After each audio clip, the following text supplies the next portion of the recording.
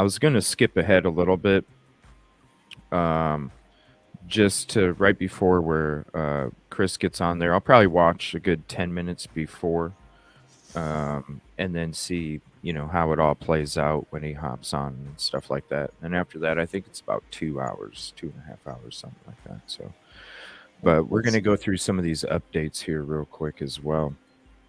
Um, so I'm sure you guys heard it and watched it last night. Holy crap.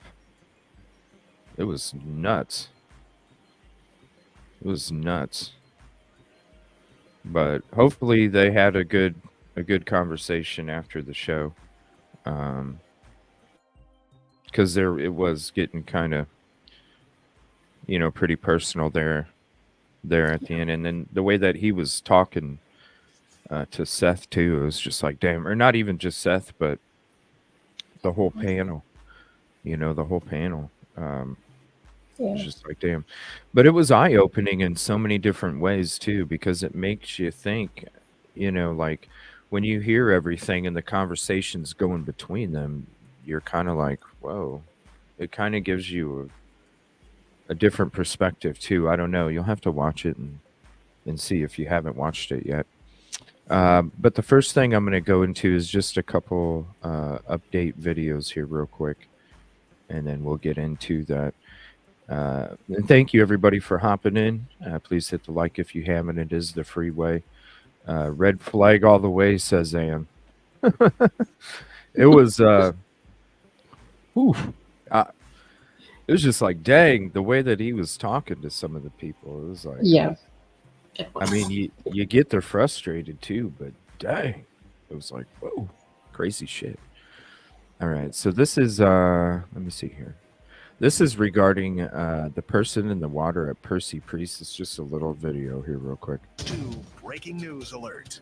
We start with that breaking news. Crews spent part of the day on Percy Priest Lake searching for a person in the water. Welcome to News 2 at 10. I'm Corey Johnson. Crews responded to the lake around Goose Island this evening. Nashville's Office of Emergency Management tells us a child went into the water and an adult jumped in to try and save them. That child is thankfully safe tonight, but crews were still looking for the adult. They'll be back in the area tomorrow morning with the State Wildlife Resources Agency. It's crazy. Here's another one. This is from Fox Nashville regarding the vigil here. Very beautiful vigil. Friendship Bridge. Really good pictures at night, too.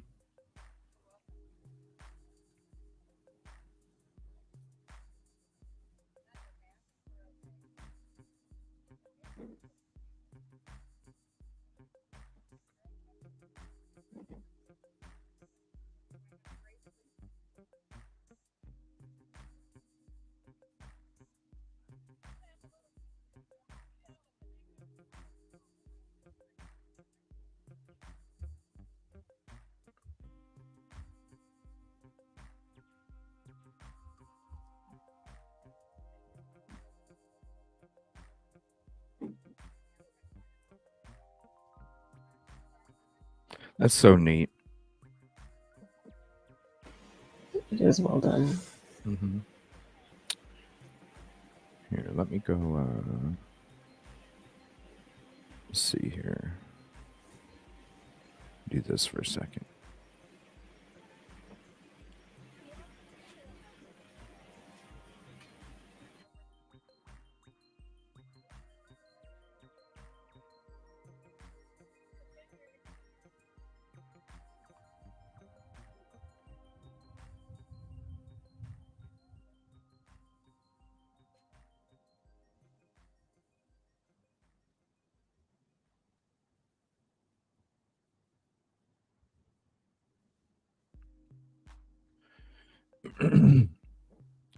Just look at the title of the show and you'll know what we're talking about today. Just look at the title of the show.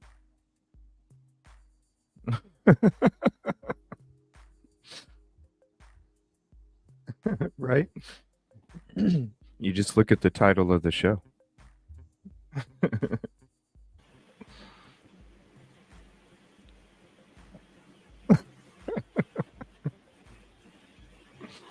I don't know. I'm just guessing.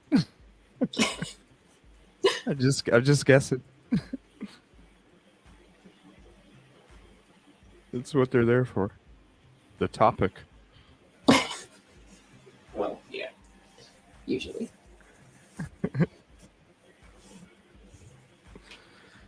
Like if you're supposed to stop at a stop sign, you stop. You know what to do, right? Yeah. Yeah. Just like my message, if anybody's confused about what I said or didn't say, there's the link for that as well. It is fundamental. It is very fundamental.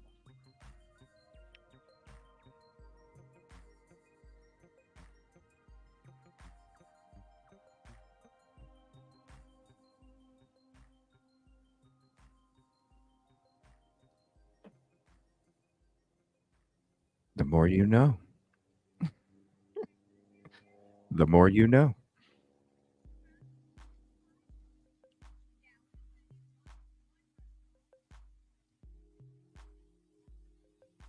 That is so beautiful. I love how it glows like that too. Yeah, it really is.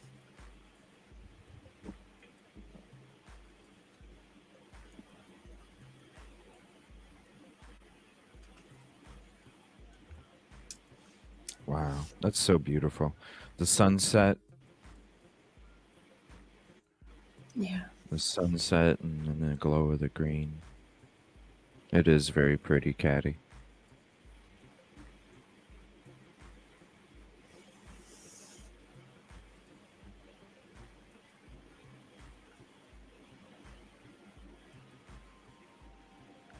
I don't know. I haven't been to Hendersonville since all the slander and defamation. So I'm not sure.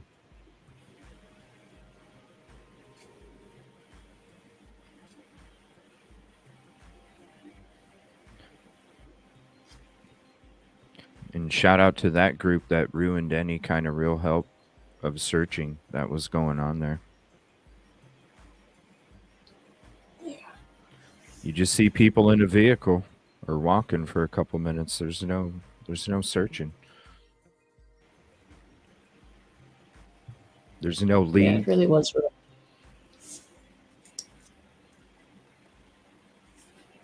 There's no leads. They're still waiting on permission to search on private areas. Ain't that nuts? Still waiting on permission.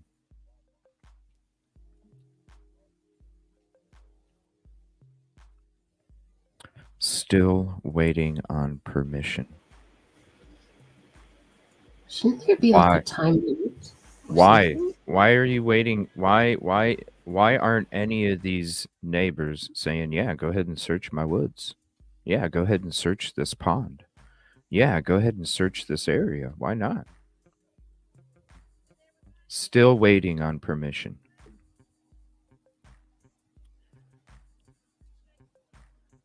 No leads, waiting on permission, stuck in neutral.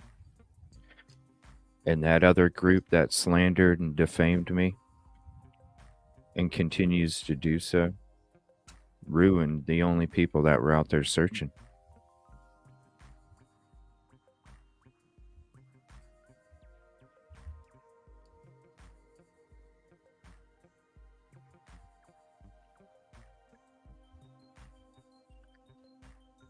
And there's no receipts to back it up. Even the trolls that come in these other channels claim all this other shit about me.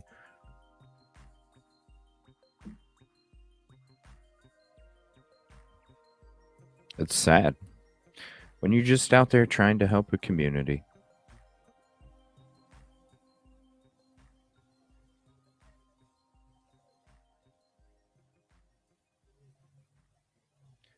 You know what I mean, Summer? I'm glad you guys are part of the community because I'd hate to have sleuthers in my community that don't even fact check. CJ said Narc's not diving anymore. No, sorry. You need to I mean, fact check. Where's your where did receipt? that even come from? Like, Yeah, it's sad. Claiming they're helping communities and families. And unfortunately, they ruin any kind of opportunity. Here we go. Here's another one from The Seth. Cowboys are back in Whoa! town. Get ready for the River City Rodeo. Holy gosh, that is loud as hell. Skip ad. Ashton Rogers disappeared. That case is gripped in Middle Tennessee with Man. little to no clues as to what happened. Carmichael Warwick sat down with his father. I met Sebastian's dad, Seth, here at this Clarksville playground where the two of them used to love to go. We talked about how it's been in the 2 months since Sebastian went missing and the investigation itself.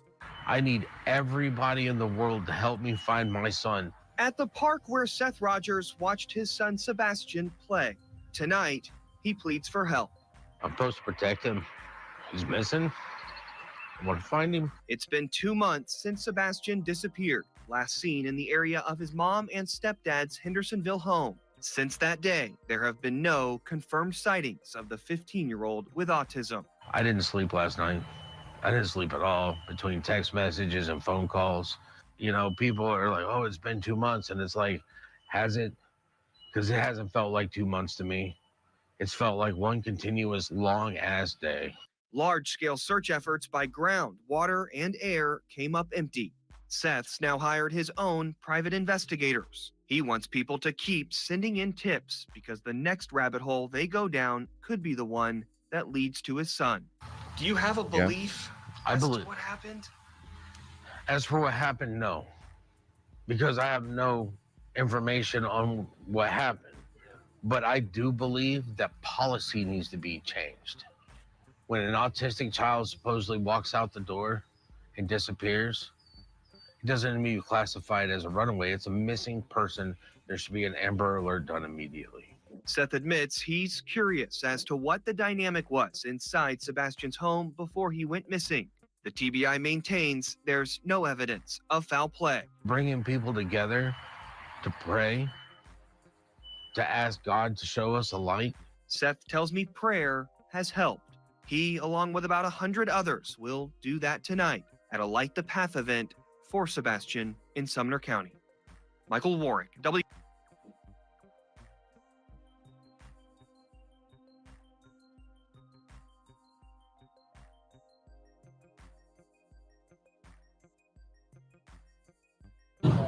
Get to a phone, call 911, tell them who you are. Call 911, son. Your dad's out here looking for you. And I'm trying to find you, but I need your help, son. I need your help. If someone has you, run. Get to a phone, call 911, tell them who you are. Call 911, son. Your dad's out here looking for you.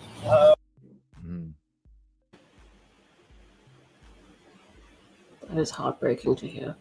Mm-hmm. Yeah. It was heartbreaking to hear last night too. Yeah, it's a tough one, that's for sure. He's so tired, you know. 2 at 6.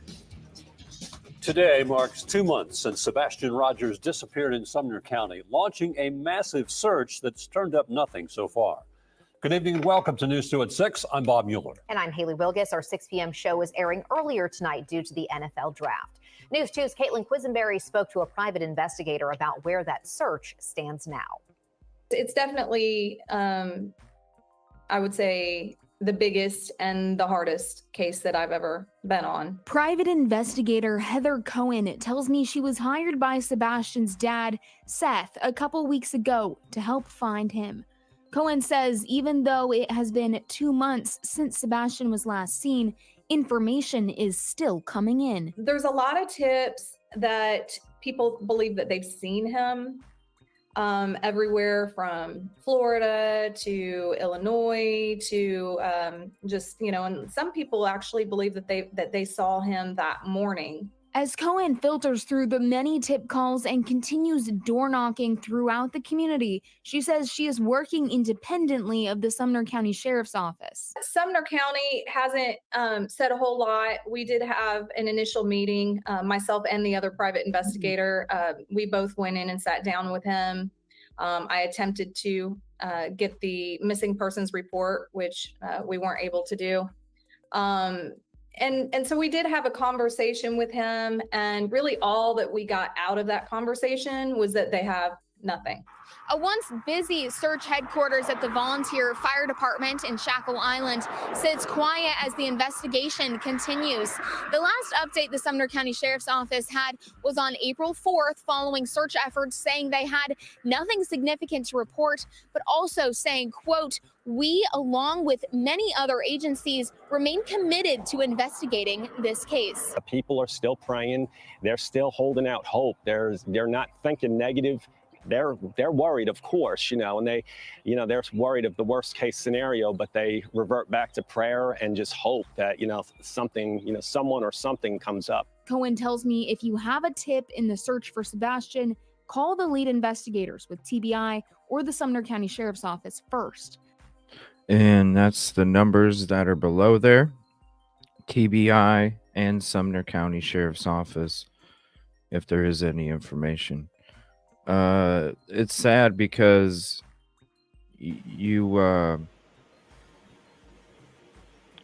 when you hear this conversation we're going to listen to that was from last night, some of the locals, this is what shocked me, was that they were mentioning some of the local area, the people don't even know that he was missing. It's like, what?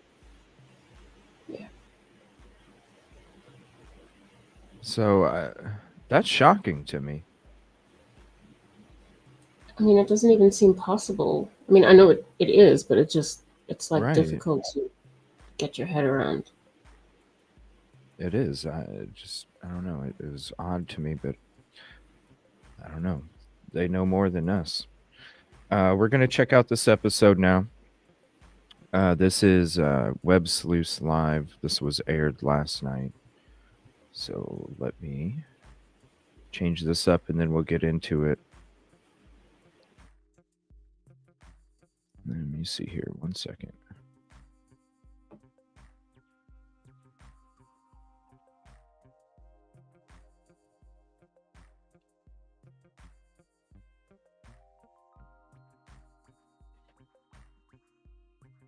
So we'll throw that up there. That way nobody gets confused. Mm-hmm. I know. When I was in the area, did I see any what, Christy?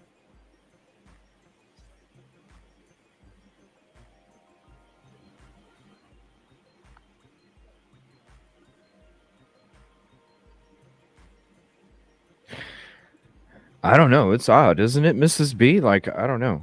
I was like, what? Some of the local area don't even know? Mm. Did I see flyers? Yeah, I saw flyers. Not many. Not many.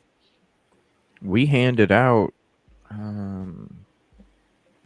geez, we probably had over 100 and some that we handed out in the area, and when we went down to Mississippi, when we were doing searching down there, nobody down there knew about Sebastian, which I can understand. You're in Mississippi, even though the stepdad is staying down there, and and the Proudfoots are going down there. I could see why, the locals maybe not have heard about it, but up here, that's crazy to me. Me too. Yeah. All right. So here's Web Sleuths. That way I dropped the link in the channel chat. That way you know exactly what channel I always like to show their logo and everything because sometimes people have the same name on there. Welcome to Websleuth. Whoa. So we're going to go back to this. This is, let's see. Chris joined about an hour and 15 in. We'll go to like the hour mark. Here's the link to this episode. So go drop a like and a heart or some trophies or something. The free way to help. There's the link for that if you want to watch the full version. They said many people in Henderson. Right. Yeah, but local news, flyers, and this is what was crazy to me. When we first went there, I had to go to Walmart to get some gear. And we were going to hang up we didn't see oh, that's weird. We didn't see any missing posters or any information about Sebastian in the local Walmart. So we were going to go put one on there, and you're not allowed. They have their own specific board that they put the flyers in for certain individuals, and they're filled up.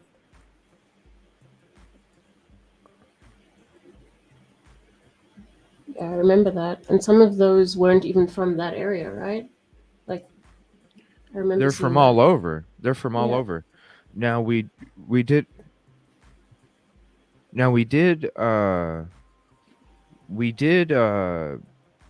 hear that there's a Walmart in California that had Sebastian's poster up there. But yeah, when we went to the local Walmart, if you're going to have missing children from other states, why wouldn't you have missing children from your local area too? And why would it be confined to a, like a board? I don't understand that.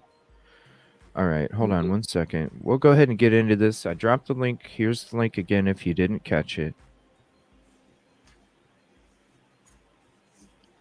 And we're going to check out this episode here. And this is about 10-15 minutes before Chris joins the show. And we'll check that out. This is a good one, Curious Cat. There were some threats. There's some crazy stuff happening. Did they ever find out who was behind them? I don't know if that's actually true. Okay. Honestly, I've never been threatened. Okay. Yeah, that's good. Right. That's very good. Well, and plus the drama people are gone. Yeah, I mean, yeah, I heard about threats. I never got any proof of the threats. Sumner County even came out and said they had no really? Now that's interesting. Police reports from certain organizations. Really? Okay. Now that they is. came back and said it was Davidson County that they reported to, which doesn't make really any sense to me, but because I feel like the threats were probably in Sumner County. So I have not received any threats. I have not been followed. Many of my searchers have not been threatened or followed. So that could just be. I don't think Heather's been threatened or followed. I mean, people are nasty on the internet, but I don't consider that like a safety issue. Yeah, the safety issue, since she wants to laugh about it, we discussed it the other night. The safety issue is when you're going into communities and when there's people out there that are promoting misinformation, slander, and defamation about my character and who I support and who I promote. And when you're combining it with SOs, just like what they said, some of the community don't even know about Sebastian.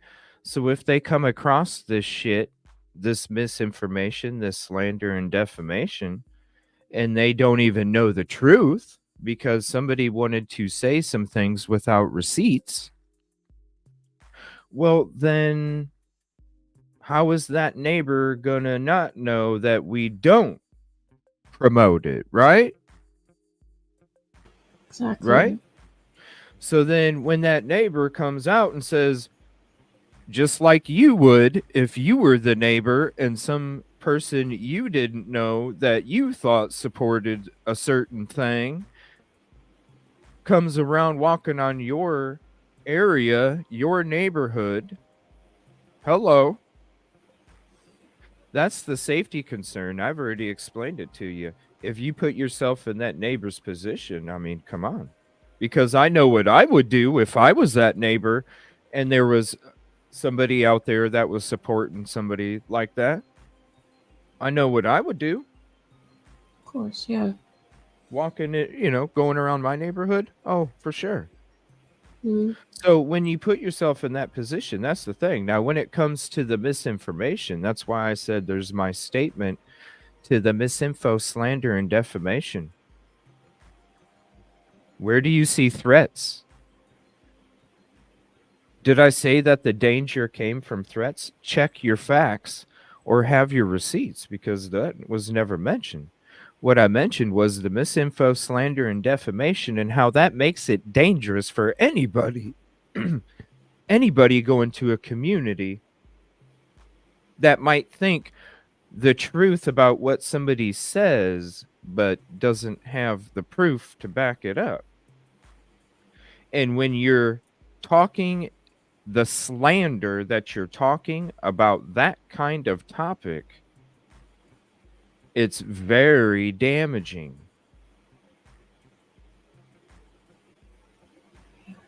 Very damaging. Yes, if you can type in chat, people can see. The title's on the show if you're confused what we're watching about.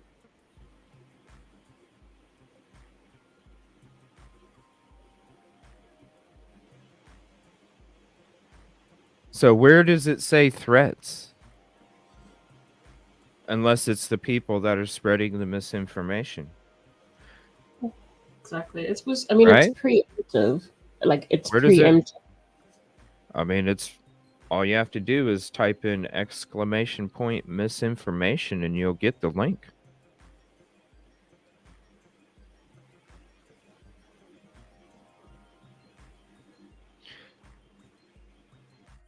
Have we been followed? You've seen we've been followed. She's a new PI. She wasn't around during the other ones. She just started working for Seth a couple weeks ago. She ain't been around.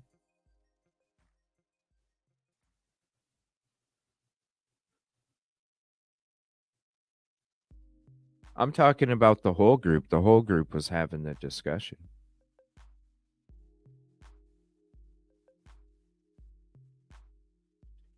If you were a neighbor and there was somebody you didn't know that you thought supported SOs around your neighborhood searching for missing person, that's the danger. I don't know why it's rocket science to anybody, honestly.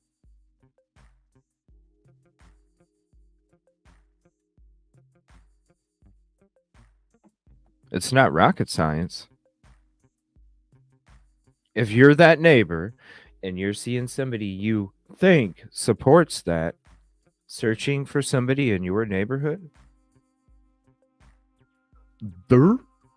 which way did she go, George? I mean, hello. That could be a bit of malarkey then. A little bit of malarkey, yeah. I like that word. Very interesting, because I heard somebody talking about it, and it was somebody that I thought was legitimately saying what happened to them. But if there's no police reports, that's pretty crazy. Yeah, you know? I mean, I honestly, I can't say with 100% certainty that people haven't been threatened. I have not found any evidence of it, and haven't had time to focus on that. You know, if you don't feel comfortable searching, don't. Yeah. Now, has Seth ever said he's been followed before? Do you know? He has. Okay. And what about Chris's parents, Chris Proudfoot's parents? A lot of people are very kind of upset that they went to Alaska. It's bizarre. Have you or do you know if the police have looked into why they all of a sudden went to Alaska? I don't know that police have looked into that. I know that tips have been. Shouldn't you know that? I'm just curious. Shouldn't you know that already? Shouldn't you know that if shouldn't you know if anything I mean, I'm just curious. Shouldn't you know? I mean, I think she should, but I don't know if she's struggling to get information or not. I'm not sure because she said she hasn't even seen the missing persons report. So maybe she just I don't know. I mean, you've been on it for a couple weeks already. Yeah, of course. I know. And you've already sat down with the investigators. Did you not know what to ask them or what? like that would be like one of the main questions, right? Everybody, like the Alaska trip, isn't that like one of the main questions? Yeah. Okay. Been passed. Wasn't she this? I have a question. Wasn't she the same person on the Survivor podcast that we were watching a couple weeks ago? Before she was even hired? I don't know.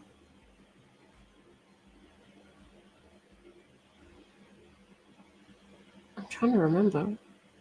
I already said in my misinformation, Sammy. Here, for anybody that's confused, there's also a community post up for you too, Sammy. So if you can't hear very good, hopefully you can read, because it's actually written out too. So that gives you the date. The date's already in there. The date's already been stated multiple times. I'm sorry if nobody wants to fact check. Which way did she go? The misinfo sheep, man. They just get led blindly without even fact checking you know what I mean? Damn. I'm glad that we got the community we do, because they actually fact check their shit. Like, damn. Like, look at the latest post, you know? Like, didn't even fact check.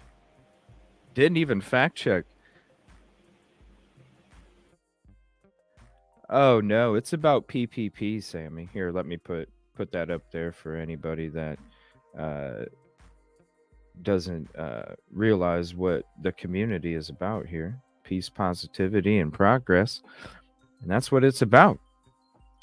I'm sorry that you're led astray, and not only doesn't want to fact check either. I mean, the community post has been out there. I've stated it in other shows. I don't understand where the confusion. Oh, it's the misinformation sheep. That's right. My bad.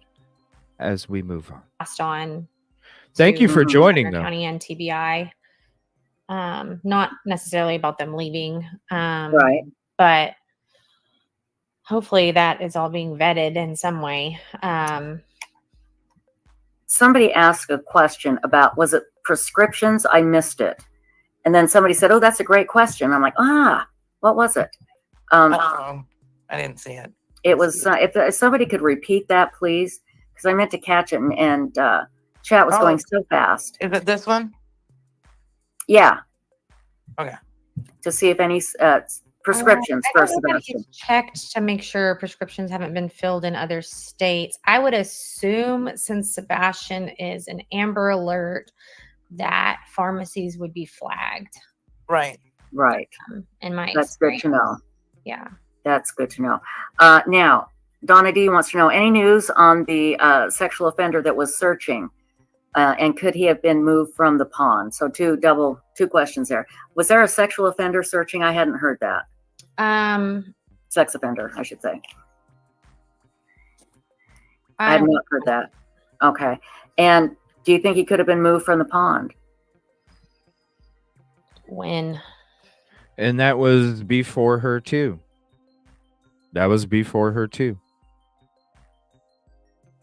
See, when we find out that they're coming there to search, and the first conversation I have is that they're working with PIs and they have all of these spots that they need to check, They heard that I had some spots that I wanted to check. They said that if we have time after we get through all the spots the PIs want us to get through, then we might be able to check one of your spots. I said, cool. One of my spots was the Old Hickory Dam right at the very end of the search. We assisted them assisting the PIs for the family. We assisted anybody, community members, searching. We assisted anybody because we were there for the main thing of finding Sebastian. So when you hear that they're working with the PIs, they have to go to all these spots with the canine and the ponds and the boats and all this other stuff. Narc divers can say the same thing. Busby can say the same thing. We all knew that they were going to the spots that the PIs wanted them to go to.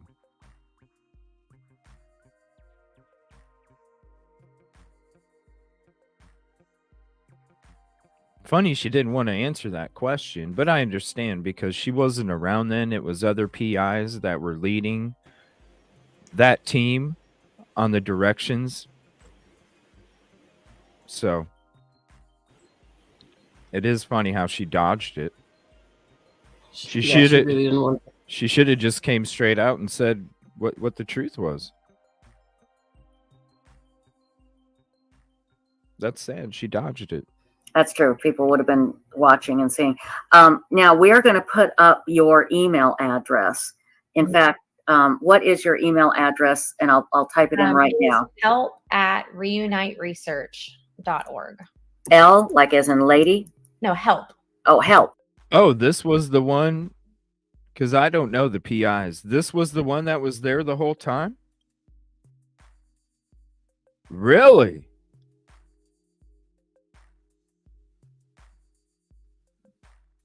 Really?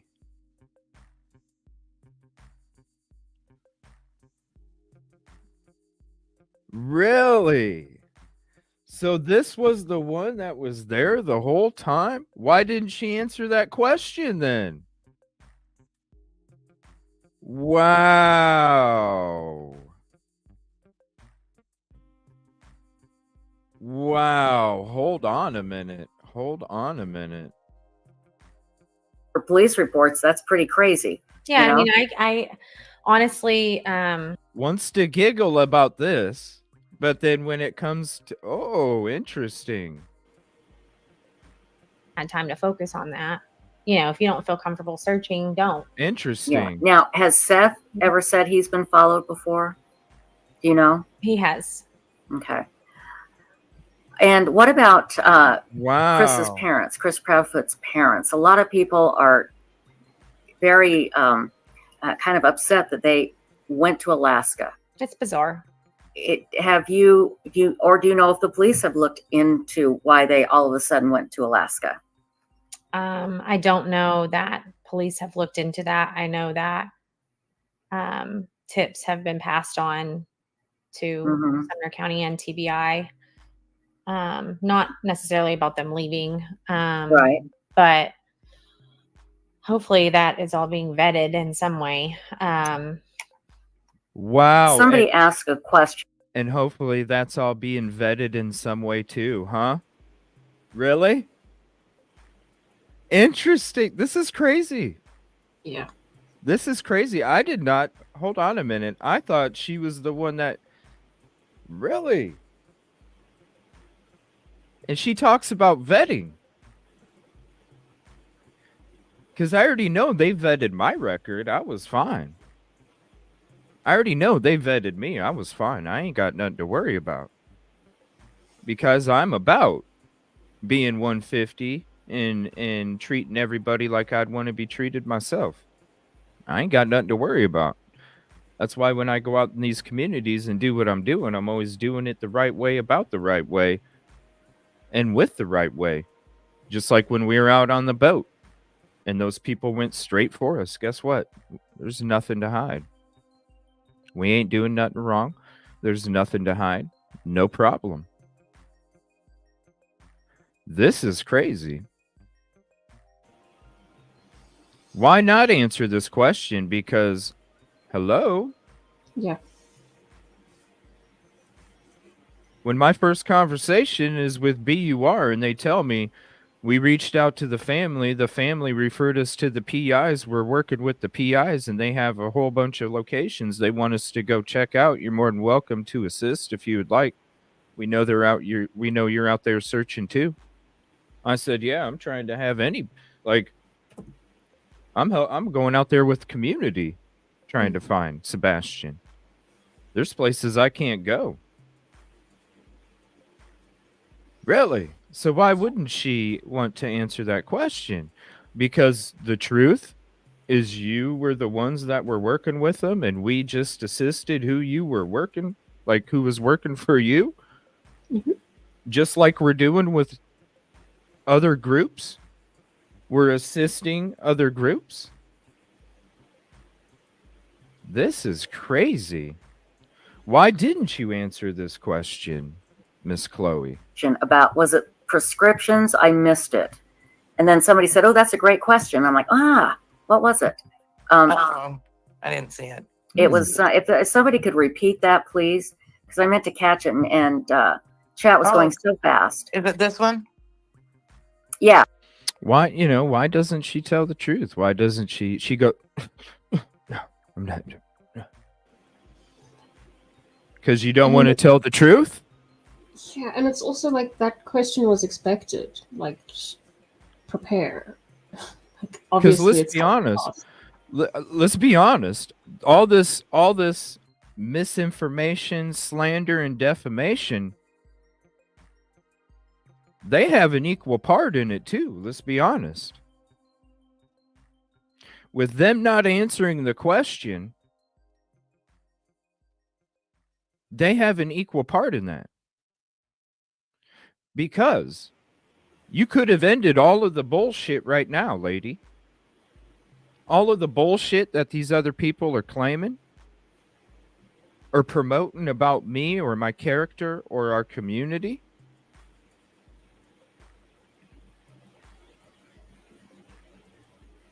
Because when we're helping people that are working with the PIs, hello, the PIs are supposed to know, right?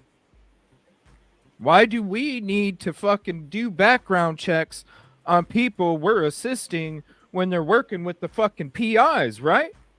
Right.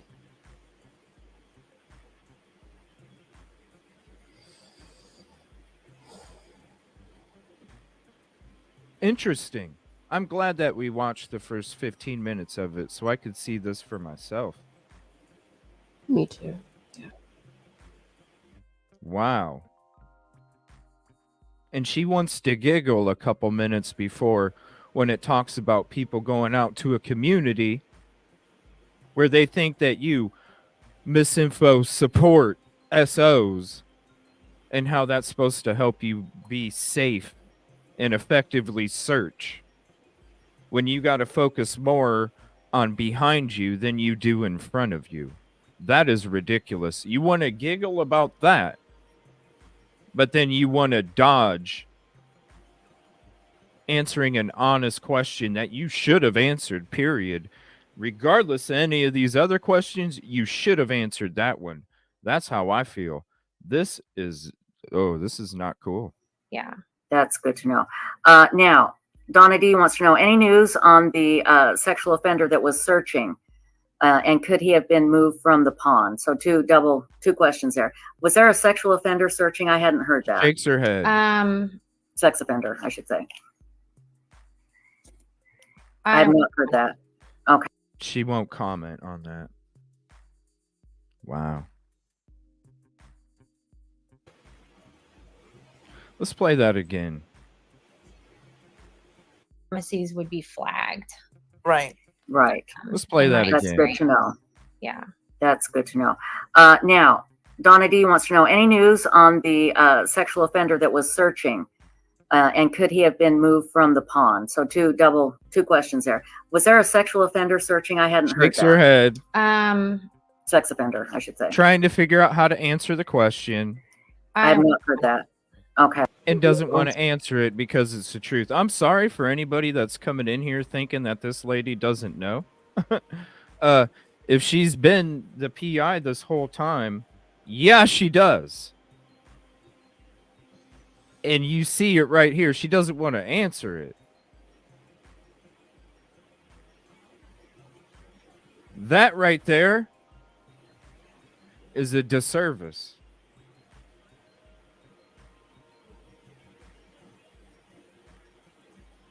She should have answered that question because she knows the truth.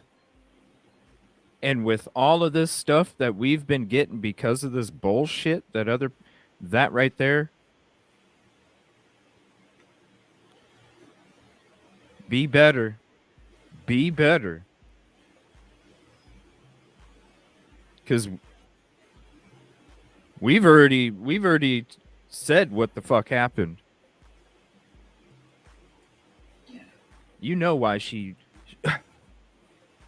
let me think about it. How can I answer it? I can't answer it. No comment. Somebody checked to make sure prescriptions haven't been filled in other states. I would assume since Sebastian is an Amber Alert, that pharmacies would be flagged. Right. Right. In my That's good to know. Yeah. That's good to know. Now, Donna D wants to know any news on the sexual offender that was searching, and could he have been moved from the pond? So two questions there. Was there a sexual offender searching? I hadn't heard that. Sex offender, I should say. I have not heard that. Okay. And yeah. After this show's done, I'm going to make you a little highlight about this because this is some bullshit. This is some bullshit.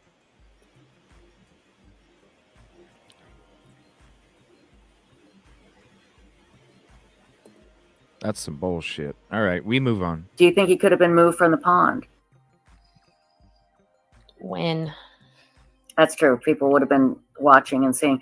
Now, we are going to put up your email address.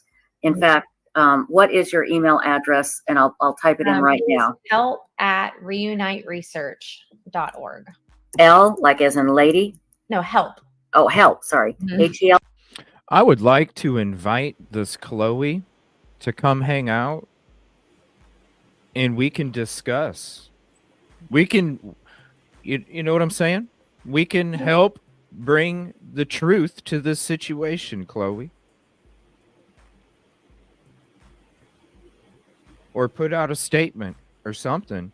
Because this right here, when you're talking about a missing child and this kind of bullshit gets spewed, you need to answer the question. You need to.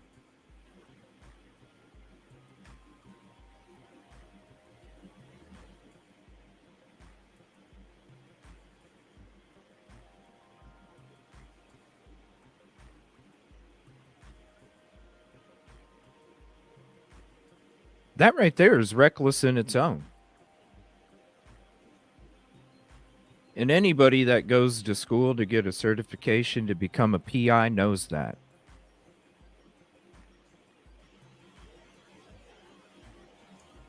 Yeah. Because you don't want to look bad, because ultimately, if the president hires a manager and we're just an employee, we're not even getting paid from the president. We're just we're a contractor, okay?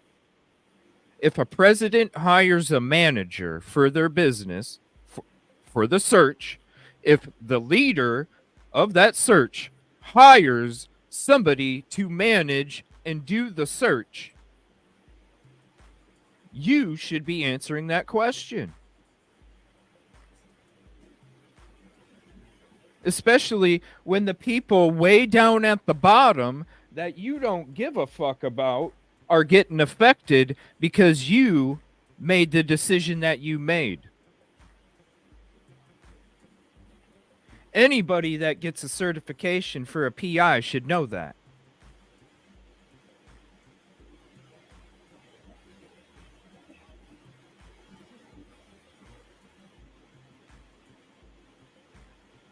Now, this may affect the way that I'm discussing this. This may affect our partnership with other groups because of their association. And that's fine, because this is more about an alliance. This is more about how this misinformation that has continued to spew out could have been stopped from the person that made the decision in the first place. And instead, you get shake my head, let me think about how I'm going to answer that shit. It's all going to look bad on me because I'm the one that made the decision anyway. Oh, well, there's already getting people underneath me a bunch of bullshit for it.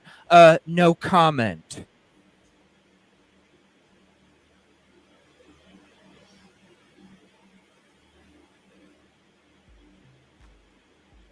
Instead of being responsible, answering the damn question, which you should have, because you're the one that made the decision to work with those people. We trusted your guidance, and this is what we get in return. This is what we get in Policies return. would be flagged. Right. Right. In my That's good to experience. know. Yeah. That's good to know. Now, this is what Donna we D get. wants to know any news on the sexual offender that was searching, and could he have been moved from the pond? So two questions there. Was there a sexual offender searching? I hadn't heard that. This is what we get. Sex offender, I should say. I have not heard that. Okay. Yeah, that's what we get.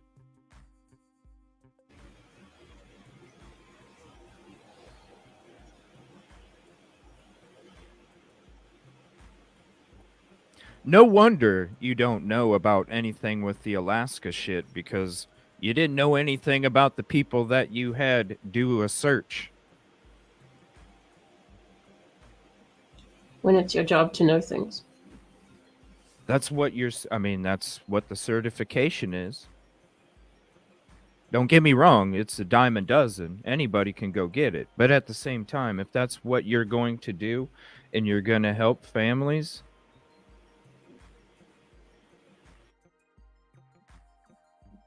if you're going to help families,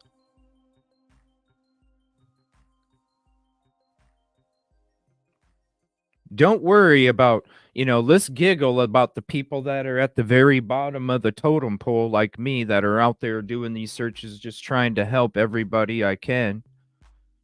Don't worry about my little piece of shit ass that's on the bottom of the totem pole getting all the bullshit from it. For no reason. With no facts.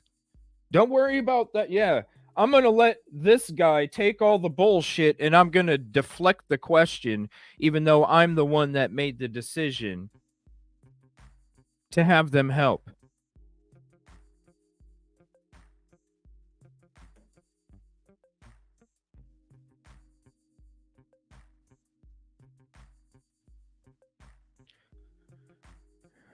I'm glad that we watched the beginning of this. Yeah. Because I've already been talking about doing the shit to get my own PI certification.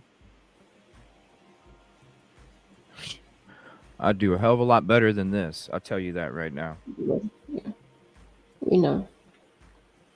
This isn't somebody that's getting accused of pickpocketing. This isn't getting somebody that's being accused of supporting people that kill other people. This is shit where I'm getting accused of supporting people that do things that have happened to my own family, and I've seen what it does to them, and that shit hits a little different. When you have your own family members that you see what has happened and what they've had to go through because of some other piece of shit out there that is fucking sick. That's why I say you should put him in prison for fucking life. Because even though you didn't necessarily kill that person, do you know what you did? You changed their life for fucking ever because of your bullshit, your sick ass shit. And as far as I'm concerned, that deserves a life sentence as well. It's disgusting. Oh, it's okay about the misinfo sheep. They don't even do their fact checking like their herd leaders do. Don't worry about it. This right here. Answer the damn question, lady. Because everybody needs to hear the damn truth. The truth that you are the one that had them fucking do the searches. Shaking your damn head. No comment. Yeah, because you know. Let's just let this guy on the bottom of the totem pole keep getting all the fucking slander and the defamation and the misinformation being spewed. Don't worry about it.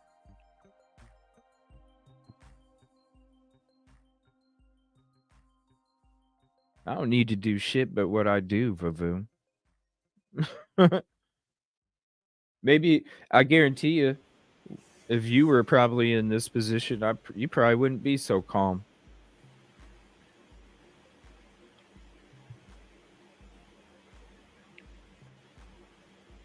Ridiculous. And do you think he could have been moved from the pond? When? That's true. People would have been watching and seeing. Now, we are going to put up your email address. In fact, what is your email address? And I'll type it in right now. help@reuniteresearch.org. L, like as in lady? No, help. Oh, help. Sorry. HELP. Yeah. At. In the chat too. Okay. Reunite Research. Reunite Research. Okay. .org. .org. And I'll make sure I spelled that right here. So help@reuniteresearch.org. And we'll put that in the description as well. Yes, if you have anything, please, report to the police. If you're more comfortable talking to Chloe or Heather, absolutely. Yeah. So, absolutely. Let's see here. God, but he was on camera, so nothing to fear. I'm just going through here really quickly. Do you know if any dogs have been inside Chris's RV? I don't know. Okay. Have the Bowersox spoken with you at all? No. Okay. Have you tried to contact them? Yes. Okay. Let's see here. Do you know if the cemetery was searched? If they're referring to the one that does Chris house and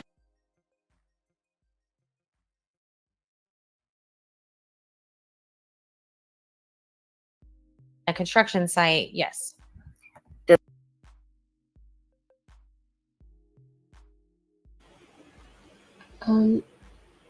You're on mute if you're Frickin' StreamYard. Yeah.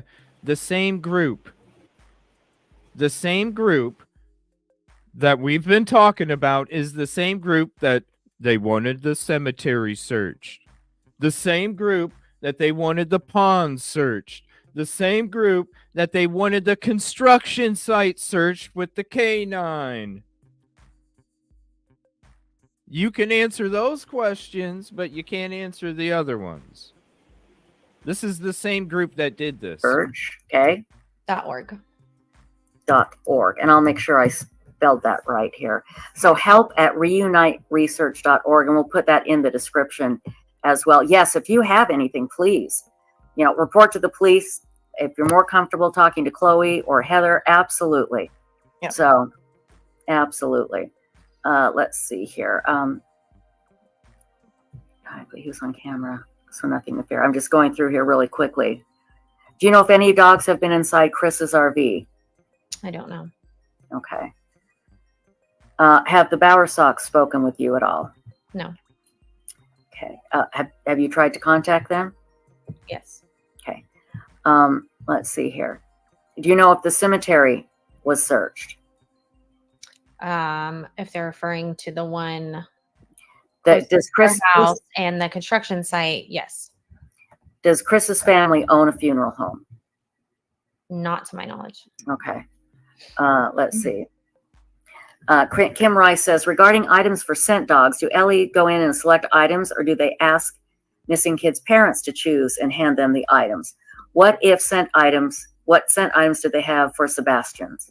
I think typically they try to use something they were most recently wearing. Yeah. Oh, Keiki says that the grandparents went to Alaska and Puerto Rico. I just think that's weird. They did. They went to Alaska, I believe 4 days after Sebastian went missing. They were gone about a month. Mhm. And then I can't remember when they came back, and JLR chased them around. And then they went to Puerto Rico at some point. Yeah, it's terrible. It is terrible. Now, this is a good question. You've inspired Ladybug Lady to become a private investigator. How does hell one become no. a private investigator? It depends on what state you're in. Yeah. Oh hell no. Or what state you want to be licensed in. So Yeah, I do know you have to like work with a private investigator and do so many hours and take classes and things, right? it depends on your state. Yeah. Yeah, Okay. I looked it up for California, and it's a lot. You've got to have like 2,000 hours or something of work in some kind of law enforcement field or something like that. I mean, it's a lot of stuff. Maybe in California. So it's different everywhere, though. Right. Maybe in California. BW, I'll get to that question here shortly. There's been made mention of Sebastian being forced to wear pull-ups, which Seth, I believe, has confirmed, which I find appalling that they would do that the Proudfoots would do that. That's my opinion. Do you know, like, what that situation is? Do you have any information about it? No. Not really more than what's been said. Okay. No. BW wants to know about Melissa Proudfoot. She helped them take Faith when Nina had to take her other child to the hospital. Do you know anything about Melissa, his sister? I do think, at least from Nina's account, that she was involved with that, as was, kind of. Do you see where the bullshit's coming?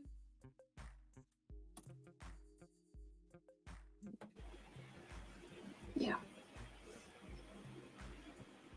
Somebody needs to switch up their crew. I'm just saying. This is Everybody. Right. Scary. That was very sad. So. Okay. And again, I don't want you to say anything that makes you feel uncomfortable or that'll cause problems. And so if I ask any questions.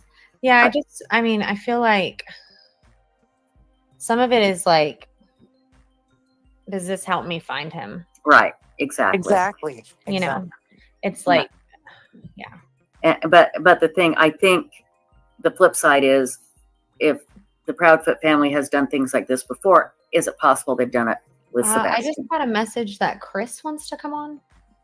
Chris Proudfoot? Absolutely. I don't know where that's. Well, can you send him the link that I sent you? He was not who messaged me, so I don't know. Get him that link. And if he doesn't want to come on the link, he can call my phone and I can put him on through the phone. Is he in the chat somewhere? Chris, I don't know. I just got a message that.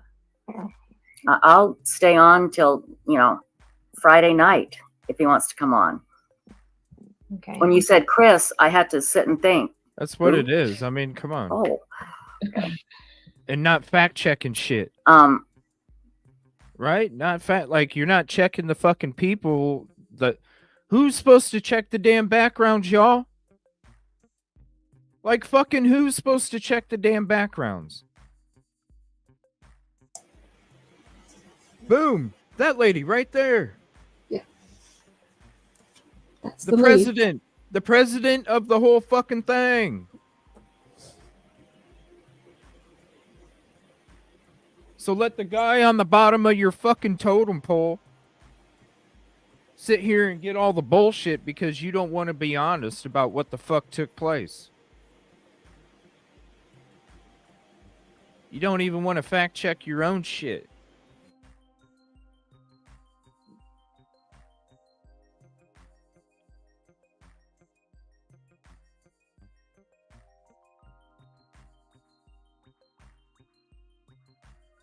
Thank you, Kib. What's up, Cricket? What would you like me to do? I can put, I can put the link in chat. Hold on. I can put the link in chat. If he is in chat, he can jump on this link. Okay. And if you have his phone number, Chloe, can you send him mine if you'd rather call? Yeah, just stand by for just a second. Let me make sure this is even real. Okay. I know. I get all excited. Somebody comes on with a sock puppet. That'd be my luck. So. Right. My gosh, that happened to us before. Remember? Oh, it has. I know. Yeah, it did. It was it's the weirdest thing ever. Yeah. Came on with a sock puppet. Hold on. And then somebody else came on and what's up, Leslie? Accused me of trying to take down her man or some crap like that. Remember that? We've had some weird ones. Weird things. Yeah. Yeah. Heather Cohen says it's real. You would think. Okay, well, she's texting. She's blowing me up. Okay. I'll tell you what. You and Heather chat, and then we'll chat with chat. How's that? Okay, well, I'm gonna. How do I mute yourself? We'll mute you. Here, I'll stop. There you go. There, you're muted. We can't hear you. Okay. Yeah, Ladybug Lady, we're going to talk about what you can do to help. It's no wonder. It made me think, Rosie, when we watch these other episodes, it's no wonder we would skip certain parts when certain people were talking, because it was like there's nothing. It's interesting that this is the same individual. Yeah. This is ridiculous. I was thinking that too.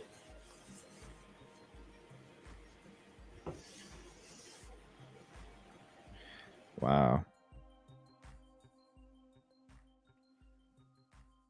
Just in it for the attention, obviously, because it's not for the information.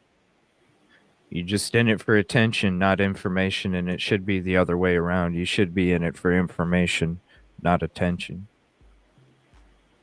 With that line of work, let's be honest, you're a private investigator. What are they supposed to do? Work behind the scenes, right? Not be out on fucking social media. It's all ass backwards. It's all and ass everybody backwards. can do something, and that's just get Seth's picture out. Did you email me that insightful Yes, I one? did. Okay, hang on. I'm going to pull that up right now. Okay. This is a cute picture. I love this picture. And then you can't even answer the question of the decision that you made to have fucking SOs work for a search for Sebastian. And you know what I mean? It's bullshit. Hang on. Yeah, it is a good picture. I think. This is bullshit. So let me pull it up here. They're the ones that are supposed to background check. They already background checked my ass. Why didn't they background check them? Oh, heck, I'll stay up all night if Chris wants to. This is the thing. I don't even fucking work for them. I don't have any contact with them. I assist the people that you know what I mean? Yeah. I assist the people that they are in contact with. Because I'm out there just trying to do whatever I can do to fucking help find him. It's bullshit. Come on, absolutely.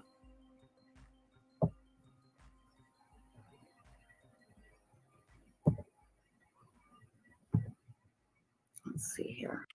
Yes, Melanie, because of the misinformation, slander, and defamation, it makes me unable to go effectively, safely search in Hendersonville anymore, because I don't know if the community is going to know the actual fucking truth or not. And like I said, put yourself in this position. Melanie, if you were a neighbor that saw somebody out in your yard or the street looking for a loved one coming up to your property asking if they could have permission to search on your property, and you thought from the misinformation, slander, and defamation that person supported SOs, what would you do, Melanie? Would you not be upset? Would you not feel a certain way? Because I'm going to tell you, when I put myself in other people's positions, I'm putting myself in that neighbor's position. And if I'm a neighbor and I see somebody out there in the neighborhood or even coming up to my property asking me when they're looking for a loved one that's a child, oh, I'm already going to feel a certain way, Melanie. So how is that safe for that searcher that's out there doing everything that they can and they have no association whatsoever when it comes to that?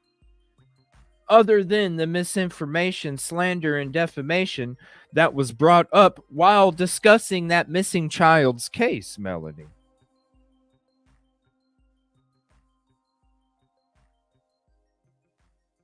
That's the problem with misinfo sheep. They don't put themselves in the other position because it's not rocket science to think, oh my gosh, what if there was somebody in my neighborhood that I thought wrongfully promoted, da da da da da da da da da.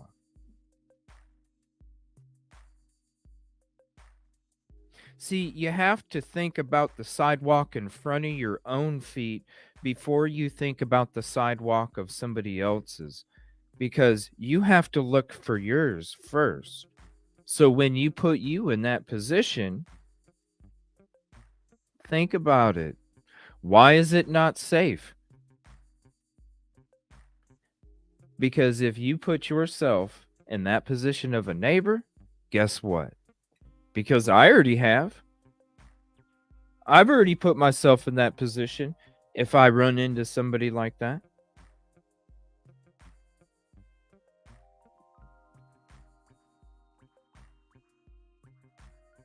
Exactly. The people that want to sit there and be led by the people that don't even fact check themselves or spread lies and misinformation and defame other people and slander.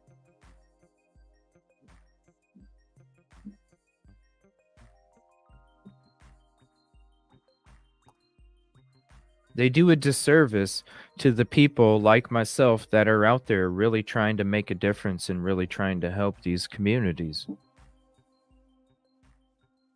which is what they did in Hendersonville. Because they were discussing the defamation, slander, and misinformation while discussing that missing child's case, you've effectively brought all of the negative misinformation, slander, and defamation attention to the community that you were discussing while you were spreading that bullshit. You've effectively ruined any safe opportunity for me to search in that community because I don't know if that neighbor that I see is going to think of what somebody else said that based off of non-factual information and no merit, no basis, nothing. And when you're talking about that kind of crime, it's also not rocket science to think about how harmful that can be, especially when it's misinformation. That's why I came out with my statement. Now, others want to add their own words or whatever they want. This is my statement. I posted it in community chat and I came out with a video. So those that are hard to read can listen to it, and those that are hard to listen can read it.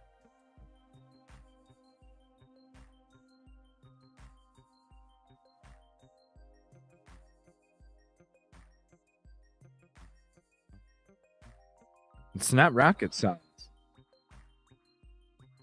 That's why, and who knows what other communities might be affected by the bullshit that was started from this as well.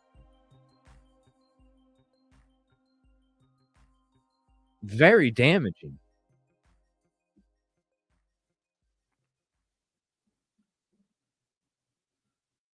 When all I wanted to do, I was getting ready.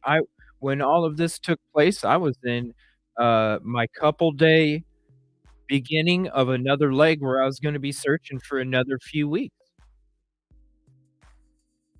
I was gathering information, coming up with new directions because I went through all the other ones for the previous month, month and a half. Already went through the other ones. I was going there again, gather new information, come up with new directions. You saw the maps I was making. You saw the things that I was talking about. And then look, gone. When you go out there and look to see who's searching? Some are driving around taking videos. Some are getting out of the vehicle for a couple minutes, walking around, looking around. Who's searching? So when you take away my safety from being able to effectively search instead of effectively try and stay safe from a person that doesn't know the truth based off of the misinfo, slander, and defamation, look what you did. You claim to help. These people claim to help Sebastian and the families, and look at what you've done. You've effectively made it unsafe for any kind of searching to take place. And what you ultimately did is take away every moment that we would have been out there, every second we would have been out there, because that's another second closer to finding Sebastian.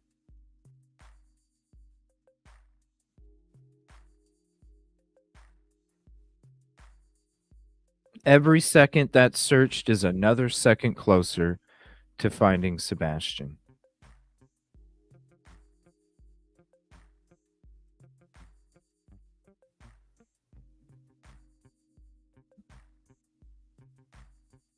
It's horrible what they've done. This wasn't just an attack on me. This was an attack on that community, because look what they've done.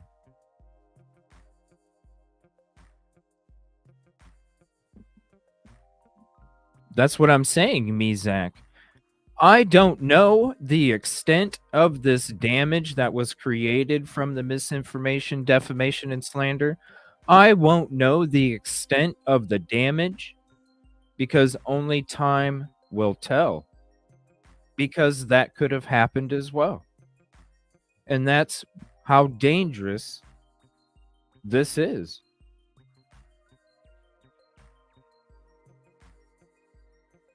And so when these people go do this to other channels and it's just about, this is what they've done. What they've done is way, I mean, you want to multiply it by 50,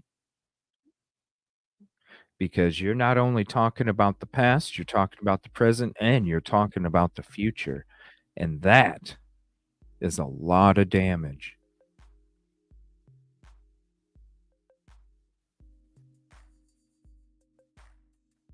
It's a lot of damage. And it doesn't compare to the damage that they've done to Sebastian's community and the search efforts for Sebastian.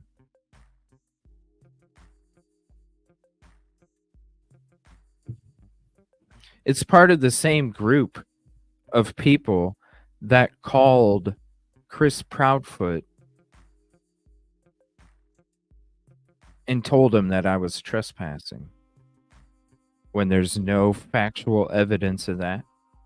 There's quite the contrary. There's proof that it didn't take place, because there was a stream the whole time before I got there and after I left. Factual proof that it didn't take place.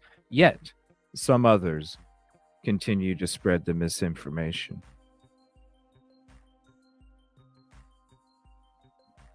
Maybe they're just jealous because they can't come out there themselves and help. I don't know. Just because you can't come out and search doesn't mean you can't sit behind the keyboard and discuss the case in a respectful, proper manner. To have true help for the community, even though you're trying to help from a distance.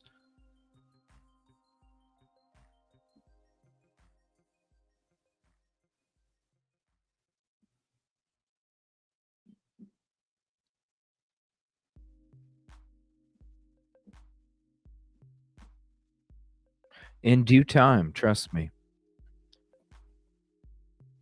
I don't know about the other. I'm still going to other communities. I already did this weekend. We were doing work for Riley Strain and the family. I'm still going to other cases. They just effectively made any kind of search efforts unsafe based off of lies and misinformation. And when you are a content creator, it is your duty to fact check. When you are the leader of a community, it is your duty to fact check. Because words, they don't break bones, but damn, they sure do hurt pocketbooks. They don't break bones, but damn, they hurt your pocketbooks.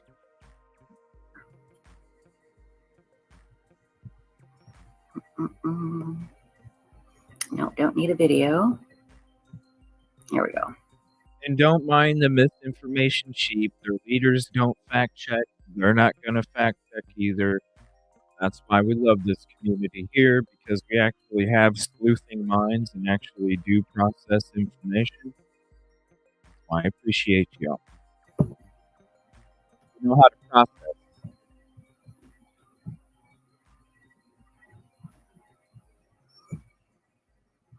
There, and you can see there's the tip line, okay? But let's go ahead and read some comments in chat. Are there any that you want to read, Insightful One? There was one I thought we could answer, but now I'm trying to go back and find it. Yes, the other private investigator is Heather Cohn, yes. And everybody, if you could read some comments in chat, I need to go let my cat in because, you know, the animals rule this house. So I'll be right back. Right.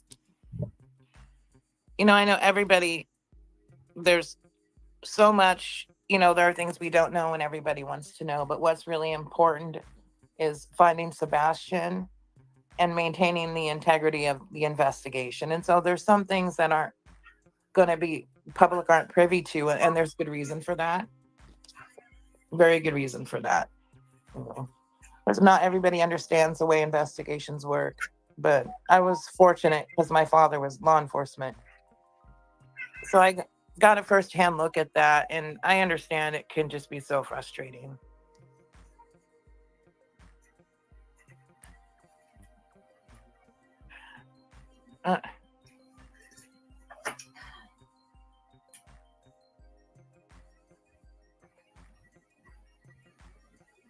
Trish.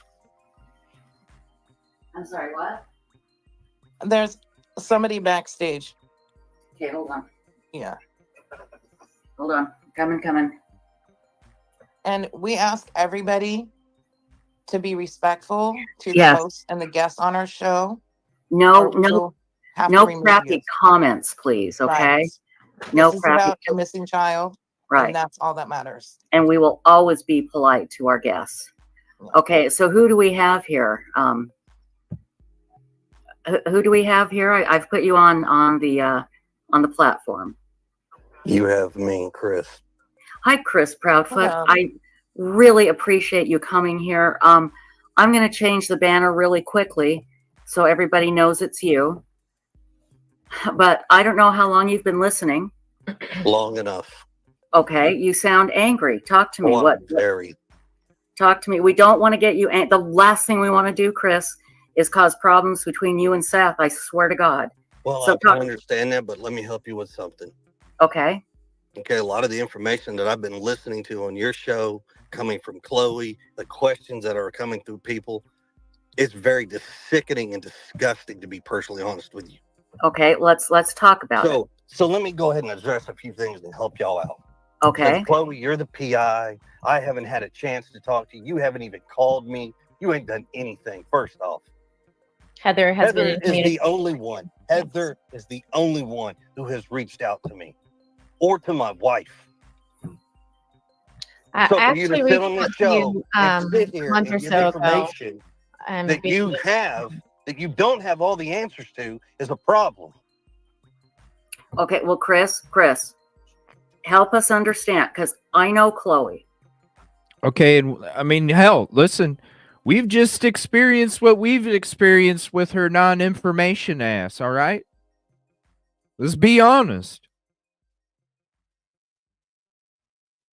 He does sound hateful, but look, we just went through it for ourselves with the non-information shit.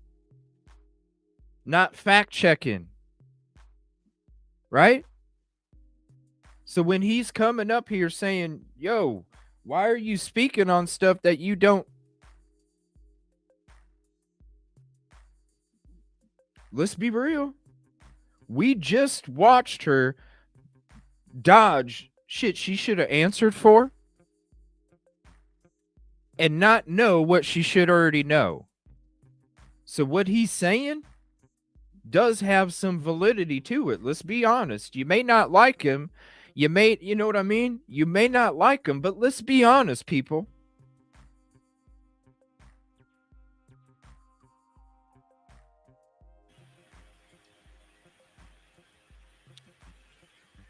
No problem, man. We just started. Thanks for coming in. What's up, Mishi girl?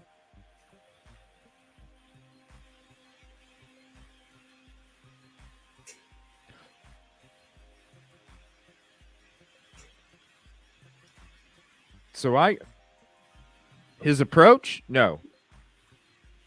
But when it comes to what that topic is for that specific question, yeah, you're not fact checking your shit. You're not fact checking your shit. Everybody was putting comments in here a couple minutes ago how she wasn't fact checking. Now Chris says something. Now it's all of a sudden, oh no, wait a minute. You rewind the live chat a couple minutes ago. She wasn't fact checking, and there was a whole bunch of comments about that, right? It's true. It's what was taking place. And Chloe wants to help. And the last thing Chloe would do is want to put out misinformation. And the problem is... I understand that. So let me just... Oh, would the last thing she want to do not answer the fact that she had SOs assist in the search? Interesting. You want to answer certain questions, but not other ones. And then you... it's the same look you gave when you got first asked the question if SOs were helping with the search efforts.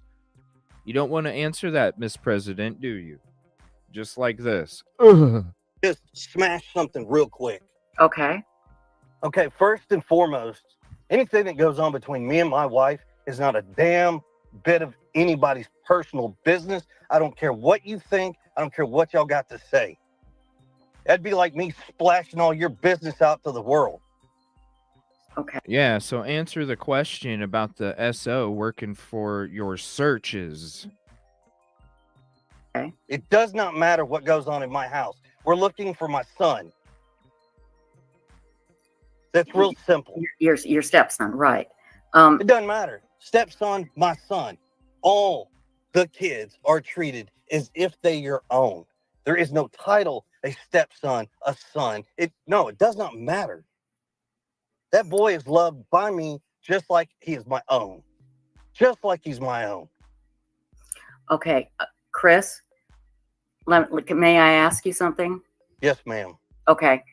I've been doing this for a long time, and let me tell you why people are asking personal questions about you and your wife. Okay. It's because of the situation in which Sebastian has gone missing. And they're wondering if whatever happened between you and your wife, does it have something to do with Sebastian going missing? I swear to you, it's not to be nosy. It's not to be rude. It's just trying to figure out what happened to Sebastian. And okay, so let me make this even crystal clear for you. Okay. And everybody out there that's got all these negativity, disgusting comments and questions that y'all think you know anything about, when honestly, you don't know a damn thing. And that's the problem. You assume, you speculate, all this crap. You have no idea what me, my family, my wife, everybody involved is going through, to include Seth his mom, and everybody else. Okay. Because it's the vile, disgusting crap that comes out of people's mouth. Yes, I'm a very pissed off stepfather to this whole situation.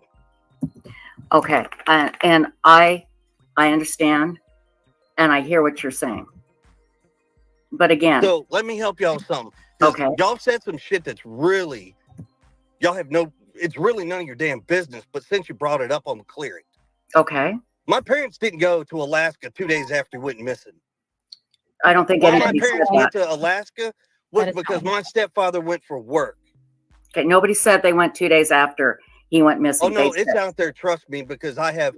Okay, I terabytes. did not say that. I nobody didn't say said that you. here. I Okay. said people. Okay. Now I have terabytes of videos of Seth on here saying some vile stuff. I've got videos of everybody and their comments out here. But Trust me, what I'm bringing to you is not that I'm just pulling stuff out of the air. I understand. No. And Chris, I'm glad you cleared that up. That's a So, good. and by the way, they didn't go for a month. Okay. They went for 2 weeks. My stepdad went on business. My mom went with him, but it's really nobody's business. Well, but Chris, let me, and please understand. I swear to God, I'm coming from a place of understanding because I've been doing this for years. Okay. Here's the thing. And for anybody that didn't watch this already, I'm just going to give you a heads up. It's not our cats. It's not our frogs. It's not any of the jungle animals that are out there prowling. There's no elephants. There's no lions. There's none of it, okay? It's all their audio. Just, I want to give everybody a heads up so that way. Right. The cat, And the we frog.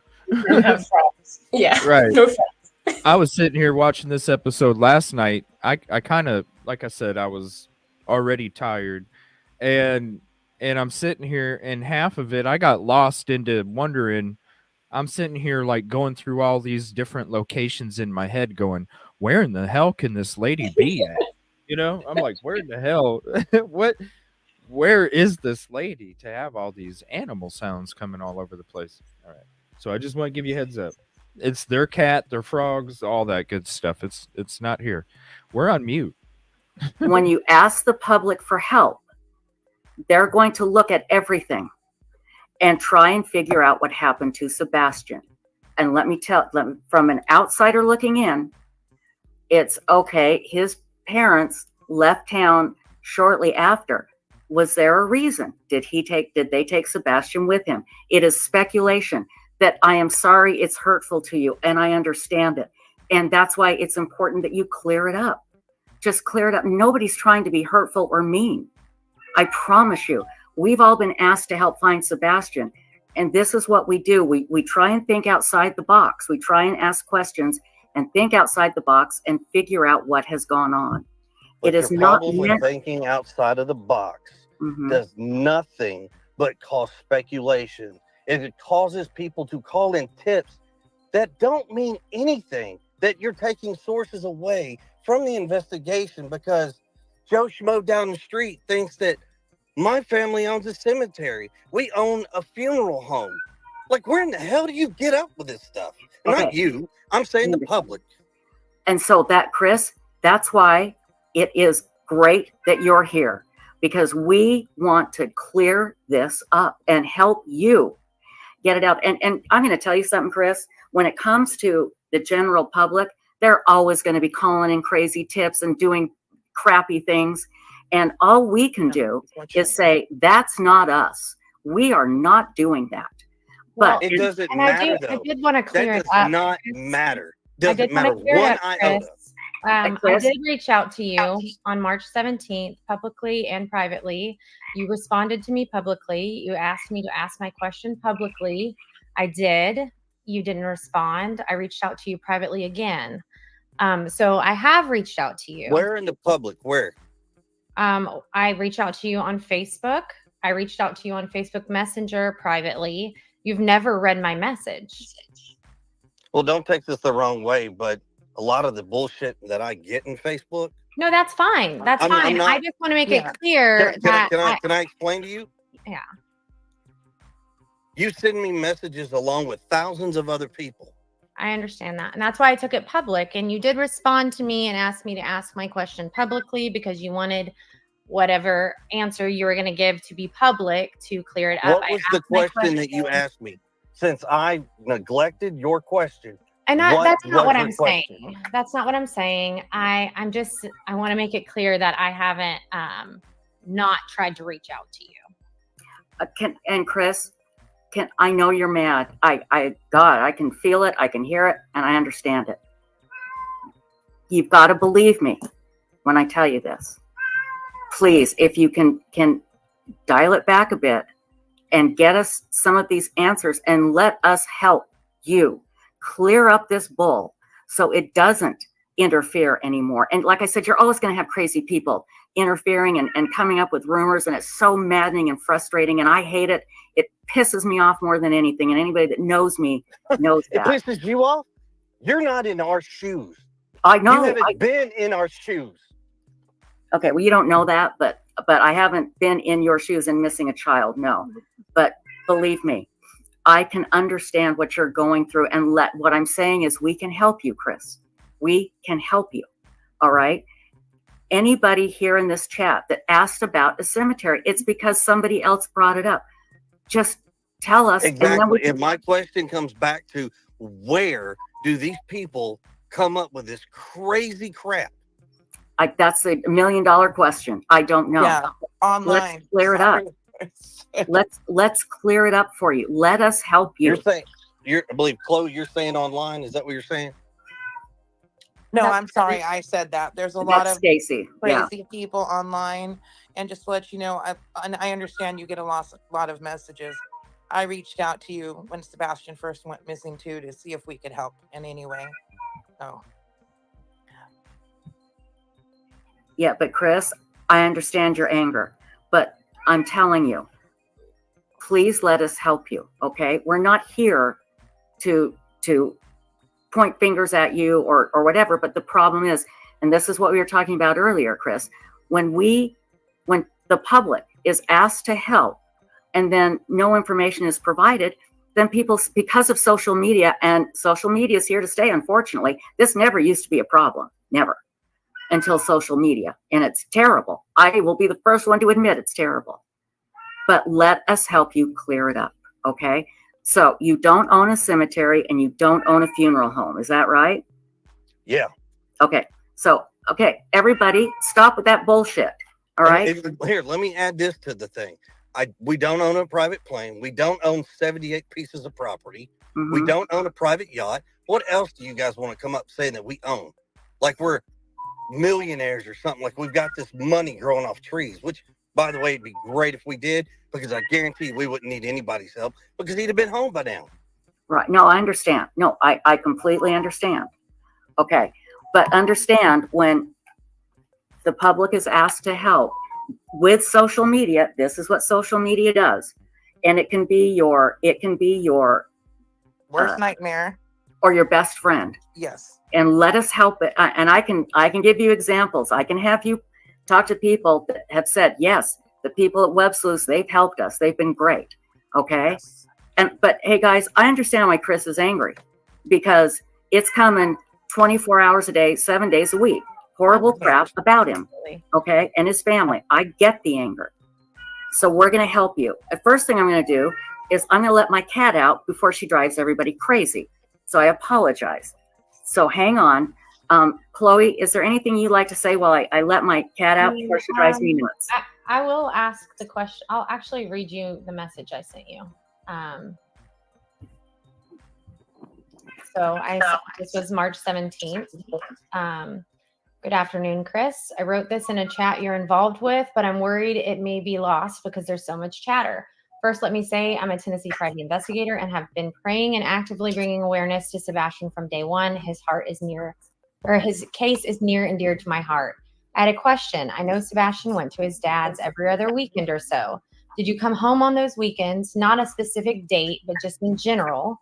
Or did Katie come and stay with you? Are you often gone during the week? Just curious about Sebastian's day-to-day dynamic with his parents. And then I messaged you again after I posted that question publicly. You asked me to post it publicly, and I did, and then I wasn't answered. And I said, hey, Chris, just messaging again. So it'll be at the top. I know you said you get a ton of messages.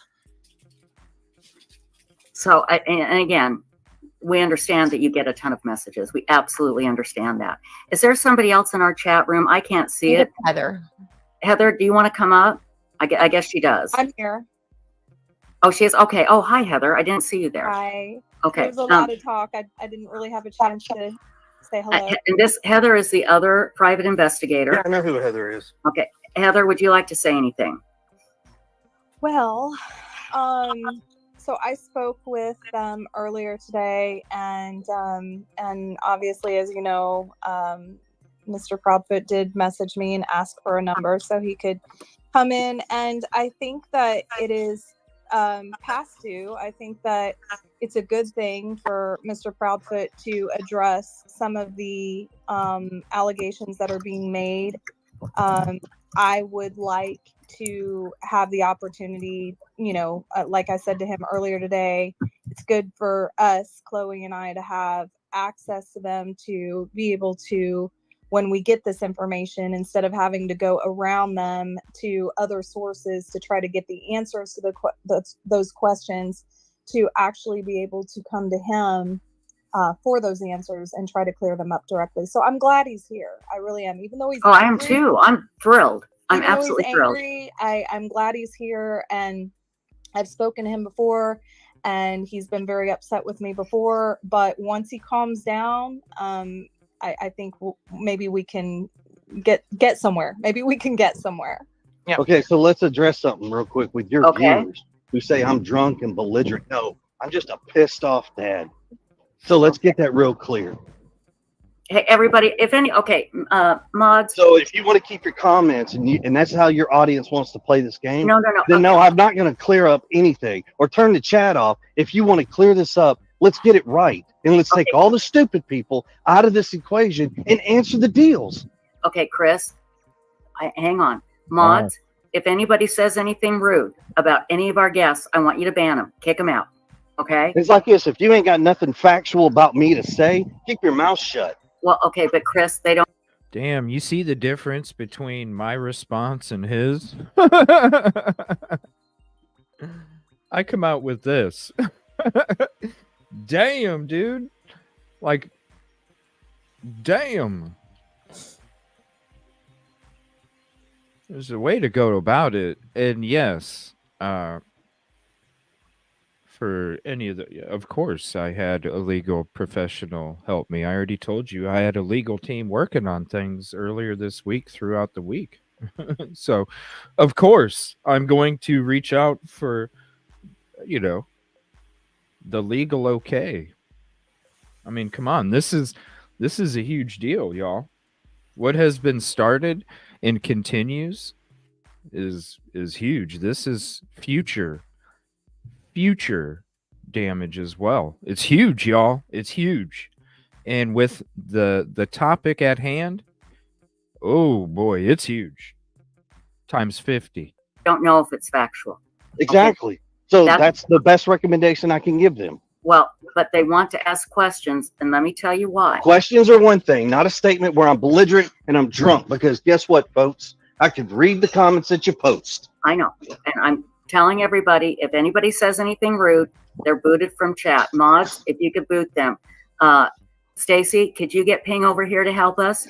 Anybody? And the other part of this is if it's nothing in regards to Sebastian, I really don't give a shit, people. No, and I agree, Chris. And I mean, I don't know if you heard, I didn't want to discuss.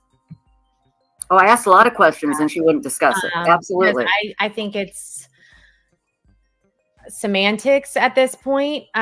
He's been missing for 2 months, and I don't know how his bathroom habits are going to help me find him. Exactly. Mind you that children with autism do have bladder and bowel movement issues to control themselves, but I'm not I'm not really worried that people can't read and do their own Well, but Chris, and let me read tell stuff. you. I mean, I'm not going to sit here and care about that either. Let me tell you why that was brought up. Okay, it's because of what Seth said. Seth said at his house he didn't need it. You are correct. No, you are correct. You just hit the nail on the head. Mm-hmm. You just hit the nail on the head. Seth has opened his mouth. He has said a lot of things he probably shouldn't. And he needs to learn how to close it because, quite honestly, none of that has anything to do with finding Sebastian. Right. And you know what? But Chris, let's keep it that way because Seth has said he is not going to do that anymore, and he hasn't. Bullshit. Let me explain to you why. That Sunday when I went to that vigil and spoke to Seth, very calmly, very respectfully, we were having a good conversation while everybody stood behind me and was snapping the little pictures and stuff. Heather came up in the conversation. She saw us. It was not a aggressive conversation. It was actually a good one. Mm-hmm. But see, it wasn't 3 hours later. Seth was on YouTube on somebody else's show, sitting and he's blaming Katie, my wife, for Sebastian's disappearance. Mm-hmm. Now, unless you got cold hard facts, which you don't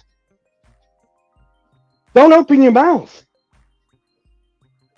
Because all you're doing is making an ass out of yourself because you're assuming. Say that everybody is grieving and handling this situation differently. I won't comment on if I agree with any of the ways that people are acting at this point. I do think, in the last week we've been trying to build a bridge. And I know it's difficult and it's not going to be just clean and perfect. But I think if we can all just refocus and try to not focus on the other things people have done that make you angry. So here, let me explain to y'all something that y'all don't get a chance to see. Because unfortunately, we're meeting on a very bad circumstance. Mm-hmm. Okay, but Seth can contest to this. So Seth comes to Tennessee. He gets his job in the security force. He wants to be law enforcement. He has had a dream of being law enforcement since I have known him. Okay. There was a chance for something that came up, and I called him and said, look, I think you should apply for this. I think you'd be great at it, which is the job he currently has. Okay. Now, he gets accepted. He's excited. He calls me and says, thank you, man. I really appreciate you helping me that. I have been a supporter and a cheerleader for him this whole time. Okay. But y'all don't get to see that. And Seth's not going to tell you that. During the middle of the training, Seth decided one day he wants to call me, tell me he doesn't think he's going to complete it. But I told him, I said, look, you're going to sit there and you're going to go back in there and you're going to complete this training because your son thinks you hang the moon and the sun. So you need to go in there and prove to your son that dreams and goals can be met. Mm-hmm. I have been very, very supportive of him trying to do these things. I have told him on Sunday, I supported him then, I would support him now. But I will not stand by and watch somebody be straight up disrespectful and accuse people and say things that have absolutely no bearing. Absolutely nothing. Okay. Well, again, I just, if I could just step in. I mean, Chris, I would love for us to refocus and talk about not necessarily the investigation that we can't talk about, but what has been done, what you understand about dog tracks, what you understand about the circumstances. We could go on and on all night, and I know we have a lot of really big feelings that are valid. But I think Heather would agree. We would just really love to redirect this back to Sebastian because the anger doesn't solve anything. It's not truly all anger. It's disappointment. No, and I'm not saying that. And I mean, I'm not saying you're wrong. I'm just saying, at this point, it's just not helping find Sebastian. Yeah, and it's like an energy vampire, Right. and we're all tired. And I mean, I can't imagine how tired you are. I know how tired I am. So I would love to redirect back to what you know and what you think. And then I have some questions that I hope you can answer that will help clear things up. I'll answer questions unless it's something I have been told by law enforcement that I cannot answer. I've said that Understood. from day one, and I'm telling you now, it has not changed. So ask your questions. Did you pass the polygraph? Yes, I sure did, with flying colors. And it was TBI that gave it to you? Yes, TBI gave it to me along with another agency. Okay. No, Very that good. was kept quiet because it's nobody. We kept it all quiet. Well, no, I mean, I think it's great that you're telling us now. Right. And, Seth knew about it the day on that Tuesday when I took it and passed it. They called and told him that I passed it. And okay, well, maybe he was told he couldn't say anything. No, he was told he could say something. They told him so he would try to keep his rhetoric down. That's why they told him. And I have the text message where they asked me if they could tell him. And I said, I have listened to y'all from the beginning. I'm listening to you now. So please do what you feel is best. Okay. So you passed the polygraph with flying colors. Let me ask you this.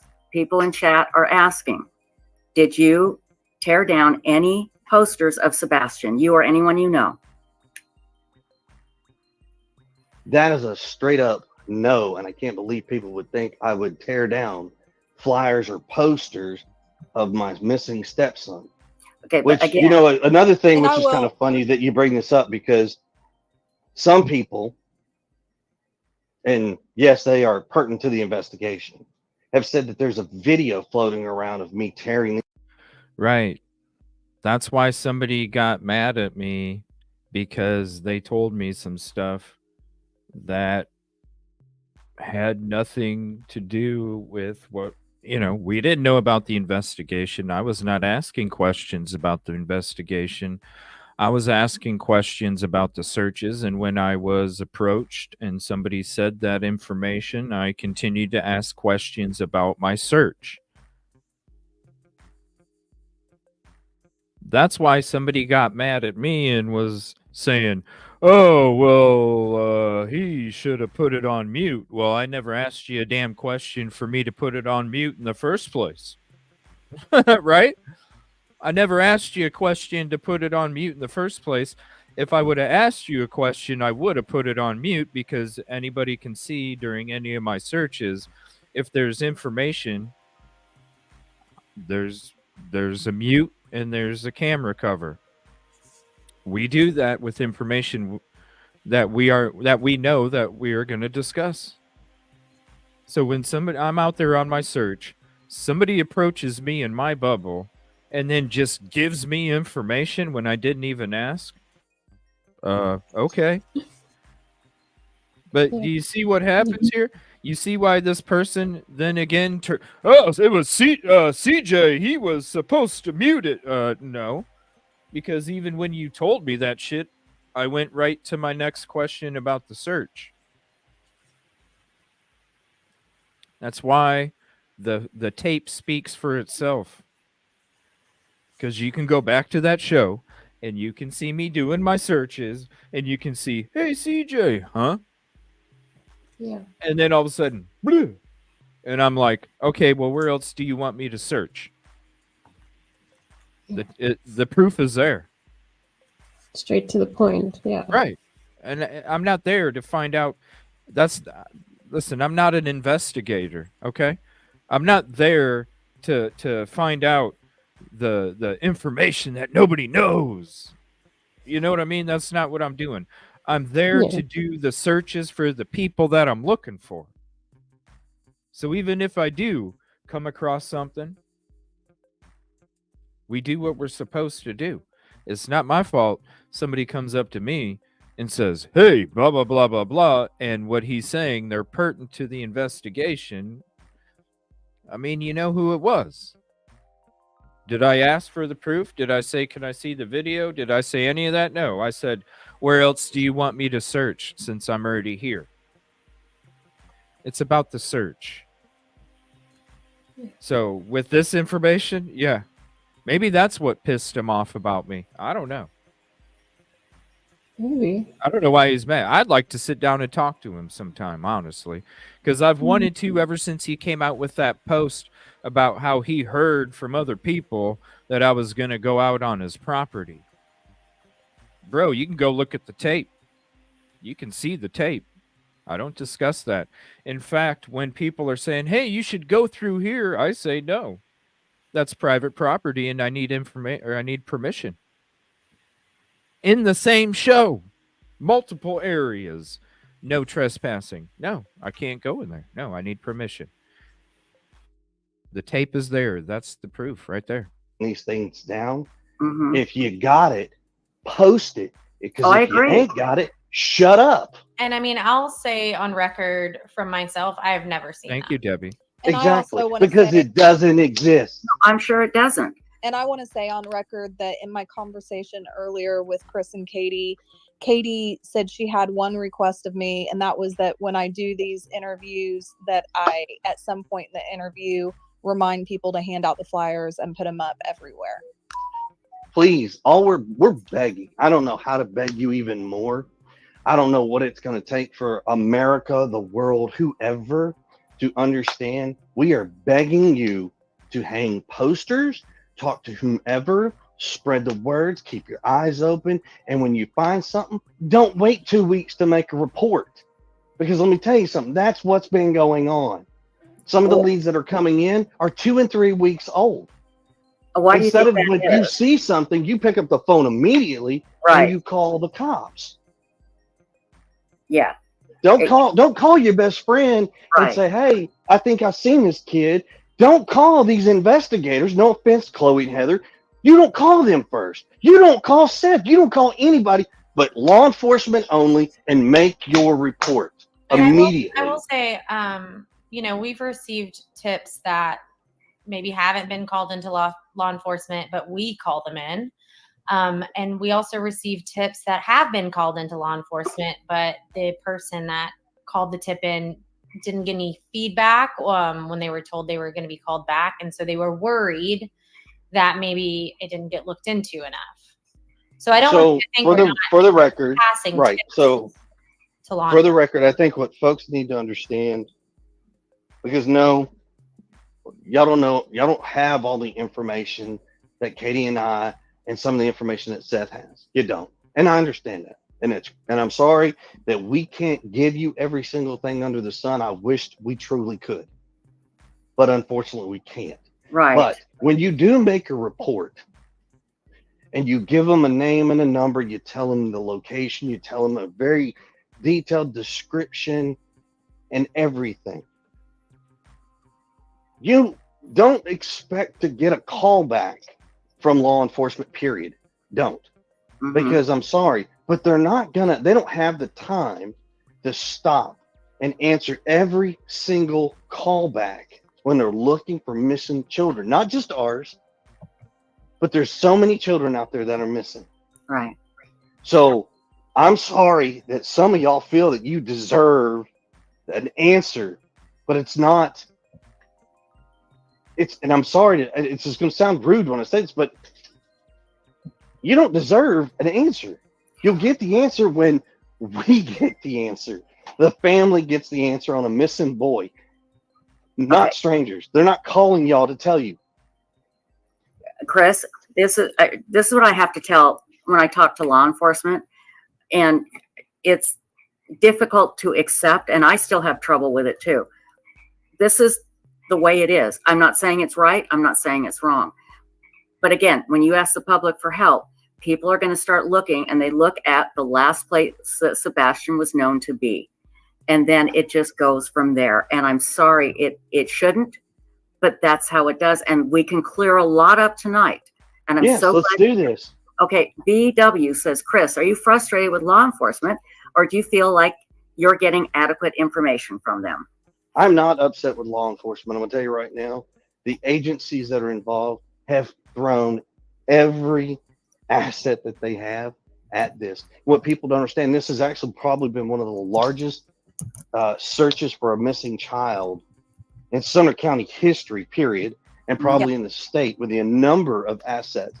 Do I think they're doing everything they can? You bet your sweet tail I am. You can bet on it. Mm-hmm. I don't think, I mean, just short of making everybody in this United States go hand in hand, start at one side of the country and sweep through hand in hand, that's probably about, I mean, I don't know what else to tell you. I mean, I'm very happy with what they've done. I know there are some other folks that don't feel that way, and I'm sorry because they are not in the know. Mm-hmm. But you do have to remember one thing. They're not going to expend every single asset, every single minute of the day on one child. Of course. You have to keep in mind how many children are missing, and it has to be equally dissolved among everybody. And I'm not going to lie to you. It hurt. It hurt the day that they came in on day 8 and told us that they have to pull back. Mm-hmm. I mean, it ain't nothing. There was more of a gut punch to take than being told that. I mean, it I can imagine. I mean, because you're not expecting them to say that. You're not expecting them to say, yeah, we're going to pull back. And 8 days later, though, I don't know. They were out there searching multiple times. Mm-hmm. They've been out there searching multiple times. Hell, when we first went out there, community was telling us that they've been out there a few times doing searches. So maybe at first they were doing like a huge, heavy. I mean, we saw the last search that they did recently. That was like what, a few weeks ago, where they had like all of those agencies out there. I mean, this huge. It was right by the Proudfoot's mom and stepdad's home. Right after Seth found those glasses. Yeah. Those eyeglasses. They had that huge search out there. I mean, I was shocked when we saw the video. I was shocked at the amount of number of different agencies and how many. I was just like, wow, it was more than I ever expected. So maybe after the 8th day, they stopped the huge agencies and kind of focused on going out to different directions or something like that. Yeah. I don't know. I'm not the PI, so I don't know what the exact the exact timeline is there. Wonder if the PI does. Who's this lady up here in the middle? Does anybody know? I'm not. This is the first time I've ever watched them. I just subbed last night when we were going over the episode over at Brittany's show. Me too. Yeah. Huh? No, I just said me too. I have no idea. Yeah, I don't know. Does anybody know? Like, I know Chloe's in the top right now. Chris is in. Is that him in the bottom left? No, he's the one that doesn't have an icon. Does anybody know like who the lady in the middle and then the person on the bottom left is? Well, one of them is Heather, but I don't know which one because I know Heather did arrive. Heather? Yeah, the other PI. Yeah, I know CP is down bottom right, and I know Chloe is top right. I know the host is top left. I don't know who the middle lady is or the person on the bottom left. Heather is the bottom left. Who's Heather? Is that the other PI? Yeah. The other PI? Okay. Yeah. And who's Heather the lady Chloe. in the middle? The middle top. That I don't know.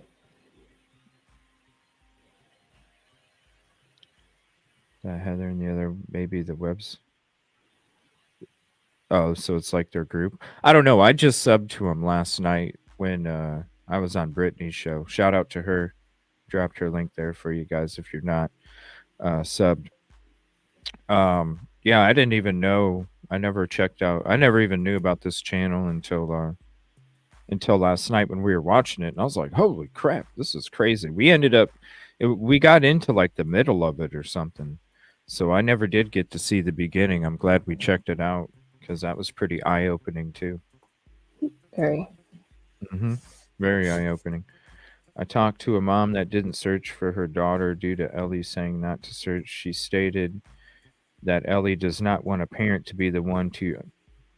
That makes sense. I mean, it makes sense. You know, I get it.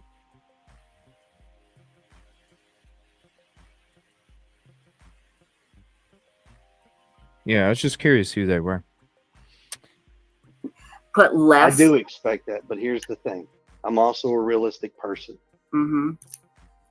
I would love for them to expend every aspect and every asset and every single second of the day finding Sebastian. That's not realistic. Yeah. It's I not. understand. I want to read you a comment, and, I like this comment from Brittany Cole.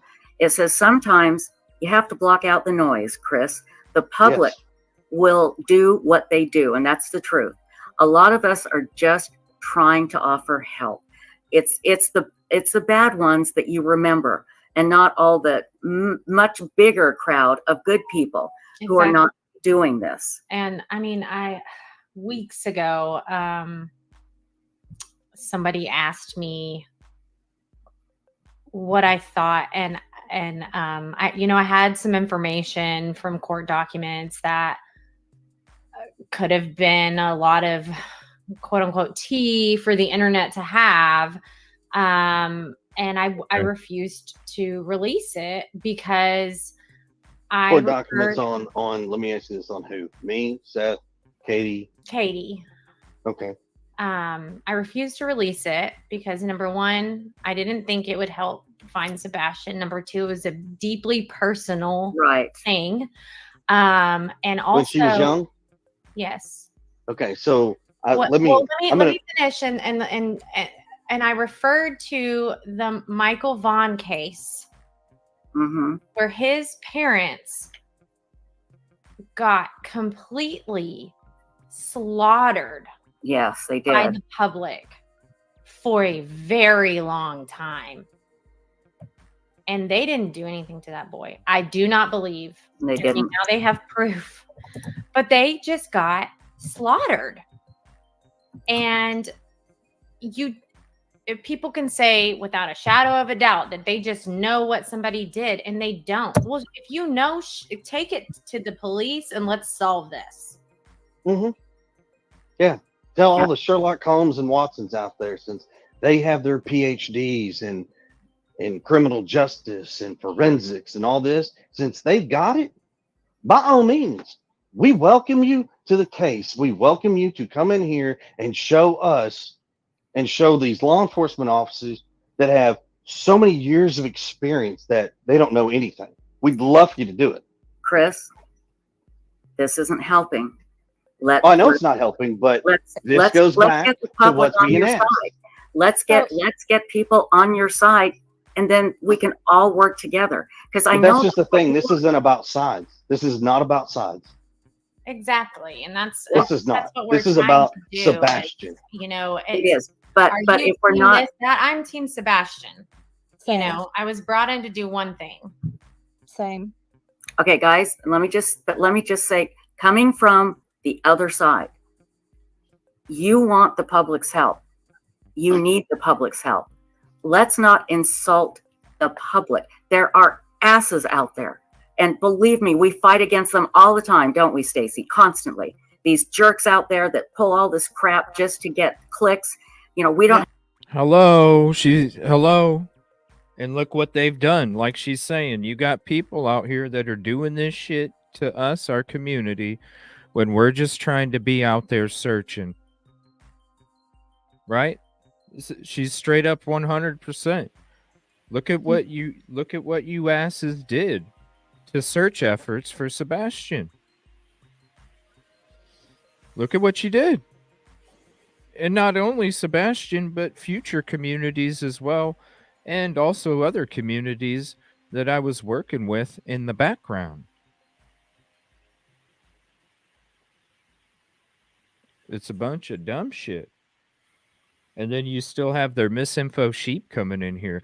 I don't know how to put my left leg in front of the white one to walk. Oh shit.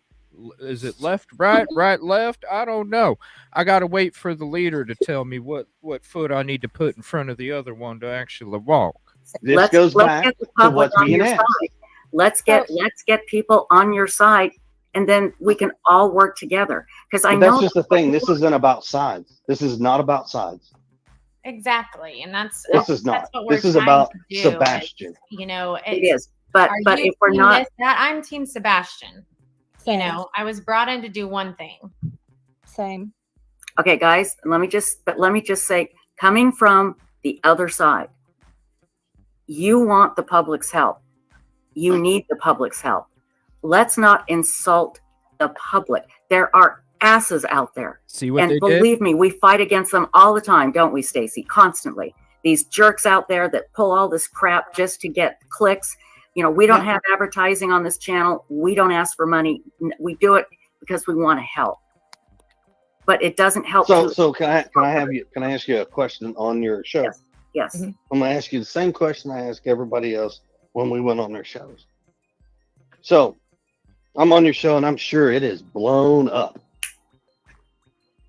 So the more people that come on, the more money this show makes. No, I make no money. We off don't it. make money. We're not We make monetized. zero money. It's not monetized. And we You're don't not a take monetary donations. show. No, they don't monetize. No. We do not Right. monetize. We do not monetize. It costs me money to do this. Yeah, and Web Chris, sleuth So is the reason why I completely asked free. show I that, will go on. Yeah. Yeah. It's completely free, Well, and the website is as well. No right. advertising. So the on our reason website. why I'm asking that question, okay, is because if people are true to what they say in their heart, especially those, and they know who I'm talking about, the clickers, the shows that make this money. I would love for you to make a public announcement for every dollar you've made. If you truly do this for the goodness of your heart, every dollar that you have made, you should donate it to the cause, not to. That's what we're doing. We're donating it to me being able to get there, maintenance, fucking gear, effort, everything.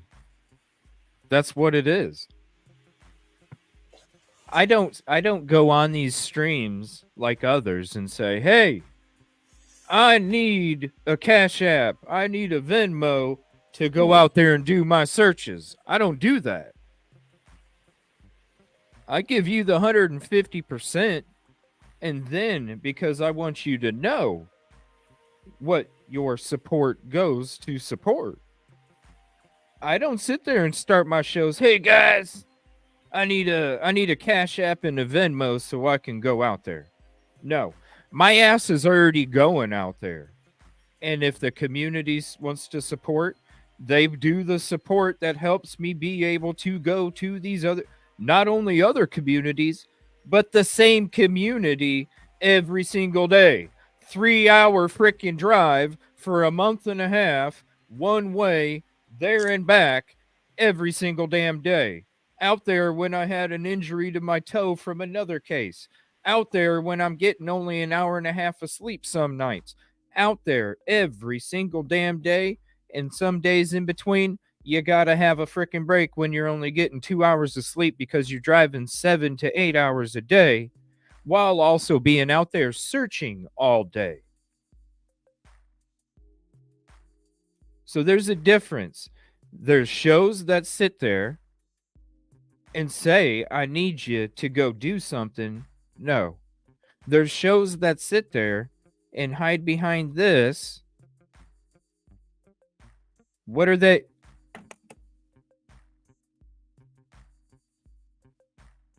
When you see me and you see me out there doing what I'm doing, that's, you can go to any of my shows.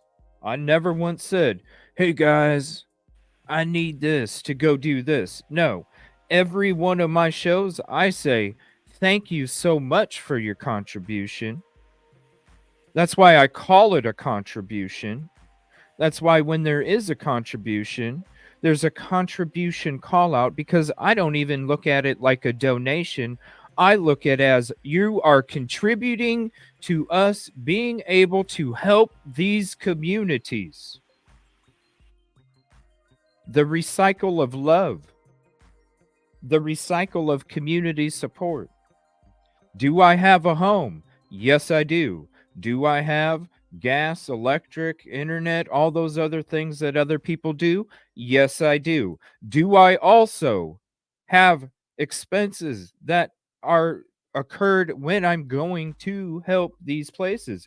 Yes, I do. I have no free time to do anything outside of the social when it comes to this show. The show is when I wake up and when I go to bed. That's me. You see it. I don't mind because to me it's about other people. I could give a shit about what I'm enjoying in my life personally because it's about helping these other people that don't get to enjoy those things. So I don't mind waking up and going to bed and it's work, travel, search, cover, whatever it is. When it comes to the efforts, hello? I don't stay at hotels to try and make sure that your support and your contributions are used the most effective way possible. Could I be chilling at a hotel? Of course I could. But the reason that I make these drives up and back and do everything I do is because I can take that money that I would have used being comfortable at a hotel. Instead, I'll drive 7 hours just to make sure that I could take that $200 for a little bit of sleep at a hotel and transfer that into more of contribution when it comes to being available and being able to have the opportunity to go do these searches and to go help. Does it cost me in the long run? Yes, it's more costly in the long run because that's more maintenance in the future that's going to be coming. But to me, listen, I'm thinking about right now. I want to make sure that the contribution is used the most effective way possible, regardless of that future. There's a difference. That's why whenever you come to here and you see, I want you to understand, no, this isn't some bullshit where I'm sitting here on this. Hey, yeah, I did some searching. Or, hey, look. No, I'm out there. JLR, shout out JLR. JLR even called them marathon streams. That's what they are. Marathon searches.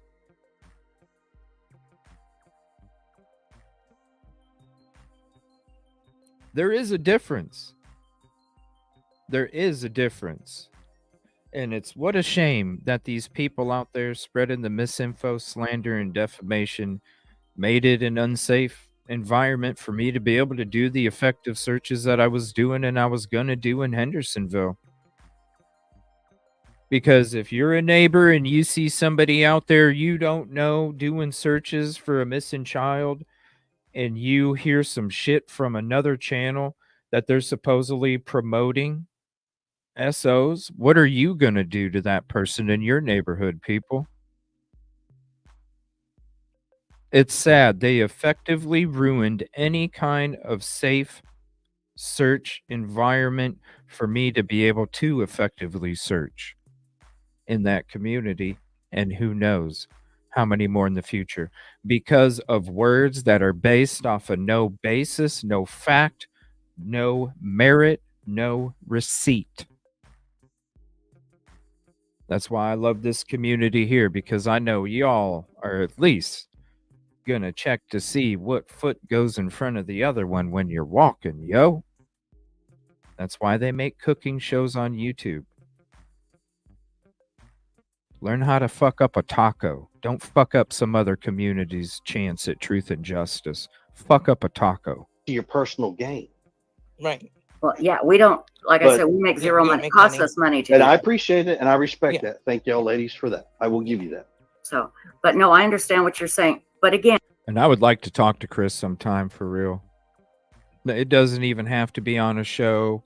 It doesn't even have to be none of that. I want to talk to you sometime about some real shit, man. it's just like with, Nancy Grace Some real or with shit. news media. They report the news. Unfortunately, this is social media. And I agree, there's people out there, and I'm not going to even say their names, but they know who they are. They do this crap to get clickbait so they can make more money, and it's disgusting. Absolutely. Oh, very much disgusting. so. Very much so. And Yeah. Like ruin our reputation in communities and to other people around for their financial gain. For their financial gain. It's sad. Shouldn't even have a show. Because you're not helping any community. And you're not helping the true crime community either. I want to add something to that. Like I told Chris earlier, everybody that's involved in this case is under a microscope. I've been ripped to shreds. They've been ripped to shreds. Seth has been ripped to shreds. I mean, like the public gets a hold of somebody in the spotlight and they dig into them and they pull up anything that they can about them. And some of it's true and some of it's not.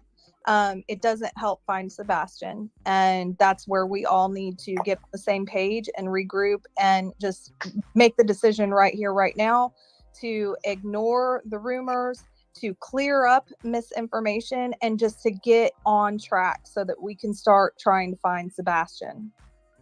Now, right. If we can keep parties involved in this investigation focused on that and staying off of YouTube and other aspects of social media and playing the game, okay, Yes. I'm sure we would all benefit greatly, and this would completely change narratives and the direction, and it would straight focus completely on Sebastian.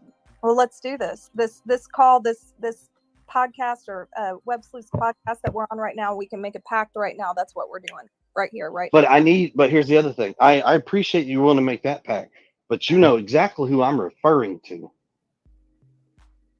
That needs to be done publicly as well then. well, all we can do is what we can do here True. tonight. So, but Chris, there's a couple of questions, and then there is somebody. There is somebody that wants to come on the panel, and I don't know if you want them on here, but I'll ask. Well, let me ask you these questions first, okay? Everybody wants to know, what do you think happened to Sebastian? What do you think happened? I don't know. For the love of God, I wished I had an answer. I wished we had something to go off of, So, but we Chris, don't. I asked Seth this a few weeks ago, and Mhm. so just no I'm thought gonna hear you out. in your gut, spit it out. Doesn't matter if it sounds completely off the wall. What is your knee-jerk reaction to what happened?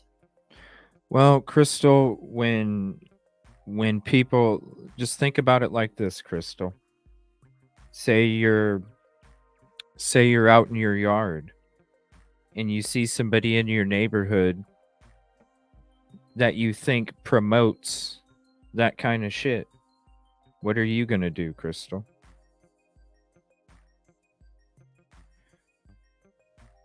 You got to think about it. Like, what if you saw somebody out there in your neighborhood doing a search and you thought that information about that person out there doing the search, how would you feel, Crystal?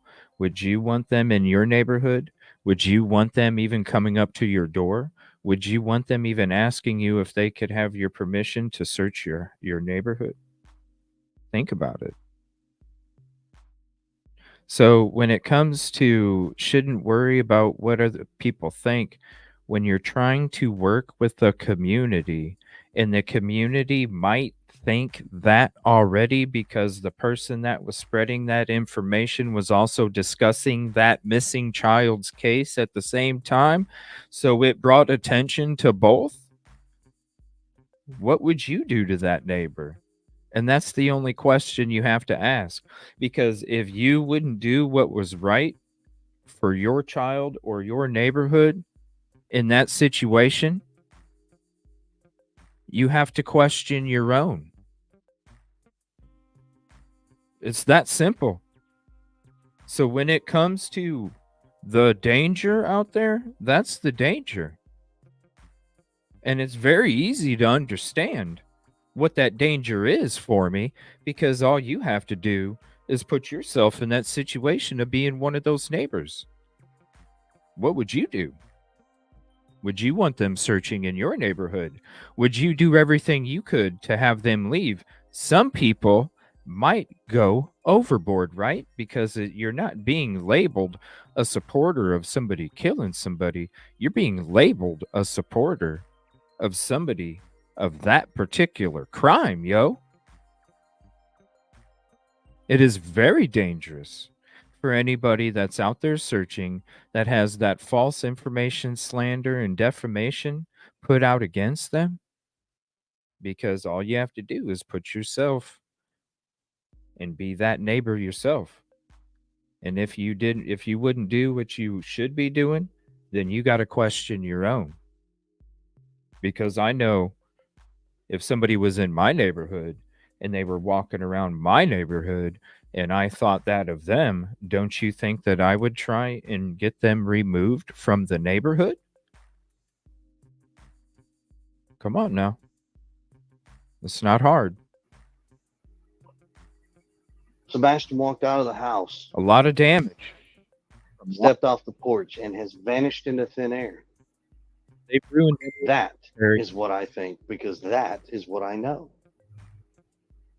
But what do you mean you know? I've been part of the investigation since day one.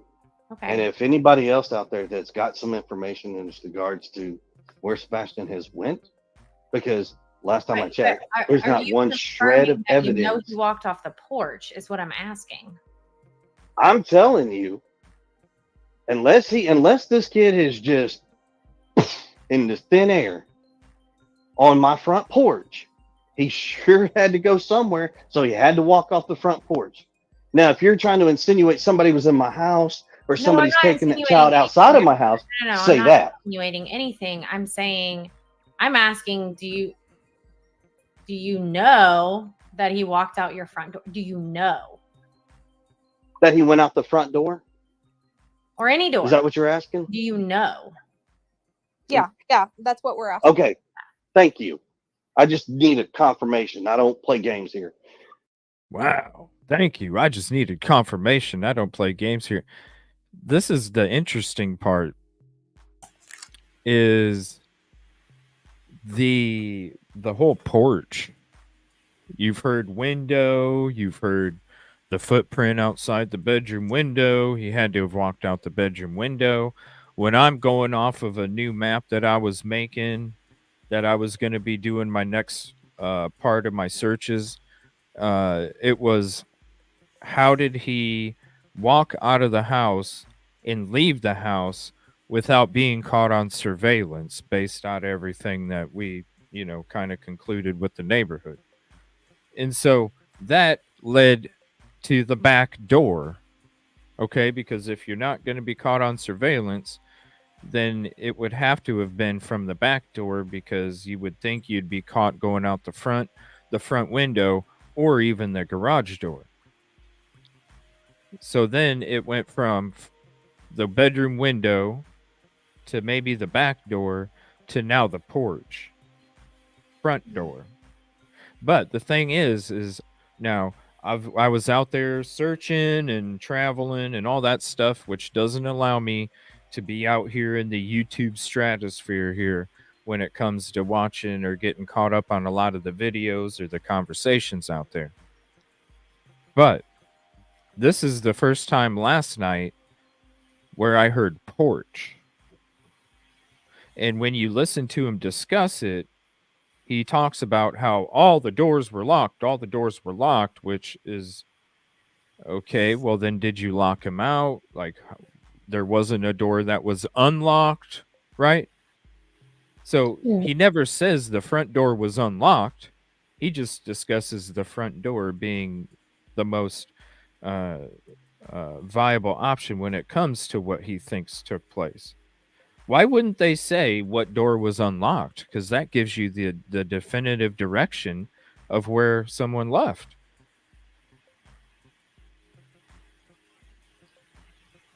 Yeah. He doesn't answer that. And I don't know of any information. All I've heard in the beginning was the window and the supposed footprint outside of the window, or bump in, the landscaping, or, whatever. Yeah. I don't know. This is also the first I've heard of the porch. I think they might have mentioned something about it in the beginning of this. Maybe About they did. Yeah, I'm trying to remember now because I listened to the beginning earlier. I'll see if I can find it again. Just trying to remember. Sorry. Yeah, no, you're good. Because, I mean, like I said, maybe we did. I don't know. But when I was sitting here watching it last night on Brittany's channel, to me, I was like, wait a minute. I don't remember hearing porch. Yeah. And So then, sorry. Yes. No. I mean, like in the first hour when it was just her, just Chloe. I think that I remember hearing something about that from when I listened, like from the beginning earlier. So I'm gonna. well, I knew that I knew that he knew the door code. He knew the door code to the front door, not the garage door. That's what I remember. I didn't, because to me, for some reason, I thought it was always the bedroom window. And to me, that's why I was like, when we went over there a month ago to get that, that's when I was like, I don't see how he could even left out the front door, let alone the window. So that's when I started looking at the theories of him leaving out the back. Yeah. So I never heard anything about front. Yeah, that's what I was thinking. Like, I know he had the code to the front door, because I think that's the only one he knew, right? Was the code to the front, and that was it. And not the garage. Yeah. Right. Yeah. Yeah, the way he answers it though is real interesting, because when I heard it at first, I was like, "Wow, he keeps saying porch, porch, porch," and then he explains it, and it's almost like he's setting up. He's like, maybe that is because we don't know the conversations that they've had with the investigators, right? So maybe that is what was stated when they were first interviewed, when it came to the possibilities of where he could have went or how he could have went. And maybe they stated that all the doors were locked, or which one maybe wasn't. Maybe it wasn't locked. And that's why he keeps saying that, well, the other, I don't know. You have to listen to his words, but it's like he doesn't answer. Because to me, you know what I mean? If it's that late at night, it's a school night, you're probably going to have all your doors locked, especially if you live in a neighborhood that's not lit up very good. Okay. You're probably going to have all your doors locked. And so if somebody did leave, maybe they did lock the door behind them. I don't know. Because with the the keypad doors, you're not hitting the code to lock it. You're hitting the button to lock it. It's just one button. You just hit and it locks it. But why would somebody think that it's the front door in general? Because what? There's locks, like you can't, because the keypad locks that I know that I use, when you're like coming from the inside out, you don't need to hit the code to get out the door. Yeah. You just unlock it and walk out and hit the lock button. I mean, you don't need to know the keys. So when it comes to the other doors being locked, I get it. I'm sure they were. But why are you excluding the back door? Why are you excluding the garage? Why are you excluding these other paths? And you're so focused on it being the front door because anybody that's inside the house can literally unlock it, walk out, hit the button, and you lock it, even if you don't know the code. Or even a window, yeah, or even a window. Now, you can't lock the window after you leave. The window is going to stay unlocked. So then, why, again, are you excluding? You know what I'm saying? Why are we excluding all these other, as it being no, it's got to be the front door when there's so many other avenues you can lock a door when you leave it. So you can, it won't be known what door you left if you lock it behind yourself. But a window, for sure. You can't lock a window after you go outside of it. So why the focus on the front door?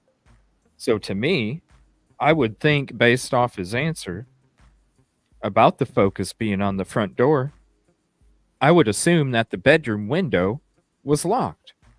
Because if the bedroom window wasn't locked, then you wouldn't be so focused on the front door being the main possibility.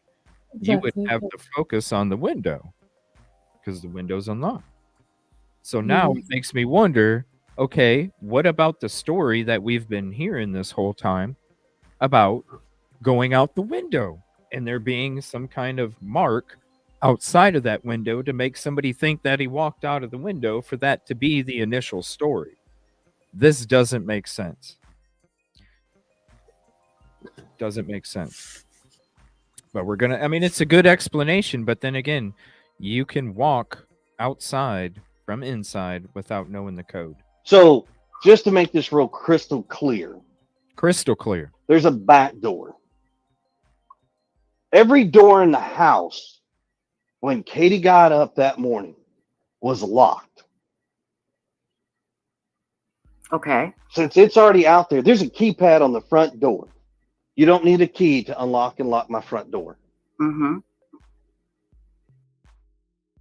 But you need a key to lock every other door.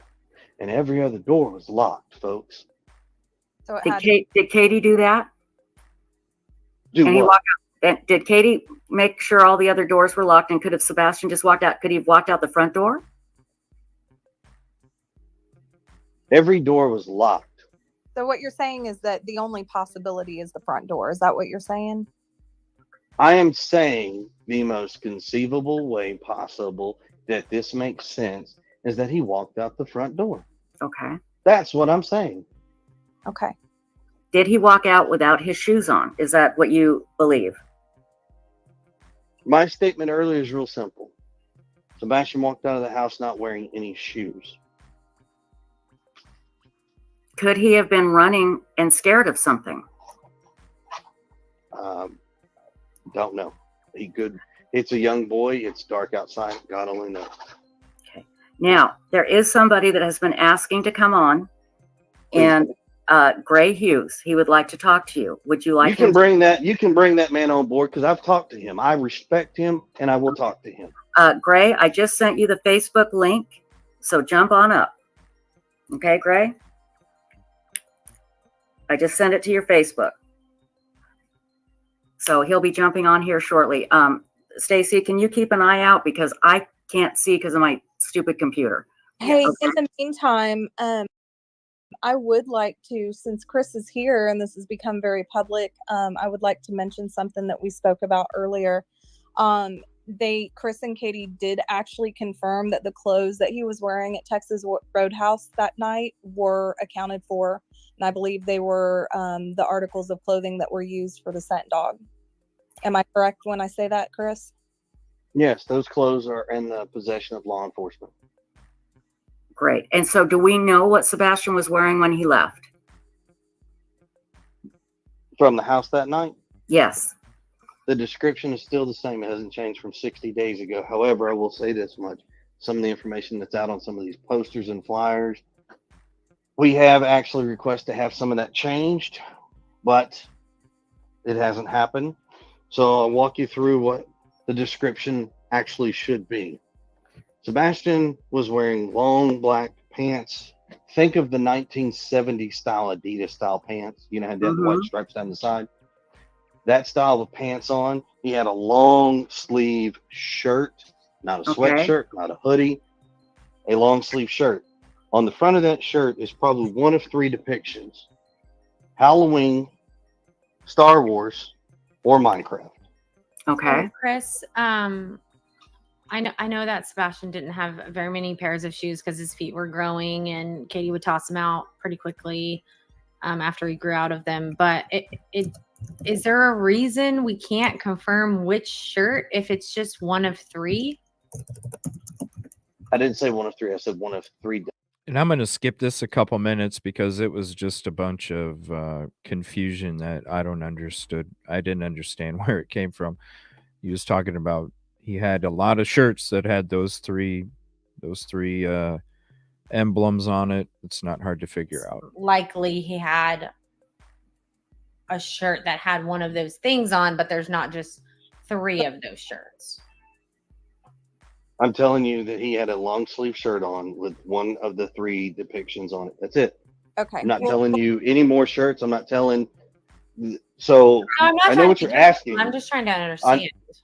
I understand that, but you're asking me if he had three different long sleeve shirts with three different depictions on it. And No, I I'm think I telling understand you, what you're explaining. Like, so Sebastian had multiple shirts that had a Minecraft graphic on it. Sebastian had multiple shirts that had Halloween. Sebastian had multiple shirts that had Star Wars. I guess maybe several of them were long sleeve and black. So you can't identify. Here, let's just make this very simple. Okay. He had a long sleeve black shirt on with a picture on the front of it. There Okay. you go. And that obviously is what you got from Katie, correct? Yes. Okay. Everybody, Gray Hughes is here, and people are saying, why is Gray here? I will tell you, Gray, I consider Gray someone that I like. Gray helped me in the beginning. When I started this, he was very kind to me. I know it's a shock, but he was very sweet. Shock. He knows I'm kidding him. And I asked Chris, is it okay if Gray Hughes comes up? And Chris said yes. So Gray, I'm going to turn it over to you now, please, sir. Yeah, I just want to say I've talked to Chris, and the way he's sounding right now is exactly how I think I would sound, or anybody else would sound, given the attacks being leveled. When I talked to him on the phone, we talked on the phone. We've messaged back and forth, but we talked for like an hour one time, and literally went over detail by detail on where the light video was taken. The flashlights. Exactly where that was filmed. We went over where the dog scented and all, and I kept sending him the map, and he would show me the route and everything.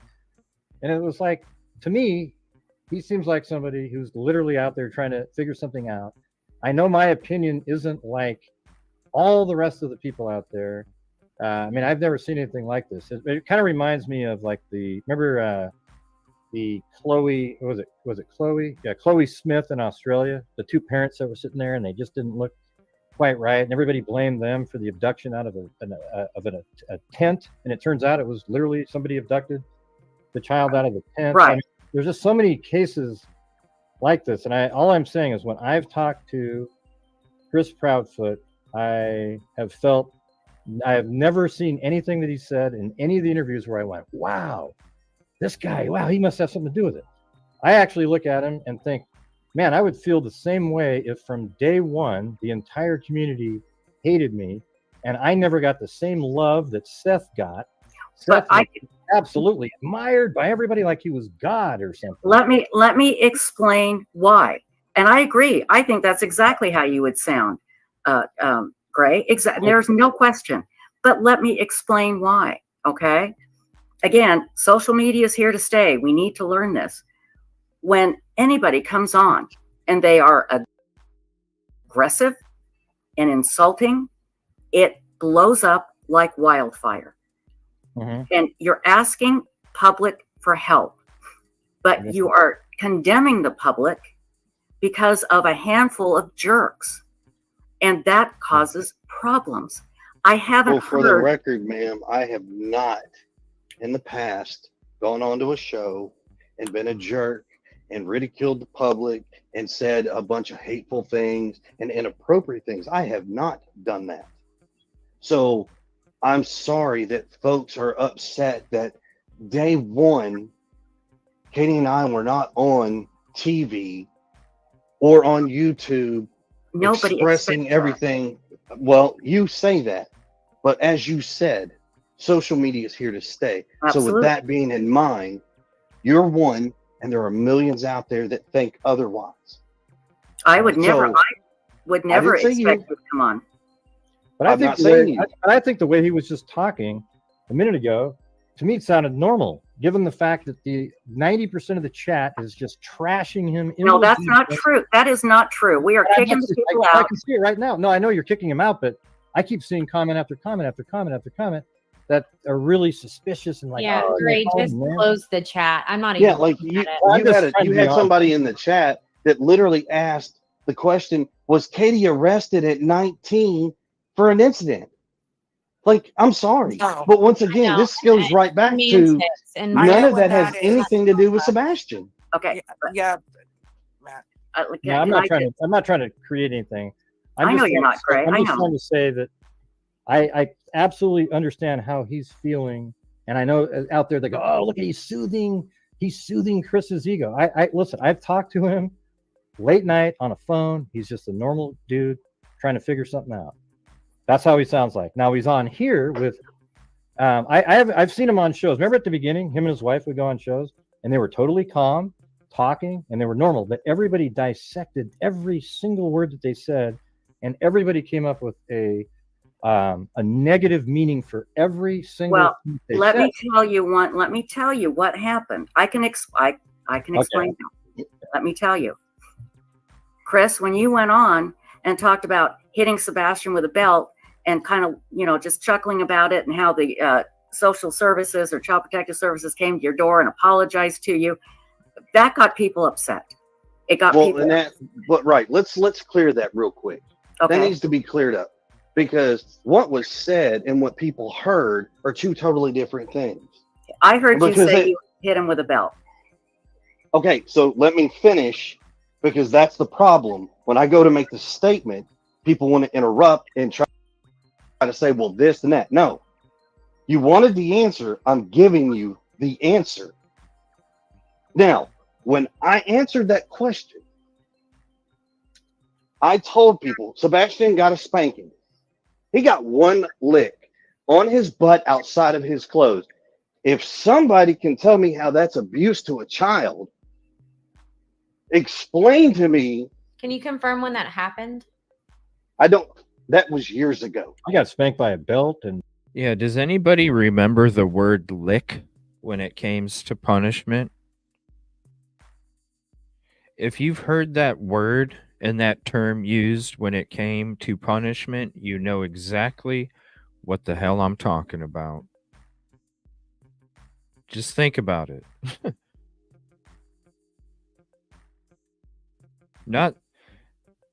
Just think. If you heard the word lick from somebody,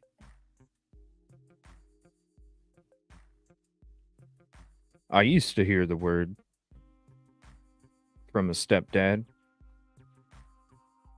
And I know what came with that word too. That's interesting. When I heard that word last night, I was like, wow. He only got one lick. Really? That sounds like the stepdad that I got the lickings from. Downplay that shit. Downplaying it. Right? Yeah, you guys know what I'm talking about. I haven't heard that word. Yeah. Yeah, they put power, yeah, right, Sam? It's a fear word. It's a yeah. Right, Vicky. Let me make this crystal clear. You can't talk to a log. I mean, let's just put the gravy on the mashed potatoes. Come on. I mean, all these terms that you heard, it's crazy. Wooden spoon by my mom for years. Oh, sorry. Oh. So, but let's not sidetrack. Let's not sidetrack. Let's stay on board. Okay. So The question about the CPS thing that came up to play that everybody wants to tie to this belt is not what it was. Okay. Well, I think it was confusing because when you initially talked about it, you referred to him as an embarrassed 15-year-old. So Yes, you did. like it was years ago. We thought it was like right recently. Well, instead of But let's asking clear it more up. clarification, Let's clear it that up. should have been. So, as it stands, Sebastian went to school one day. He made a statement to a teacher. The teacher reports it to CPS. CPS comes to the house. That case has nothing to do with Sebastian getting spanked. That had everything to do with Sebastian didn't like being in trouble. So he thought by reporting it to a teacher, they were going to come to the house and they're going to take me out of the house and do this and do that. That is what the CPS case was about. And yes, I laughed at it because when I explained to Sebastian, very detailed, what happens, he thought it was a joke. When the CPS lady shows up and looks at him and says, Sebastian, you can't false report. That will get people in trouble and you can get in trouble. And then What- she explained to him what happens. What did he say you did to him? Can I ask you, what does that have to do with the price of eggs in China when Well, it comes to the disappearance of Sebastian? The price of eggs in China. So now we know from that statement, now we know why Seth wasn't contacted, which he should have been anyway, even if it was false. You're the father. You should automatically know, even if it's a fake, right? Yeah. That's no excuse on CPS. CPS should have reported it because he is the biological father. Now, it makes sense why they're claiming that he wasn't contacted and the case was closed right away and it's sealed because they're labeling it as a fake call, a fake report. It does not excuse the fact that CPS did not contact Seth, period. Never, no. 100% Summer. Because this right here, he should have had a report. Sebastian should have been counseled if they were doing their job. Sebastian should have been counseled. They also have a report from the counseling session. Both parents get a copy. So to sit there and say, when they ask you a question about what happened and why, if it was fake, if it wasn't real, then what's the problem? And why are you comparing the price of eggs in China as a response? Yeah. Thank you, Seth. I appreciate you so much. And I do apologize for the misrepresentation of who we are, what I'm about, and what the community is about, because they've created the dangerous situation for us to be able to effectively continue. And I do apologize for that. We were doing everything we could. We're still going to be discussing this from a safe distance.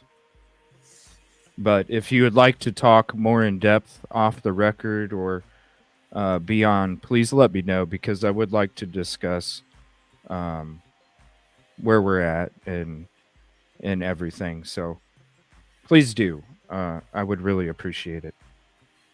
And thank you for all you're doing. We just wanted to try and help, and we're still going to continue from a safe distance. Just please understand. I appreciate you. I don't know why they had gray hues up here.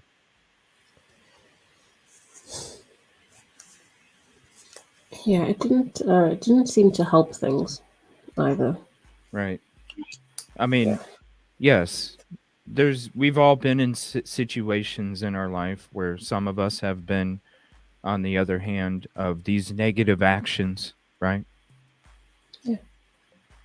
And so when you hear those words, even for myself, I was a young child that was physically and emotionally abused hardcore. And when I hear that word, it even brings me back to that part of my childhood when those things were taking place.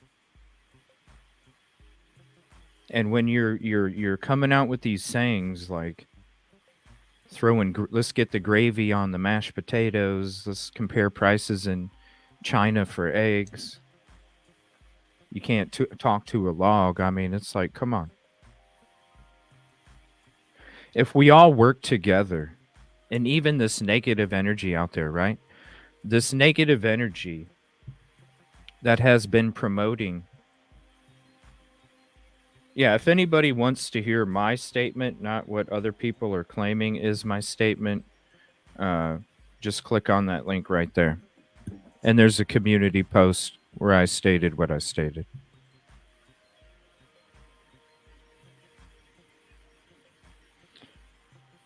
You know, when you hear that kind of talk, and this is what I'm saying, can you imagine if those misinfo sheep, with all the dedication and hard work that they're doing to promote another kind of narrative, even though it's based off of no factual information, if they could just take that energy and actually use it for good and use that energy and that focus to promote the message of finding Sebastian, can you imagine how much more work we could be doing? Yeah, exactly. If But they're not interested. If we all work together, it's like I continued to say ever since we even became a true crime channel. If we all work together, we wouldn't even be talking about a lot of the true crime that we talk about.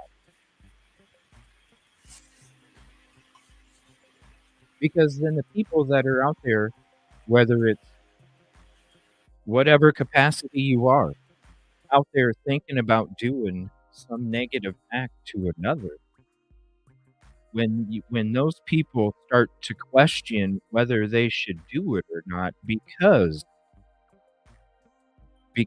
of what,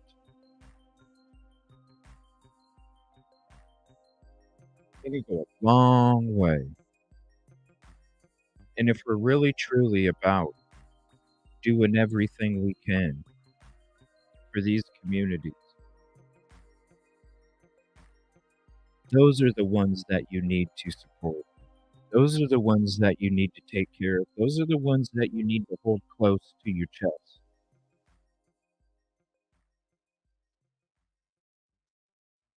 Because believe it or not, just as much as there's ugly people, ugly souls out there,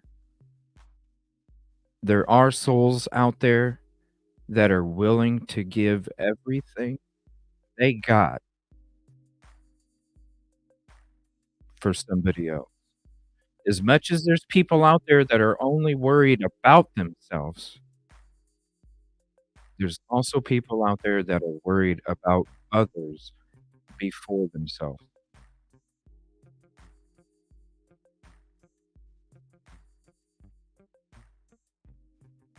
It's in the message. You just have to look through it. And it is never the answer, Grace. Never. Any kind. Any kind whatsoever. Because I'll tell you why. Because you're wondering why people are coming at you. And it's because he was in your home last. That was the last place he was seen. Yes, so he was. When we hear these things, it's like, okay, let's just clear it up and see what happens. Because I'll tell you why. Because people, I'm not saying me, but I've seen people say, hey, he was hitting his child. He reported it to his teacher. Did something happen? Was there an explosive incident that happened? No, absolutely nothing of that nature. Okay. And for people to not understand, when you discipline a child, there's a difference in discipline and abuse. There truly is a difference. But I think hitting anybody with a belt is abuse. I'm sorry, I do. And a lot of people agree with me, and that's the problem. And So guess we have what? a difference That's of the opinion. great thing. That's the great thing about having your opinion. Yes. That's an opinion. That's not a fact. That's opinion. Okay. I think a belt is abuse, but that's my, again, Well, that is my. if I was leaving bruises and marks on a child, that's abuse. That would be considered abuse. Okay. Yeah. I mean, Okay, so but- by definition, oh, that's weird. that's what I'm trying to get y'all to understand. You can say your opinion, and that is fine, but you have to back it up and say, what I'm stating is just an opinion. There's no fact to it. When you don't say that, you leave it open to interpretation for a lot of people to take it and run with it. That was a lot of the problems with this. And there will be people, I can get people from CPS that will say hitting a child with a belt is an abuse. But here's the thing, you're right. That doesn't have anything to do necessarily with Sebastian and his disappearance. But what it does is it creates a narrative in people's minds that we need to clear up and change, Chris. We need to clear it up and change it. Okay? So let's do that. So we just did. Okay. If now you did go on Nancy Grace and say that CPS has never been called, and No, that's not. No. Nope. Okay, that's what I heard. What did you say? She asked the question about a situation, and she asked me if I had ever had CPS called on me. I believe is what the question was. I'm going to tell you right now, I don't exactly know what the question was without hearing it again. So I'm Okay. not going to answer you with something without having it in front of you. Okay, that's fair. That's very fair. Very fair. And so let's move on. Okay, so nothing came of that from you hitting him with a belt. Has there ever been any, and people are going to ask, has there ever been any violence in your home as far as Sebastian is concerned? No. Okay, now Gray asked, why is Seth being treated so different? Because of how Chris came on and became so angry and did what you did tonight, Chris. You've done this before, and I think that's why, and Seth didn't.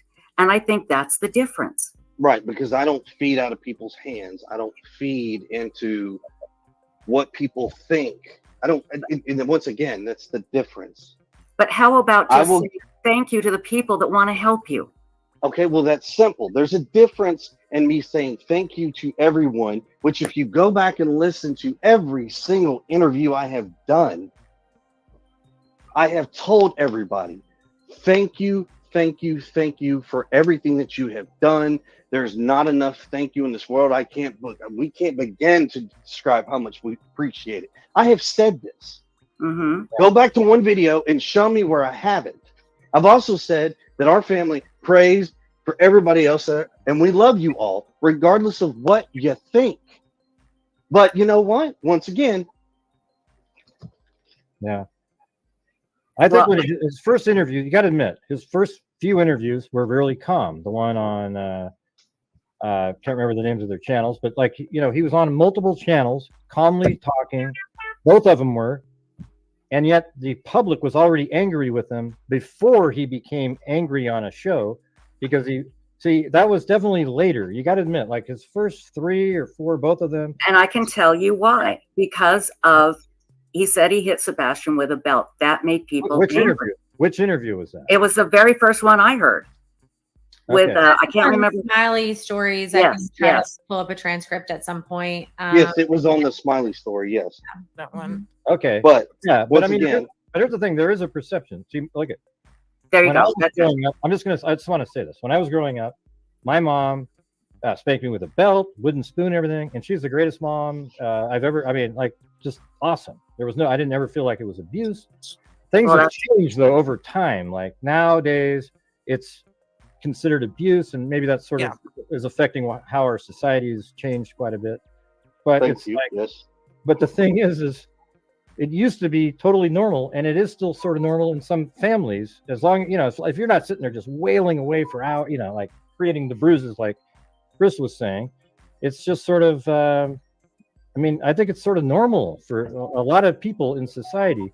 It might not be for some people, but I think I don't know. I think if you took a poll and people were off, you know, not in this particular chat right here, it wouldn't be as high as you might think. It's not going to be 99% of the people. It'd be like 50-50 on whether or not.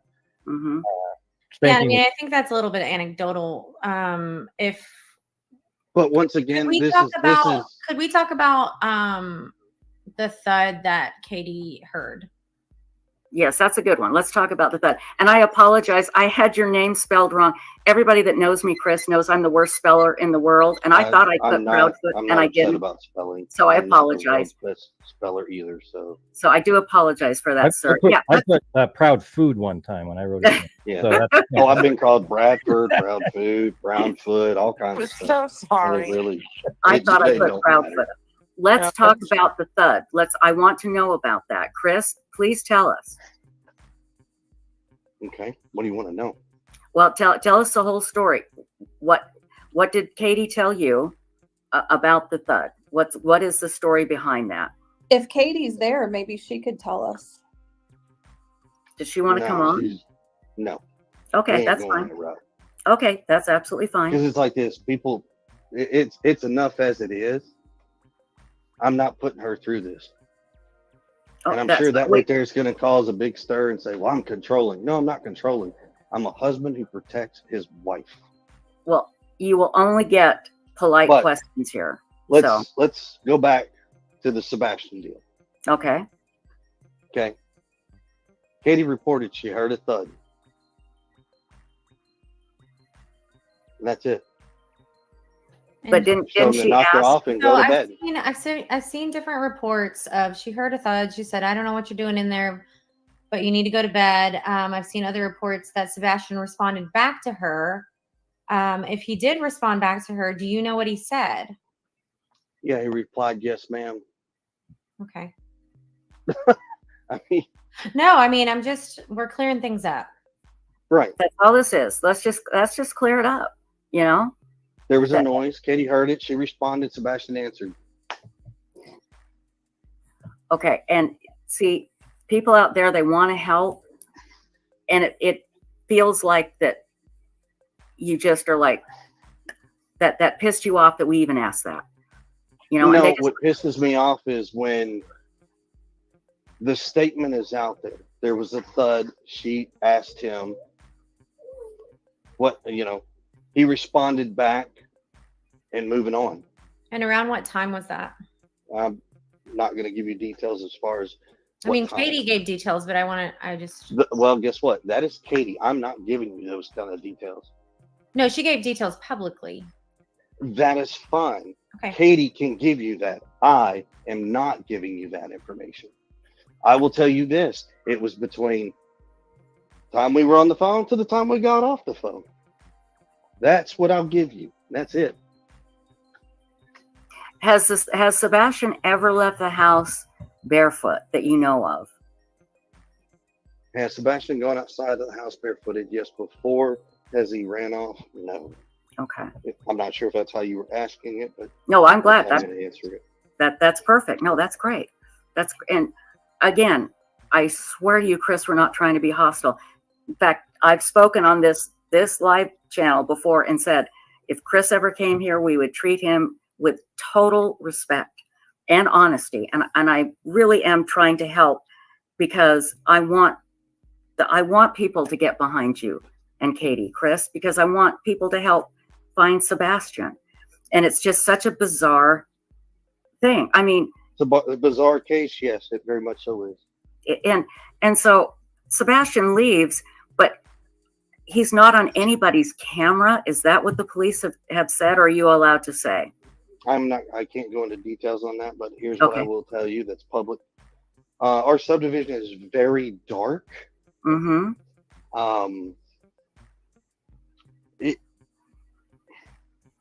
There's no street lights in the subdivision whatsoever. If you go online, Google it, whatever, you'll see that there's absolutely no street lights in the subdivision. None. Right. If is there a possibility that some cameras may not pick up somebody walking in front of them because how dark it is? Yes. Okay. That would be the only thing that would make sense, really. Right. So well, he even told me. I remember when he told me that, like, even some detectives didn't show up on the cameras. Correct. Yeah. Well, there you go. Yeah. That makes perfect sense then, because that's been driving everybody crazy. But if it's so dark, and I know, and it's hard for it. Trust me, for everyone out there that cameras will pick up and all this. No, I promise you, not all cameras have the best quality. As I mean, the stuff that you see on TV, and you see a demo of a. All right, cause I'm sitting here. I got my cameras up on my feed 24/7, no matter where I'm at, and the clarity is freaking amazing, and the clarity is amazing whether it's daytime or nighttime. So I don't know when I'm looking at my security.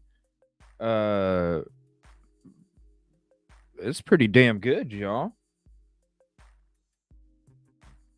I can literally go on my shit, zoom across the street, and see what's in like somebody's hand even.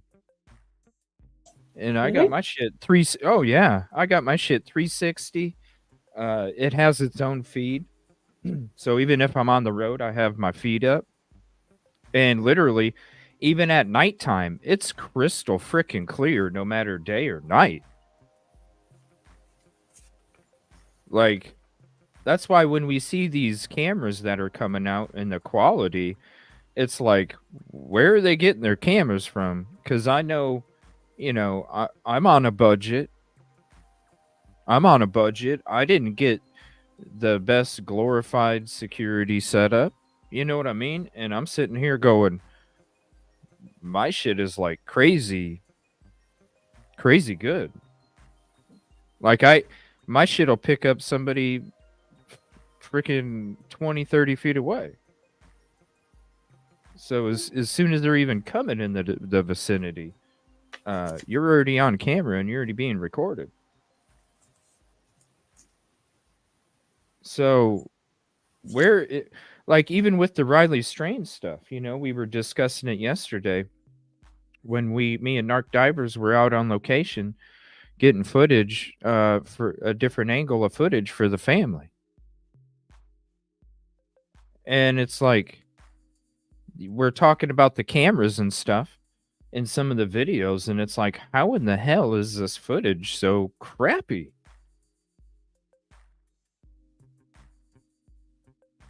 I don't know. I don't think the cameras were jammed. This is what I'm saying. I think the videos are like copy of a copy of a copy.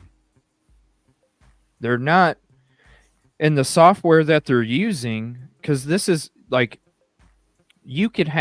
this is like my issue, right? This is why when I'm putting my GoPro stuff up, I'm not able to combine it and clip it, because the software that I have isn't made to like keep the clarity of it. I don't have that kind of software for that kind of editing program. I just don't have that. So when it comes to that, you got to think it's a copy of a copy, and probably software that's not, up to skosh. Yeah. And therefore you get the really grainy videos, stuff that we get, whether it's any of these cases. So when it Yeah. comes to it, why aren't people seeing you can make a clip out of it. You can make a clip out of it and keep the original, and then it's just one clip that you can use for media purposes. So, it's like, no, we don't have, it's, yeah, like if you could literally, right, Allison, like you can literally get yourself a camera today and have the most clearest possible recorded, notifies you. You got so many options with that service alone right there, the Ring. I mean, why isn't there better footage? You know, how could we can see footage, but you can't really see if it's even somebody, let alone who or how tall they are, or you really have to like filter it out and dig into it. So I never did understand the whole camera stuff. And when it comes to like not even picking out officers that are on video is what he's going to claim here in a second. Like how do you not? Unless they're behind a wall or a structure. Like how do you not? It just makes you wonder what are you working with? Cameras from like 1992? Because the cameras nowadays have been out for a long time. So, no, it's the editing software that they use, and it's copies amongst copies amongst copies. Because if I did that with my GoPro, where I put this clip together and then I made a clip out of this clip, you would see the same thing. The quality keeps degrading. It's just because I don't have I just have what came with the computer. I don't have any kind of editing software for that. It does affect it. But with the cop, you'll hear him say this in a second. It's like, wait a minute, how do you not know that they're officers? Of a camera in a store. It's different when you put it on a house and different elements. So, Okay, so it was so dark that it is logical to conclude that the cameras that Sebastian would have walked by, did not pick him up. And that's something that is logical that people can accept. Absolutely. I think this is a good question. Did Sebastian ever have nightmares? Could he have had one that scared him so badly that he took off? Has he ever had bad nightmares?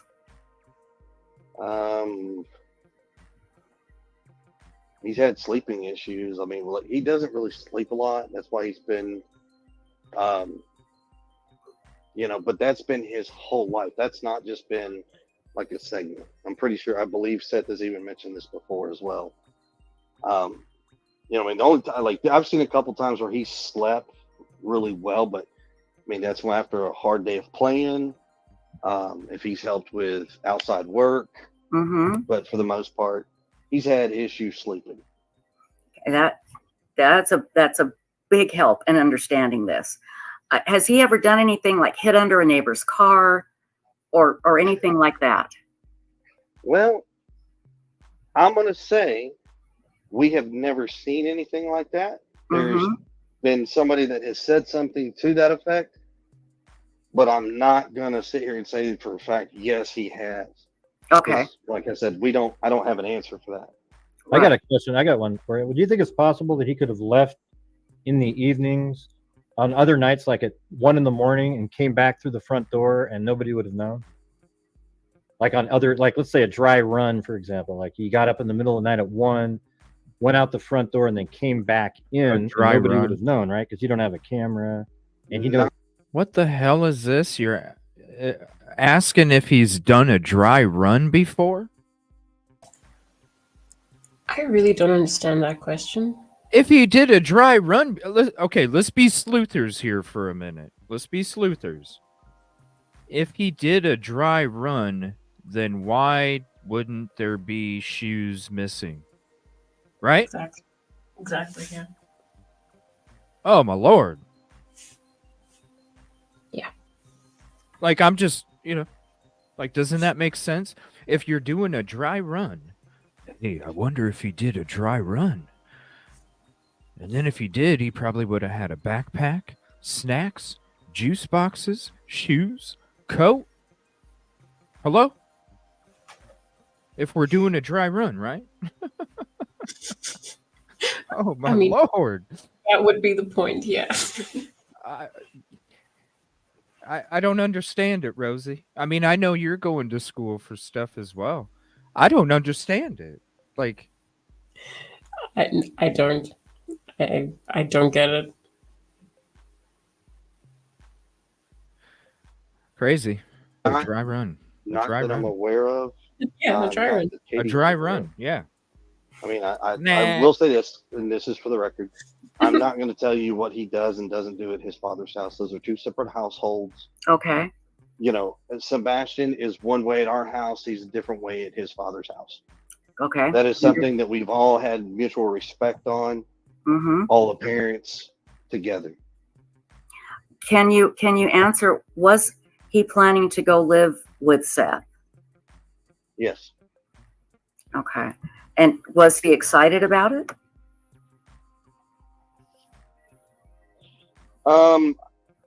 No. Okay. At one point he was, but no. Do you know why he changed? Why he wasn't excited?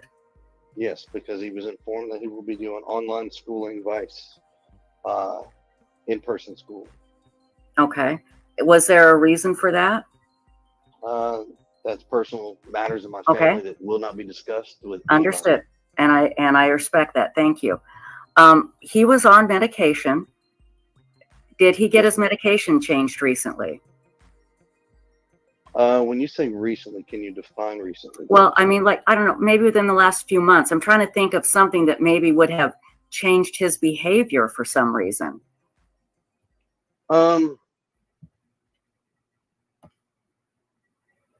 It's really hard to say yes or no to that, just Mhm. because he goes and sees his doctors, and then in there they will talk about his medication and things if they want to change or if it needs to change.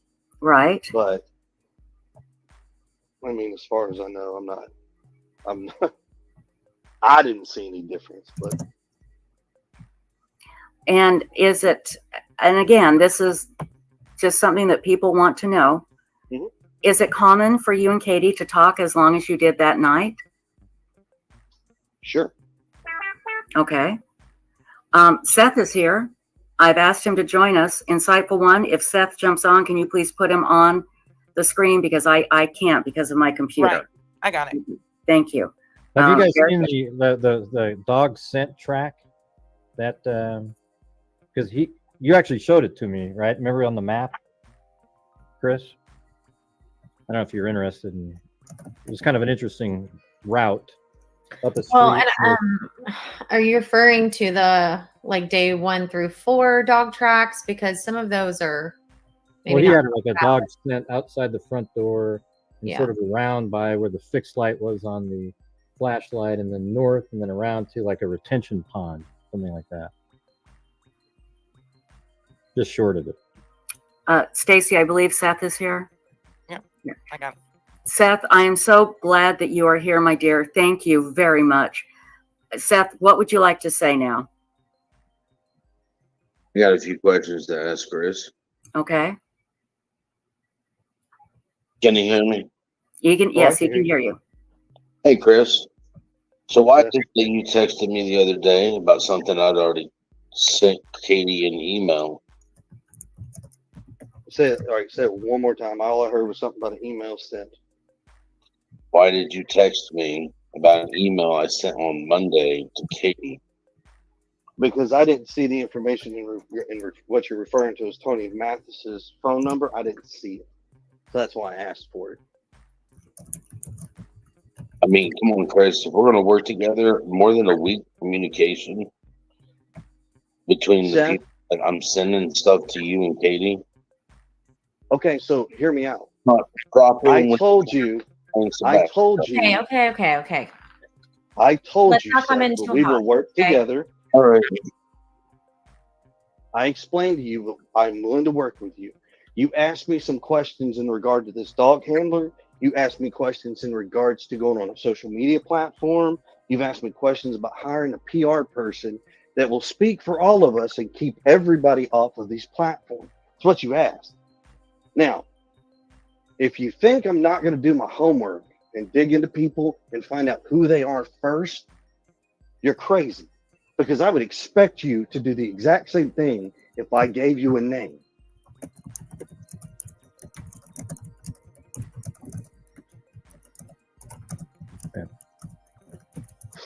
I don't know what's going on, but did that solve it? I hope.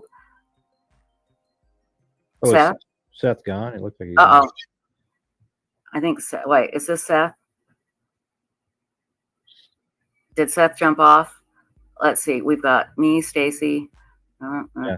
How about I'll get off the panel. I'm sure that'll make a lot of people in the chat happy. But I just wanted Oh, stop it. I just wanted to say that, you know, I understand what I've seen. What I've seen from the beginning is that there was sides chosen. Now I know you're saying because of this and because of that, but it was Seth good, Proudfoot's bad, and everybody has been in those camps, and they never really got a chance to breathe, and that's probably why Katie went to be with him, because she probably was scared to stay at home by herself, given these lunatics like JLR and et cetera running around chanting and screaming. It's insane. Oh, I agree. It's horrible. That's what I think. Yeah. Another reason why I record every show, because I want to show you guys as I'm driving up there and as I'm driving away and as I'm there, that shit don't happen with us. We're not out there screaming, hooting, hollering, trying to disrupt communities or any of that such.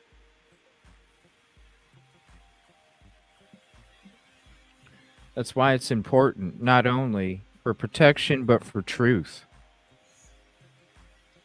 Record keeping, yeah. Because the people putting misinformation out there about people that are actually searching.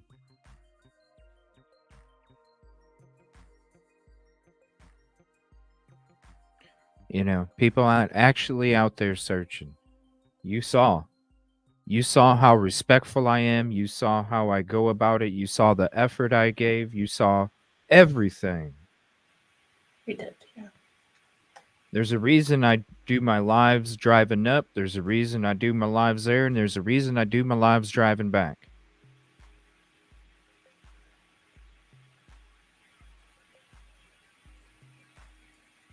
Protection and truth, no matter what. Because if you have nothing to hide, well, then you have nothing to hide, right? Do you guys understand how bad this misinformation, slander, and defamation ruined any kind of safe search efforts to take place anymore? When if you put yourself as that neighbor, seeing somebody out there searching for a missing child in your neighborhood, and you go, I heard that person supports SOs. That's where the danger comes from. And it ain't too hard to put yourself in that position and go, if I saw somebody that supported or who I thought supported SOs walking around looking for a missing child, who knows what some of these people might do?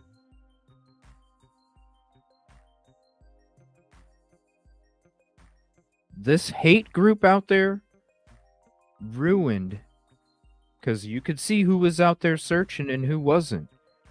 This hate group out there ruined any kind of safe, effective searches for Sebastian because of that.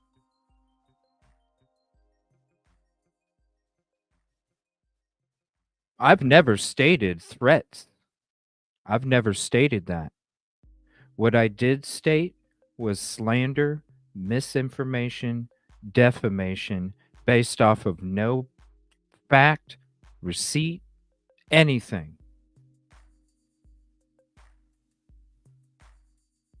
When this person was already attacking me for a month, my mentality, brain cells, amongst other things.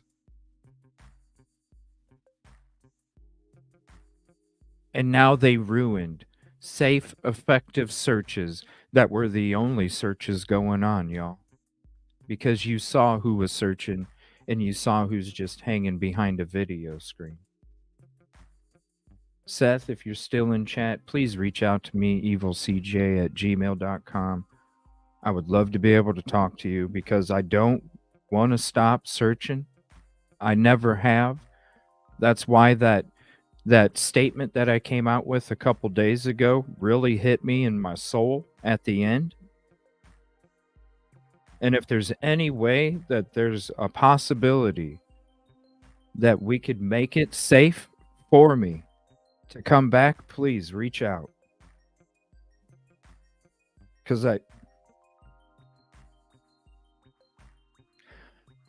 I don't want to quit, but these people have made it a very dangerous situation.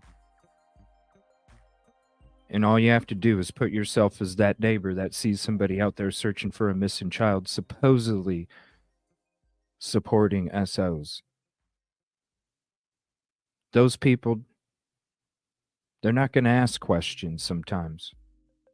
They're not even going to ask for the truth. They're just going to come out there in a rage, thinking they know, when it's not the truth, and then all of a sudden, the true crime case that you're talking about is me. When the true crime case y'all could be talking about next is me. Because I'm just trying to you know what I mean? If there is, please reach out to me because I would love to figure out a way.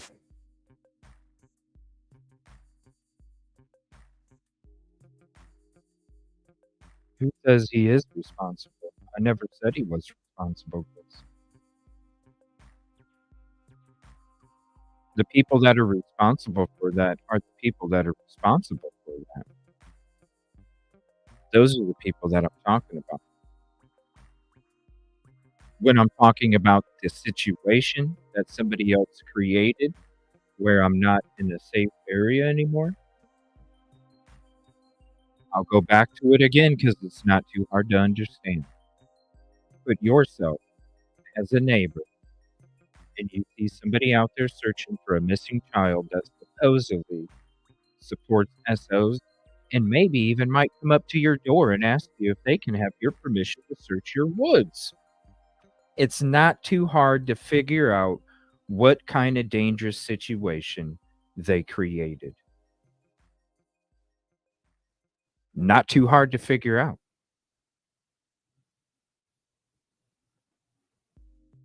Yeah. Yep. So Yeah, that's it just should kind not of, be that way. That's just kind of where I'm coming from. I appreciate communicating with him. We've had nothing but good conversations, and that's it. I mean, that's all I. And forget the blue hearts, y'all. Throw the green hearts in chat, okay? Because it's about Sebastian.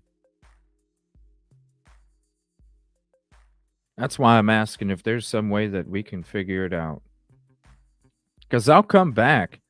I just can't come back with the damage that was already created from somebody else based off of no factual information whatsoever. That's the situation.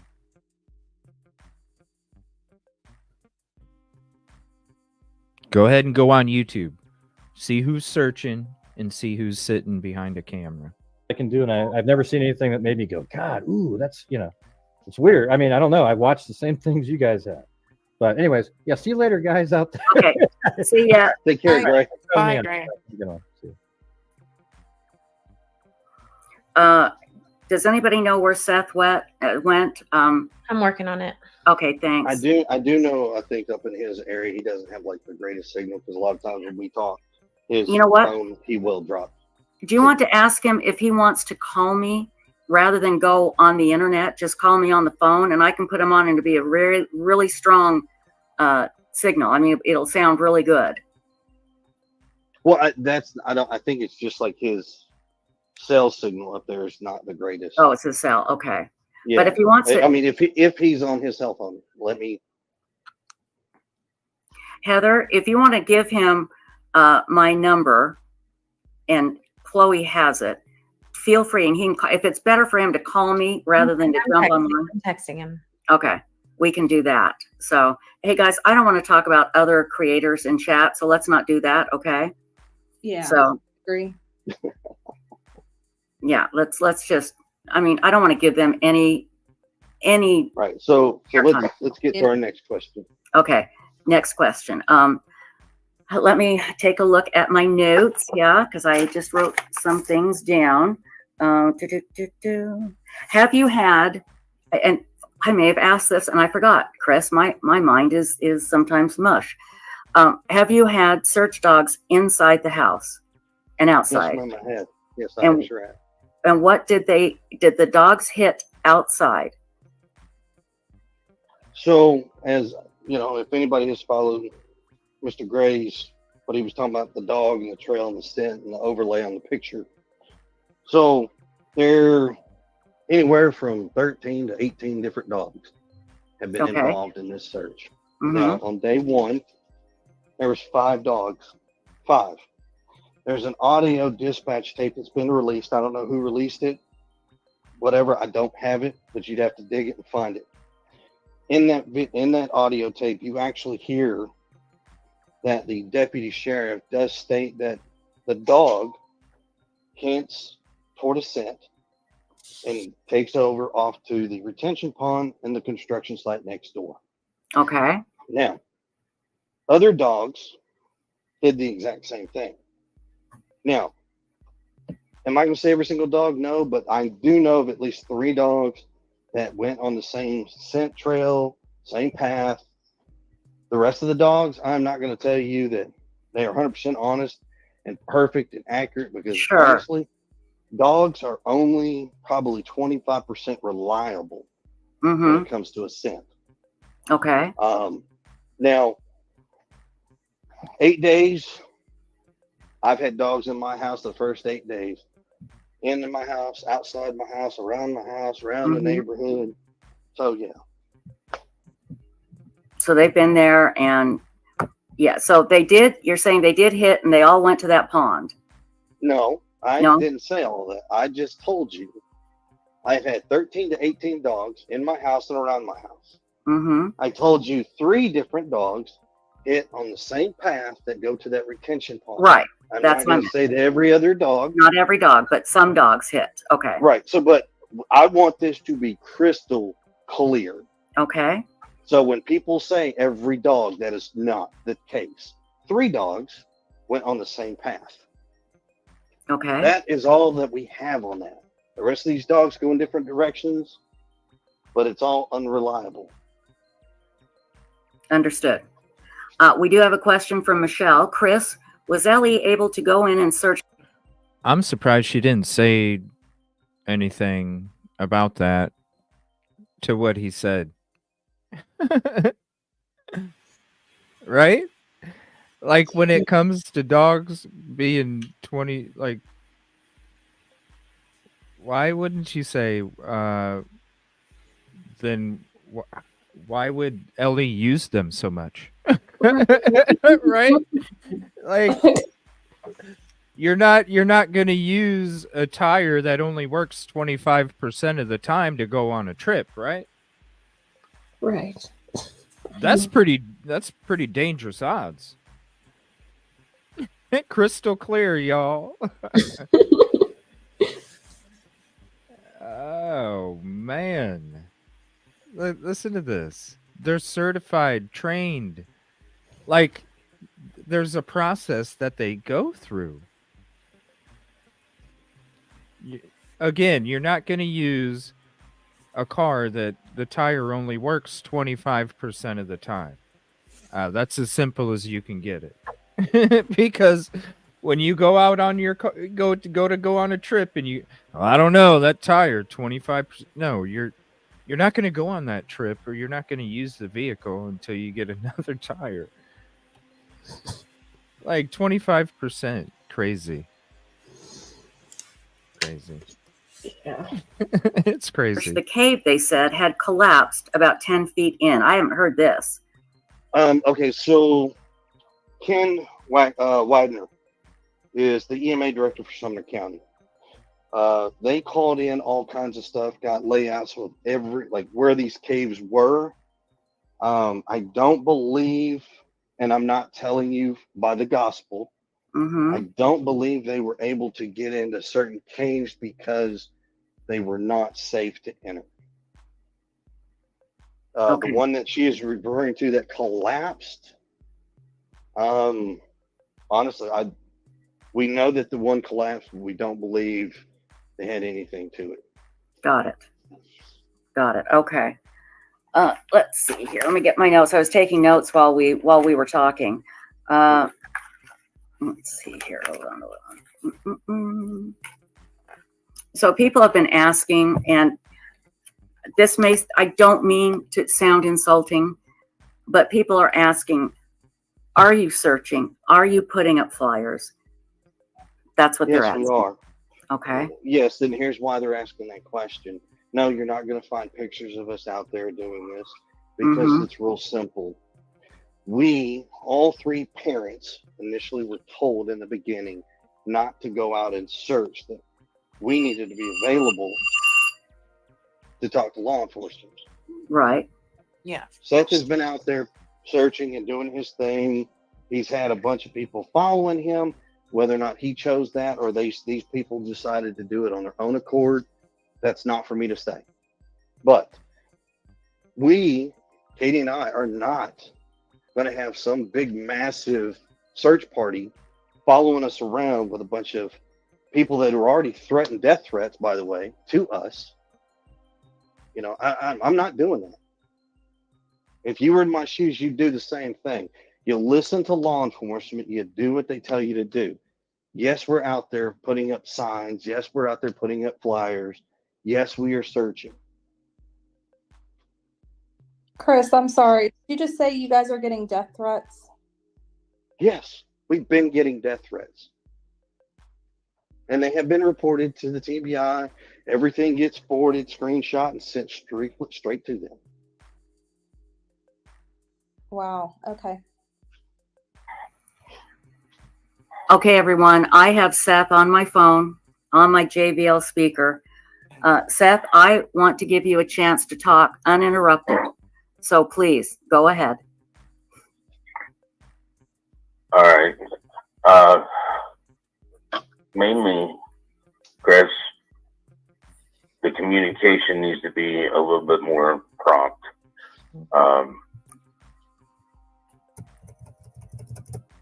If I send you an email on Monday and Tuesday, I'm not willing to wait a week to get a response back.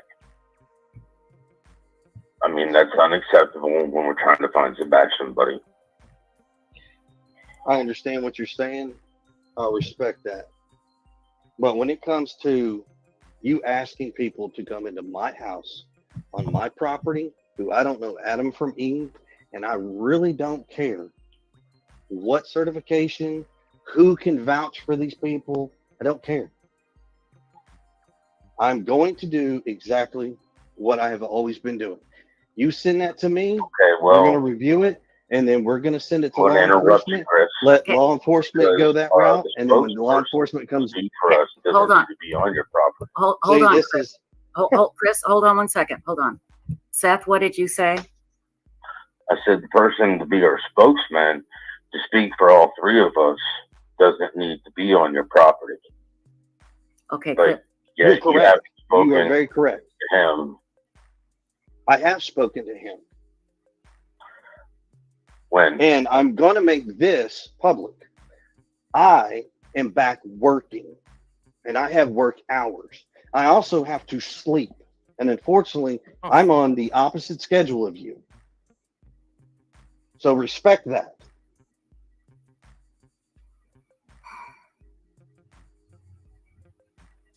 I will do what I can as I can when I can.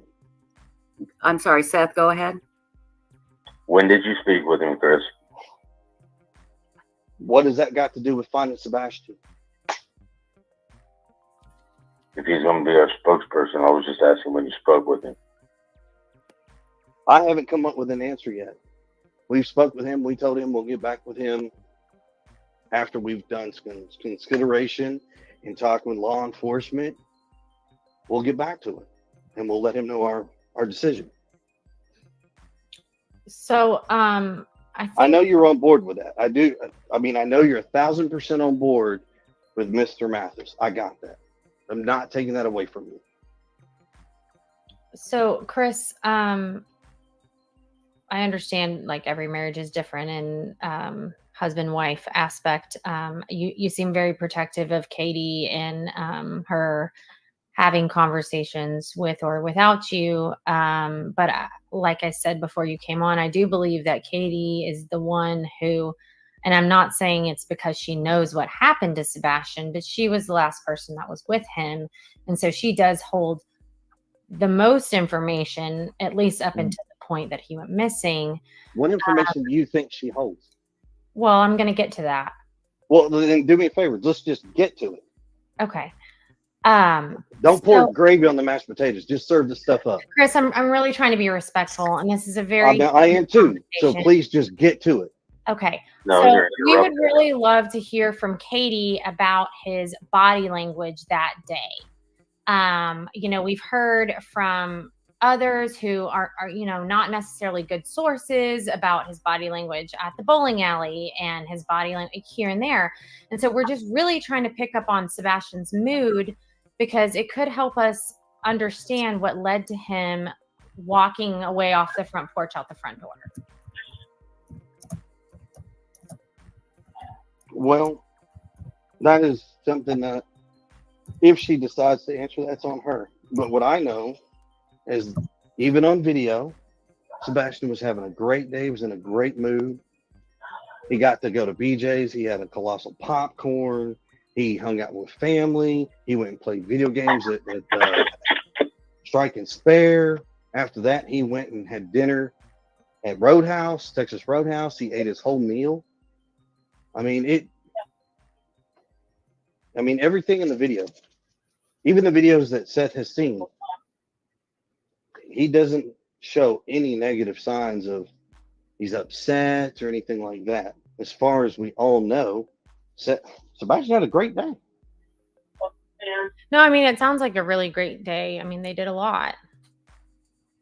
I was just curious, and like I said, I mean, every relationship is different, and you're protective of Katie and who she communicates without you.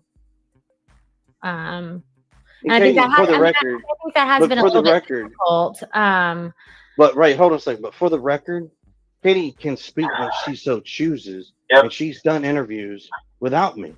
No, I'm not talking about interviews. But she spoke without me. Okay. I want to clear up something that Chris said about Sebastian going to live with Seth. And Chris, you may ask, what does this have to do with Sebastian missing? It's all part of the narrative. It could mean he ran away. And that is, Chris, did you not say that he was not looking forward to going to live with his father?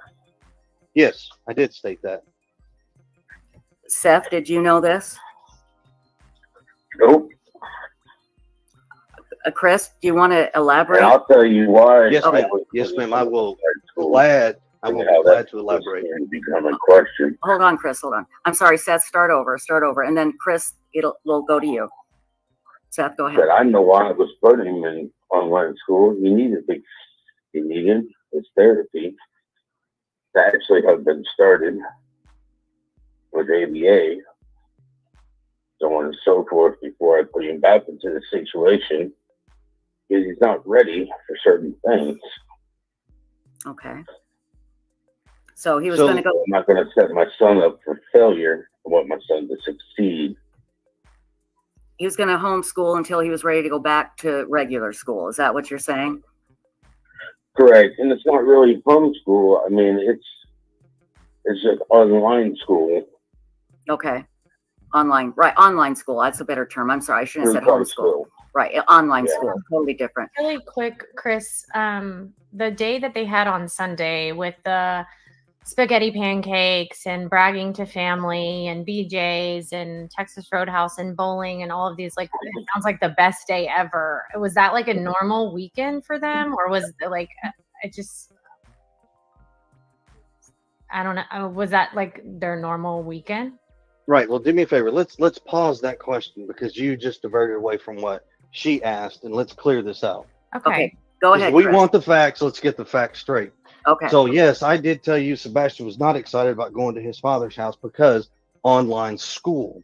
Seth was aware of this because Seth stood in my house with me, Katie, and Sebastian in my kitchen and had this conversation where Seth asked his son about, you don't want to go to online school? And Sebastian's retort was, no, I don't.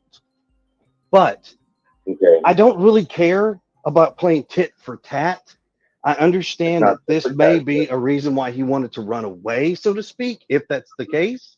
Right. But we're not going into this. We're not going to play this tit for tat on social media. We're not doing this. Okay, Seth, go ahead. Chris, unbeknownst to you, had already talked to Sebastian. He knew this wouldn't be a permanent thing. And me and him had already spoke. Well, that right there is a conversation you should have had with Katie and myself about what your plans were. I'm sorry, do you want? Say that one more time. I'm sorry. What Seth was saying is that if I had known the conversation that him and Sebastian had, then I would know the whole thing. But the downside is that's where Seth should have had that same conversation with me and Katie, and that didn't happen. But this goes right back to, here's the thing. If you're saying that because he didn't want to go live with his dad, he potentially ran away, is that a possibility? Sure, we'll put that out there. Okay. But quite honestly, what goes on between Seth, me, his mom, and our households is none of the public's business. If it had something to do with his disappearance, I would understand that, but it doesn't. Well, we don't know that. Well, I understand that. That's why we're making this clear. And that's why I asked about his day, because I Let's didn't go back know. to the day. Okay, go ahead. No, okay. So, Chris, you don't know me very well. I have 2 decades of experience working with autistic children in different capacities. So I do understand they are all different. I do understand that day may have been very overstimulating for him. So that's why I was asking if that was a normal day for him. And if it wasn't, that just gives me more information that maybe he was very overstimulated that day.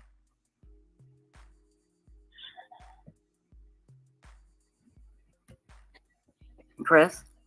All right, so one more time, I'm so sorry. I was just saying, in my experience with autistic children, obviously they're all different. But if this was not a normal day for Sebastian on Sunday when he went and did all of these things, and it sounds like he was gone from home for a while, if this wasn't a normal day for him, would this have been an overstimulating day for him? Is this something normal? Does he normally go to BJ's and bowling and all of these things on a weekend? Or was this kind of like a special thing? And if it was a special thing, what caused it to be special? Was there an occasion? If it was a special thing, a mother and a son bonding and just having a good time. I'm not being ugly at all. I'm not. I'm making the is this a normal day for them on a weekend? For them to do all our days. It's a normal question. Our days fluctuate. Monday through Friday, we're a working family, just like everybody else out there.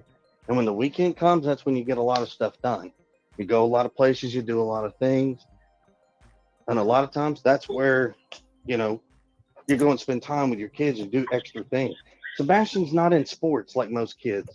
So we don't spend ball time at the ballpark.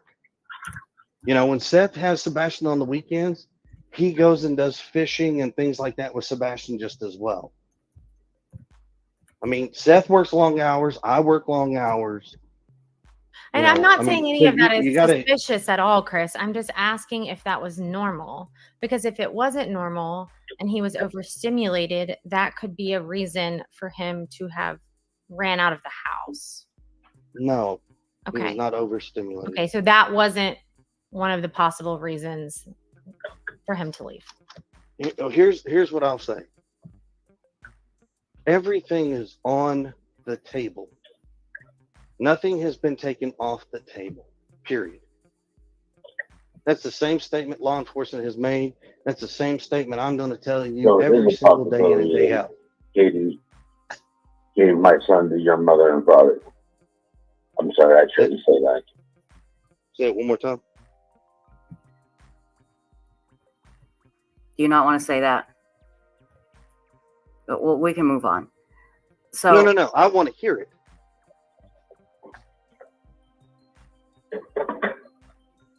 There's a rumor out there, Chris, that your mom and your dad have Sebastian. It's been brought up to me. Seth, you know darn good and well you got a question about my I'm just brother. asking. You pick up the Did they phone take him and somewhere you call. to like a boot camp or anything like that? And Katie just thought I wouldn't accept it. I don't think Hold Seth on. is being accusatory. I think he's just trying to clear up a bunch of BS that's been online. Right, and I'm trying, and I'm telling you, if he's had this suspicion, he's got my mother's phone number. He can pick up the phone and call her. She is not afraid to No, answer any Chris, I'm not questions. saying you. I don't want to talk to your mom. I want to talk to you, and I want to talk to Katie. Well, it's real simple, Just Seth. asking to put it to the rest. You have seen the video footage of Seth haven't. on Sunday. Don't tell me you hadn't. I know you have. You sat in the room No, I with all haven't. the agents. No, they didn't show me the video footage, buddy. So you didn't see, you weren't sitting in a room Wait a minute. with law enforcement, the district attorney, when they showed you a video, when you wanted proof of life, saying that you hadn't seen proof since Friday. When you've been at my house the first 3 damn days. Sunday, buddy. Chris, let Seth speak. Go ahead, Seth. Chris, they showed me video proof of him coming out of Texas Roadhouse on Sunday. On a Sunday night. You damn right. Just Chris. Seth, I got a problem with you sitting here making these accusations. Because if you got a problem with them, guess what? Let's squash it. I think we're just trying to talk things out, and I don't even know if this should be public, honestly. Same. Okay, here's all the public knowledge you need on this deal. Law enforcement has talked to my parents, my whole family. Once again, the statement is true, what law enforcement says. Just because you hear a rumor doesn't mean. And I'll go ahead and pause it real quick. That's why, even when it comes to the other cases that we discuss, everybody is innocent until proven guilty, and everything should be considered speculation unless it's being reported by Ellie. And I know it's getting late for Rosie. I want to say thank you for hanging out today. Appreciate you. It's a long one already. We're at 4 hours. We still got about another hour or so. But Thank you so much for having me over. yeah, thank you for hanging out. I love the new neon. And everybody, if you're not subbed to True Crime Overtime with Rosie, here's the link again. Please go show her some love as well on this video. She's also streaming it over there. Thank you, Rosie. Appreciate everything you do for us. Thank you. Good night, everyone. Good night, Rosie. So it is speculation because we don't work for Ellie. We're not in the water cooler. We're not hanging out by the water cooler. We don't know. So everything is considered speculation. And that's why we're having this up here. Appreciate you, Rosie. Thank you so much. And we got about another 45 minutes of this. And then we'll chit chat for a little bit. And then I'm going to be back later tonight. I'm not sure if I'm going to do a show on Idaho 4 or if we're just going to hang out and have a game night where we play some Prices Right and stuff. I don't know. I'll let you guys know. We'll figure it out. But we'll be hanging out here for a little bit longer. Thank you all for hanging out with us today. I appreciate you all. And thank you for the peace, positivity, and progressive approach to the community. Because it just adds to what we're trying to promote out there. Thank you very much. Make it true. Chris, I don't think he said it was true. I think he's just trying to clarify. He said That's not clarifying. No, stop sitting here trying to defend his actions. Stop. Okay. The fact is, Chris, is I'm trying to squash the rumor. We're both here. Squashing the rumor. Seth, there is no rumor. You know my parents were not with Katie on Sunday. That's all I'm doing, Chris. No, you're causing a problem because you know damn good and well where my parents were at their house on Sunday night. They weren't near Katie. They weren't near Sebastian. And if you got a problem, all you got to do is pick up the phone and call her. Be an adult. Be a responsible adult. And just call her. Chris, Can you hear me, Chris? Oh, I can hear you. Because all I'm hearing is anger and attitude from you. What I'm And trying you to should, do Seth. You is should. Because what you're doing is bullshit and you know it. Okay, stop. Okay, People all are right, talking enough. over each other. Enough. Seth, go, and then Chris, go. Please, Seth, and then Chris. Thank you. Chris, a unified front squashes rumors together. That's all I am stating. Okay, Chris. This is a rumor floating around, and I would like us to squash it.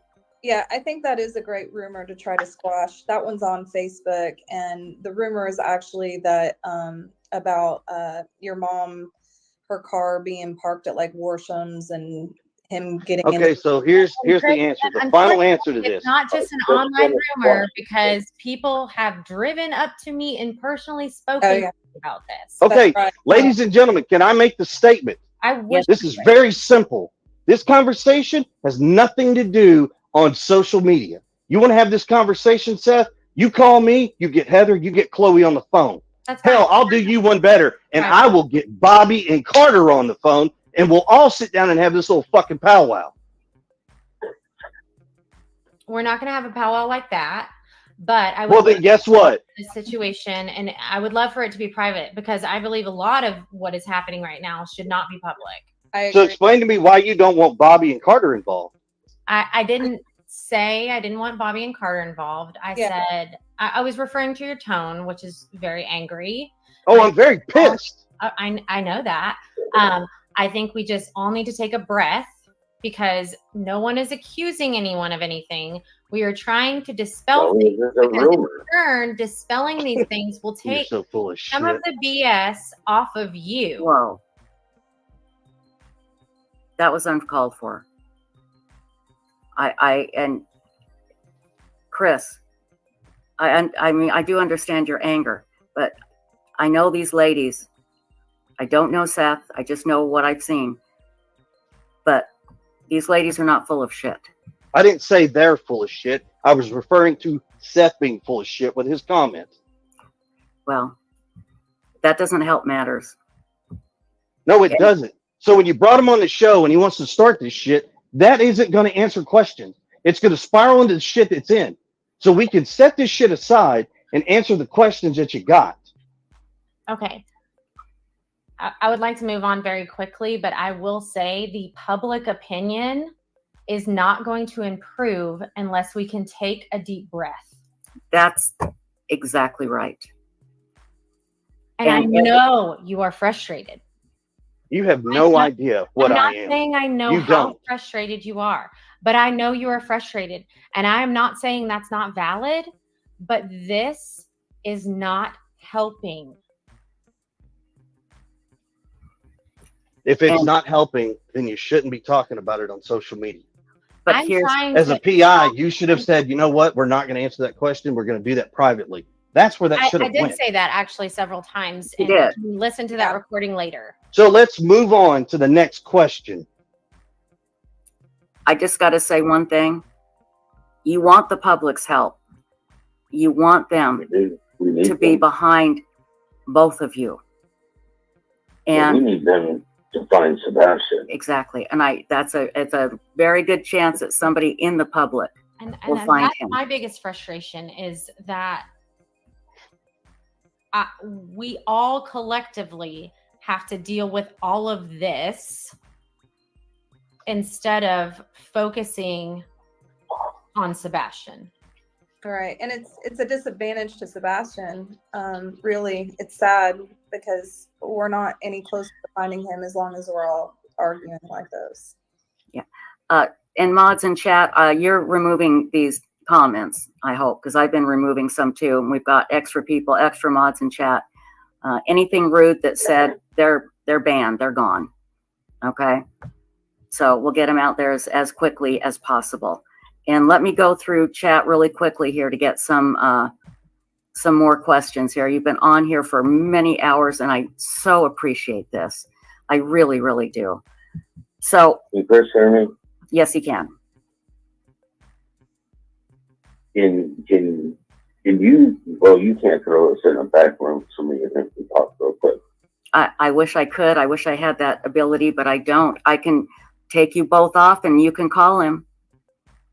Do you want to do that? Let's finish this first, and we'll do that after the fact. Let's get these questions out of the way. Chris, listen, you may not like my opinion, but when we got rumors out there, if you and I squash these rumors, then they stop being rumors and everybody just looks at the people who are spreading them like they are shit. I was not trying to upset you. I'm trying to squash these stupid rumors that are literally filling up my privatized email address, their inbox with crap. Which is crap. It's not helping find Sebastian, so if it gets squashed, then people will stop. Not everybody. Lord knows there's still going to be stupid people out there. But it will stop. It will, literally, it will stop.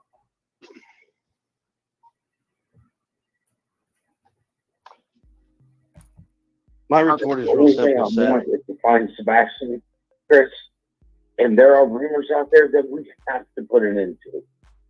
You may not like them, but we have to put them into them publicly. Because right here, we can end rumors. So people know when I told them to fuck off, if they didn't like it, they know that I meant fuck off because they don't like it. So stop right there, Seth. Stop. Let me help you with something real quick. You want rumors to die? You want to stop with all the stuff that's coming up and flooding these PI's inbox? How many terabytes do you want of videos where you have gone out there and you've said some very harsh things that should never have come out? You never should have. And now don't take this the wrong way. That is a conversation for later. Here to swing mud. Let me finish. There are things that I put out there. Once again, you can't talk to a fucking log. Okay, what? Okay, Chris, so let me finish. Chris, that's not productive. It's not. So let me finish. You all are playing one-sided here. No, we're not. I don't think that's fair. So then tell Seth when I'm talking, let me finish. Okay, Seth, let him finish. Yes, Seth, please let him finish. There's conversations you've had that should have never been out in the public light, and you know it. And because you did that, it started a lot of rumors. Own it, accept it, and move on from it. I told you on Sunday, I supported you. I would be there for you no matter what, how ugly this got. But I'm not going to stand by and watch you disrespect me, my family, my wife, or anybody for that matter. A lot of rumors got started because you went on social media and you opened your mouth and said some things you shouldn't have said. Accept it. I'll show you the videos. You don't need to show me the videos. Now, in hindsight, that is a conversation you and I need to have offline, away from everybody else, in our own private conversation. You and I, we sit down and we can talk. Literally, Lise, you had people watch us doing it Sunday at that vigil. Well, They were snapping pictures because they were trying to get some juicy information. Trish, So can we move on to the question? Yes, please. Yeah, let's. There's a question here in chat, and I've heard this. And Chris, this is a good one. I'd like to clear up. Okay. Is it true that Chris told Seth, "You will find your son at church"? No. Okay. No. That's what he stated was if I went to church, maybe I'd find my son. So in other words, if you went to church and talked to the Lord, is that what you were saying, Yes, Chris? that is what the whole conversation in reference was. I have a Not question for you go to a church and you'll find it. Who's Hold coming up on, with that Seth. crap? I'm sorry, Chris, finish. I'm sorry. I'm talking because why I understand. I see where people got that. Right. But that is a conversation that Seth and I had privately. I'm sorry, but we're not going to sit here and drag certain things into this. It has nothing to do with it. I told Seth, basically we should all go to church. We should pray. That's exactly what it was in reference to. Understood. Seth, go ahead. It's your turn now. There's a better way to say it, Chris. Okay, and that's For you semantics. to think that I don't go to church. Seth, I didn't say anything about you not going to church or going to church. Can we Is go that to the what next defines question? Sebastian? No, it's not. Can we move to the next question? All right, thank you. Okay.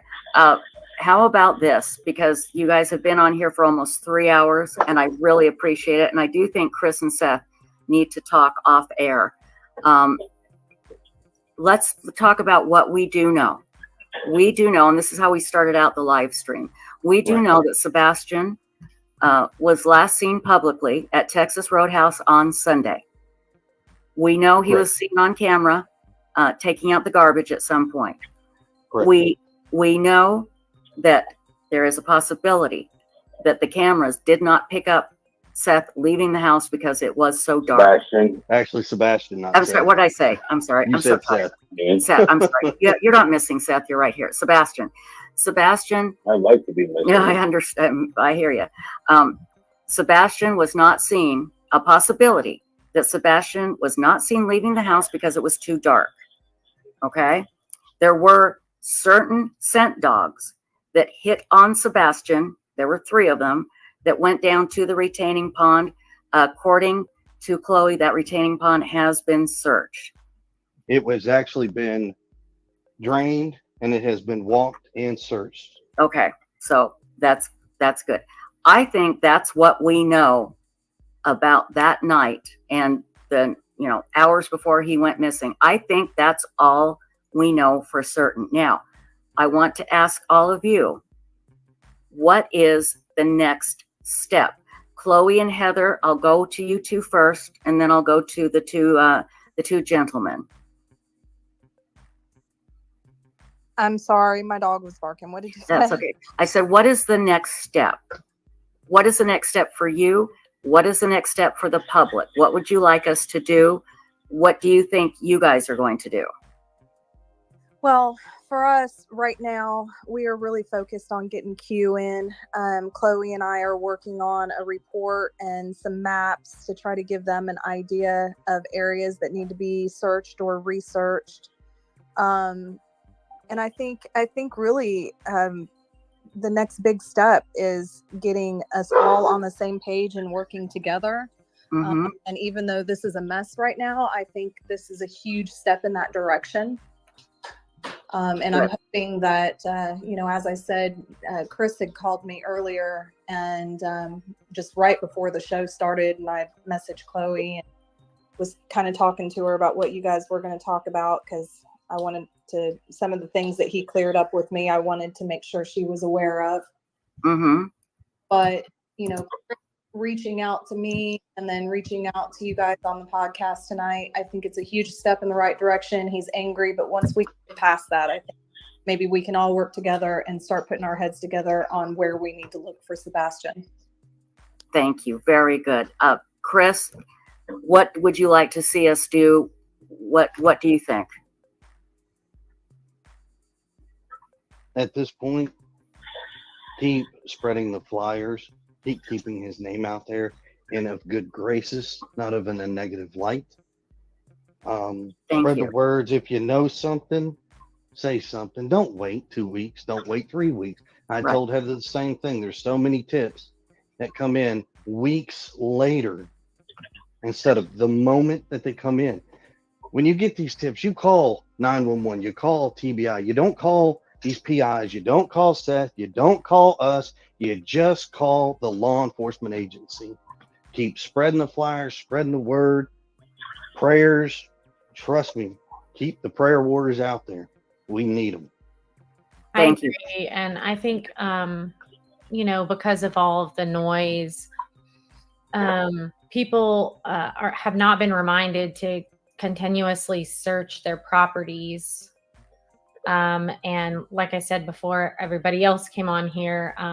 There's a lot of really large properties in the area, and the terrain is treacherous in a lot of areas, and things get missed. So I think it's important to like center it back to the local level, first of all, because this has become national, and nationally people are giving their opinions. We need the community to come back together and search their acres and acres of property, because I believe he could be very close to home. There you Now, I go. will say this much, that everything she said is exactly the same thing law enforcement's been pushing. If you're not comfortable searching, call law enforcement. They, I'm sure, can work in getting a team out there to search the property. You know, please, everybody that's searching, do not. I can't stress this enough. Please do not just walk on private property without having prior permission. Please. By the way, there's comments in chat and we're removing them. Chris has. See the misinformation?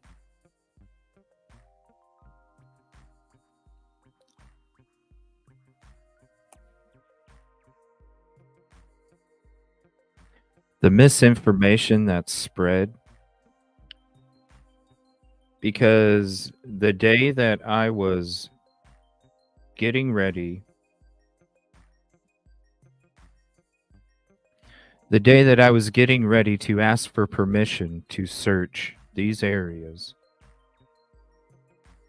this was on my next leg of searches I was going to do. I was getting prepared.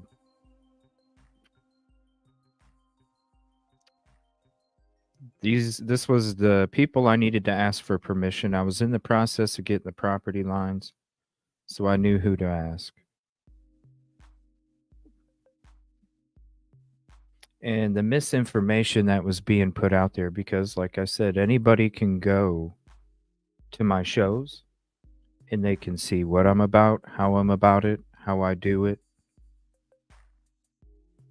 And never once was that any of my plans. I didn't even do any of it. So when it came to that post that was left on my video of the day that we were going out there, finding out exactly who we needed to ask permission. Misinformation again about people going on. You could, maybe other people, maybe other YouTube channels, maybe other shows were getting out of their vehicles. Maybe other shows were going on property that wasn't theirs without permission. That was never us. Never.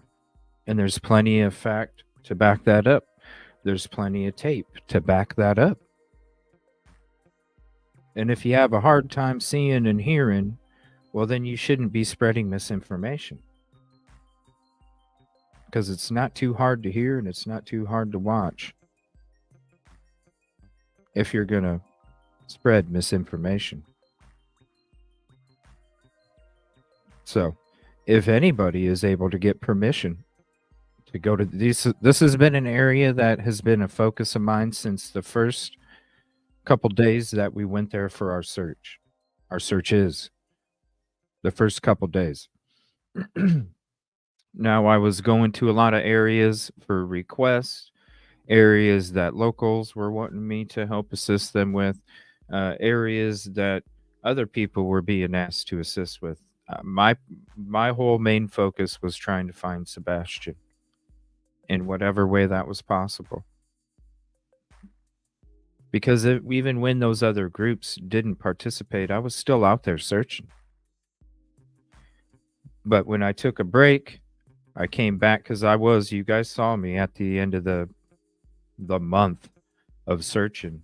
You guys saw how exhausted I was. I needed a little mini break. We went back out there. We were starting to get everything collected for our next few weeks, month that we were going to put in. And this was going to be part of it. Something that I wanted to check way back in the beginning, and we were finally at a point where we were able to start, kind of some areas that I wanted to go and try and see if I could get permission to check other than public property. So if anybody does have the availability These were the main focus of that I always thought needed to be rechecked. Because to me, if you're walking out, if you're walking out and you're not getting caught on anybody's surveillance, you're walking in the darkest place possible, which is inside this red line. Inside this red line is the darkest place possible, not on surveillance. In this area right here, you would have been on surveillance outside. You would have been on surveillance outside. But when you're talking about where you're not and you walked out of the house, inside this red line are areas that start to need to be searched, and then you branch out from that point on. So I want to, I want to make sure. No, we did never, even though there was misinformation being put out there. That's why he wanted to put a comment on my video. That was never the case. There's just a lot of people that don't really want to help these communities, and they do these things to try and prevent you from doing so. Just like the misinformation, slander, defamation, false accusations that have been put out. There's the link for that. I appreciate y'all being here because even if we have to bring awareness to this case in a safe distance, we're still bringing awareness from it, just like other people that are here. Still helping other communities. I want to say shout out to Narc Divers again. Shout out to him. We're able to send another viewpoint of footage for Riley Strain, and we're able to send that on to the appropriate people so they can have another view of where Riley Strain was last seen, because things don't make sense. So I want to say a special shout out to Narc Divers. I appreciate you and your partnership with us. And, I just want to say thank you so much, because without us together this weekend, we wouldn't have been able to do what we did to try and help another community too.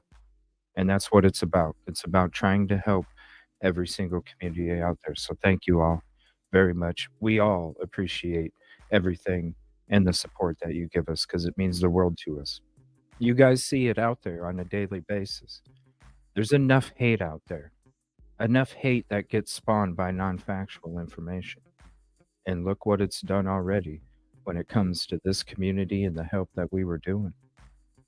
Because of the misinformation, false accusations, slander, everything that continues to happen, whether it's words spoke on a microphone or the chat in other these shows that you see these same people making up false claims. Just check your source, consider your source. Because if people were truly about helping these communities, and if people were truly about helping these victims,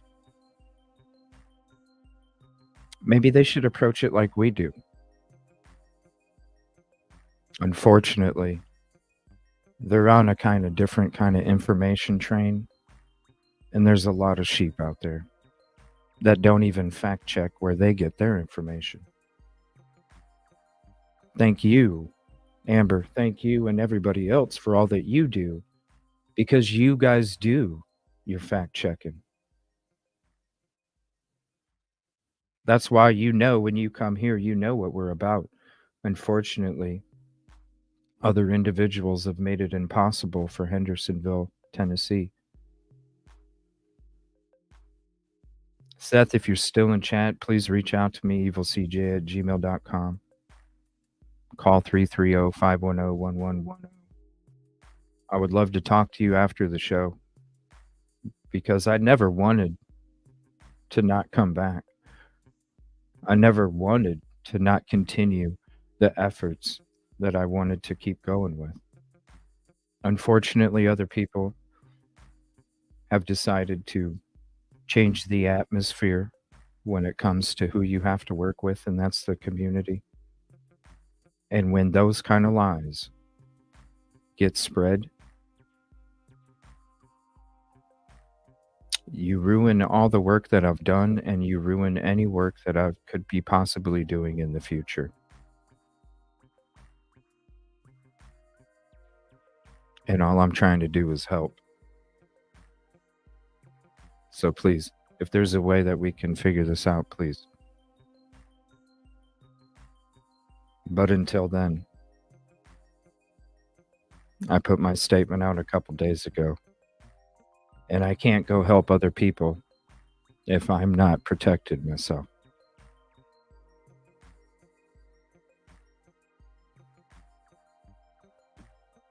It's unfortunate. Has been searching. Okay, he has been searching. Just because you don't see him searching, because you personally don't see him, doesn't mean he's not searching. So that needs to stop. Okay, that needs to stop right now. And Seth, what do you feel the final word should be? I need people to keep the faith. I need people to keep faith that we will find Sebastian. I don't know. I don't know what people's mindset are right now, but it doesn't need to be about me. It doesn't need to be about Chris. It needs to be about Sebastian. Mm-hmm. Sebastian is the goal. Sebastian is what is lost. Sebastian is what used to be found. Oh, honey, I'm sorry. I'm so sorry. Just for he's here for me. I am so sorry. My son is missing. I need people to continue with the flyers, as Chris said. Mm-hmm. BBI has already stated that most of their tips do come in from flyers. I have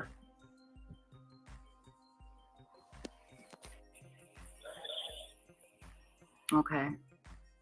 I have 100% faith that the humanity that still exists out here, that we can come together, heads up, eyes open, see something, say something. Contact FBI, contact TBI, call 911 for your local. Tell them that, you think you just saw the missing child from Hendersonville, Tennessee. Get them on it. Mm-hmm. All right. At the same point in time, if you feel that they're not doing it, you just fix it. Law enforcement is short-handed. All it takes for evil things to exist is good men do nothing, and that's good females too. I'm not. It's just for evil to exist and continue. Is good people they do nothing. Right. Don't fall into the simplicity. Right. On your way to work, Right. on your way to the corner store, on your way to Walmart, you might see my son. Absolutely You might right. see him, and I need you to say something. I need you to call 911 immediately. If you're not in Sumner County, I need you to call 911. After you call 911, call TBI, so that way they know that 911 has already been called. I have found that law enforcement groups do not communicate with each other, and I don't mean this as a negative, but I mean this as a Facebook lead came through, and I called Lebanon, which is here in Tennessee, and they didn't even know that my son was missing. Oh, jeez. All right. Mm-hmm. I will second that with Seth. So, There's a lot of people They out there don't communicate. that don't know locally. That's crazy. Right. You know what I mean? That's what's crazy to me, and that's what I said at the beginning of this episode that we were doing. Like, how? So, like I said, when it comes to the misinfo, the slander, the false accusations, the defamation, and I'm going out to these communities, and maybe they just heard the misinformation and everything I keep mentioning. If you were that neighbor and you're like, who the hell is out here coming up to my door asking to search my woods when the only thing that I heard about him is this misinformation, slander, defamation, false accusations.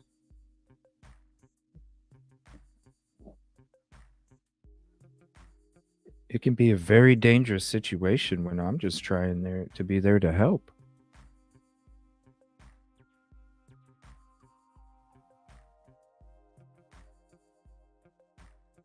They want to downplay it. The people that did this want to downplay it as, oh, he said threats. No.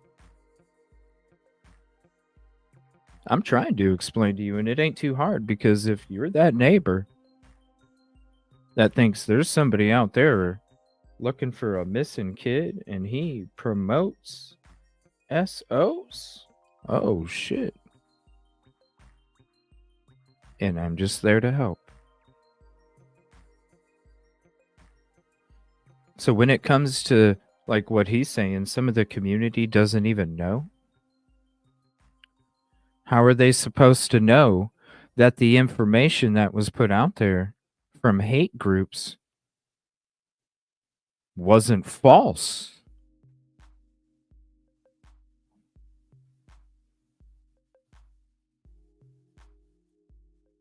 It's not good.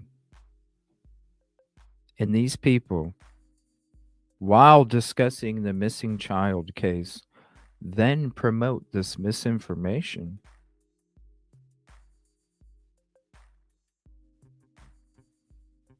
Knowing damn well that it's not true.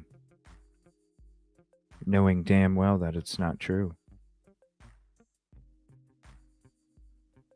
And I know damn well that there's other communities that might be exposed to this misinformation, that might not know the truth as well. Not only Hendersonville, any community. Only time will tell the totality of the damage that was created. And they still want to redirect back to me. They still want to continue the false narrative that they pushed because they don't want to look like somebody that they really did do these things.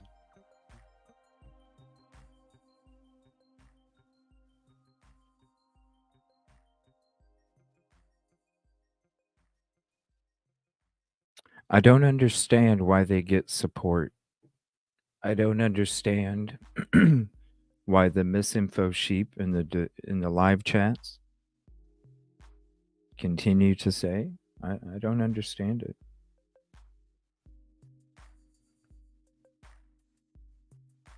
Are they really helping victims in the communities that they discuss?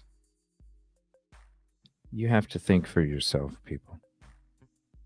It's unfortunate because there are responsibilities that go along with being a content creator on YouTube. And unfortunately, some people are just so egotistical that they think that they run everything. They do so much more damage than they do help anywhere. And all you have to do is look at what they did. That's all the proof you need. That's all the proof you need. They don't communicate, and they need to. They absolutely need to. Well, I'm not saying communicating. I'm just agreeing that he is saying that there's a lot of everybody folks. gets the information that is necessary. Mm-hmm. Somebody forgets to do a pass down, and the next officer on duty doesn't get the information that he needs. So he doesn't even know. It's not his fault. The officer before him could have been working a 16, or have even been working more than a 16, which is illegal. But we still have to have law enforcement out there. Mm-hmm. Right. I just need everybody to work together. The rumors are killing it. the rumors are killing people's time. And that's the one thing Sebastian doesn't have. Right. So if you've already called TBI with your information, but you think it might be a rumor, if you heard it from Joe Blow down the fucking road, you're not helping find my son. You're part of the problem. People out there listening that are doing the death threats, I don't see you at my door. You're going to sit there and pick on people. You're a coward. You are a coward. And if somebody has my son, understand that I love him and I need him back. Mm-hmm. I need him back. Not that I want him back, it's I need. Because my life has stopped. Because Seth, my son is not here and I find it hard to function. Can you ladies get him a a hold for me, regular please? life without my son here. I'm sorry, Chris. Seth. What did you say? Go ahead, Chris. Right. Seth, I know what you're doing and I understand the plea, but hang tight, man. You and I need to get off this panel. You, me, Katie, PIs need to get on a phone call. Absolutely. Not on here. Our message is simple. Find Sebastian, you see it, you say something, you call it in. Don't wait. Don't go down this track, man. Don't. I'm looking out for you. Don't. Can I just say one thing? I don't want to ever discourage people from reaching out with information that they think might be pertinent. Now, getting the same tip 100 times from everybody on social media, just sending the screenshot, did you see this? And we've already seen it 500 times. I mean, that's a little excessive, but I don't ever want people to think like, oh, this might not be important, because that might be the one tip that actually was important. Mm-hmm. So I have a different message to send. I don't want anybody to feel discouraged. Please reach out to us. Please reach out to TBI. Do not keep anything silent because you don't think it's important. Absolutely. And I wanted to reiterate, like I get a ton of messages, and even if I do not respond to you, that doesn't mean I haven't looked at it, and that doesn't mean I'm not looking into it. Mm-hmm. So please, I mean, I get them on Twitter, I get them on Facebook, I get them in my emails. If I don't respond, it's not because I'm ignoring you. We are vetting things that we know are probably nothing. Right. But we're still vetting them. I mean, that kind of goes back to what I was saying earlier. It's regardless of how everybody out there feels about me personally, regardless. Let me help everybody with something, and that this might help you understand where we're all standing. There are some folks out there that have children, and I would like for you to take your step back, and you can go look at your children. You get to look at them, you get to hold them, you get to hug them, you get to give them kisses every night, you get to say I love you, and all the fun jazz that you get to do. Mm-hmm. Right now, there are 3 parents that cannot do that right now to one child. One. Regardless of how you feel about me, because I can tell you now, I'm not the most liked person in the world, and I'm perfectly okay to accept that. But if your heart's in the right place and you're doing this for the right reasons, it's not about me. It's not about Seth. This ain't about Katie. This is about 15-year-old Sebastian Rogers. It's about Sebastian. And all I'm asking for y'all is to please tone everything down. Focus on the positive. Keep pushing the message out there. And trust me, when we find Sebastian, when he comes home, let the party begin. But that's all we're going to ask of y'all is please just keep spreading the word and be supportive and just keep pushing Sebastian. That's all we're going to ask. Thank you. Seth, any final words? No. Okay. Ladies and gentlemen, I can't thank you enough for coming tonight. I apologize for the rude comments in chat. Our mods were deleting them as quickly as possible. Those people disgust me. They're not welcome here. And Thank you so much, Trish. If this had to happen publicly as it did, I'm really glad it happened here. well, and again, we'll do anything we can to help and anything we can do to facilitate the talking. We don't need to do anything publicly. We'll help any way we can privately, and we won't say a word.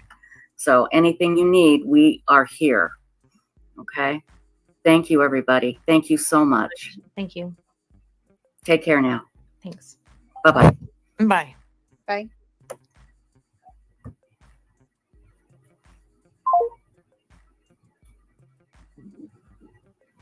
Thank it you, just Maria. us? Ticket 430. Wait. Is the I show think so. over? Yes. No, we're still live. We're Oh, still live. okay. I was like, okay, yeah, it's just us. Okay. Yeah. I don't. Yeah, we were trying to get rid of the comments in chat as quickly as possible. And people, and people were saying, "Do you want me to be a mod? Do you want me to be?" And I didn't have time to make anybody a mod or anything. But Well, I got, ping in and then 8675309. Okay, good. Because the comments, the bad comments were coming fast and furious, and it was so frustrating. I've never seen anything so disgusting before. I know, and it's like, really? Honestly. And we've been doing this for what, 4 years now? Yeah. I mean, in some form or another, and Yeah. it's just I've horrific. been doing true crime social media for 20 years. I've never seen as many rude, horrible comments Right. as I have on both sides, But And we're talking about chat comments, just to clear up for everybody. chat, not here. But I do want to say something. People were accusing me of favoring Seth over Chris. I was, because Chris was so angry and so aggressive. And I was trying to calm him down, and I wanted to but he was just kept exploding, and that's just not going to help. And I was trying to get that message across to him, and I don't know if I did, So it also, was. you were trying to make sure Seth got a chance to speak. That Well, they both yeah. got a chance to speak. And Chris had been on there longer than Seth. So anyway, it was just, it was very frustrating. So I will admit that I was helping Seth more for two reasons. Chris was so angry and was just exploding, and I was trying to give Seth time to respond. So that's why. Anyway, yeah, I do, Elizabeth. I feel like Chris is his own worst enemy, and I don't know how to get through to him. That he's just making it worse by getting angry like that. It doesn't help, because here's the thing. You're not going to change the idiots out there that come in and say these horrible things. You're not. You're just not. And by yelling at them, calling them names, it's not going to help. It's just going to make you look like an angry person. So it's hard, but as we know, you've got to ignore those people. And that's so hard to do. Yeah, it's hard, but you need to. I mean, And I ignored them. Could I ignore the safety dangers that they put in place for me? No, I can't ignore those. I can't ignore those, because if I'm not safe, then I'm not able to help others. And that's the severity of the situation. But here's the thing. These two families, like I said, they didn't know. One day they're going along, all of a sudden they're boom in the middle of social media. And unless you've been in it, it's almost impossible to ignore these things. And you want to respond because you think, okay, if I get out there and respond and tell the truth, then everybody will see. Well, it doesn't matter, because the trolls will be the trolls, And if anybody found that upsetting to listen to, you could have left at any time. And I offered to end it so these two could talk, and Chris said no. Chris said no. So I tried, and if they want to talk on this platform, I am more than happy to let them talk. But anything that can maybe help, Feisty, please don't spread misinformation. When did I ever say that somebody did that, Feisty? please don't be a misinfo sheep. Please don't. Exactly. You know? Exactly. And again, nobody is forced to sit into this chat Please or don't. into this, to listen to this. So, and here I am getting all defensive about people making comments about me, and I'm saying, oh, don't listen. And I'm doing just What the not fuck? even taking my own advice. But anyway. You know what I'm saying? Okay, I think that's it. I think I need a break. I mean, you've been in the show and I've been talking. I mean, you've been in the show and I've been talking about it. My Lord, the misinfo sheep.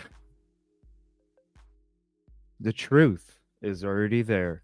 I'm sorry, people don't want to check which foot goes in front of the other one to walk. It's not my bad. It's not my bad. Yeah. But please, everybody, get the word out about You gotta go Sebastian. like We'll put this, links man. in the description where you can get the flyers and do all of that. Okay. So, And there's a petition that needs signed. yes. Yeah. A petition, and there's a GoFundMe to help with search. What is Gray saying? Is he in here causing problems? Hey, what's up, buddy? Hold on. Do you need a link for the panel to Facebook, your phone? What's up, man? Let me know where you need the link sent if you want to hop up.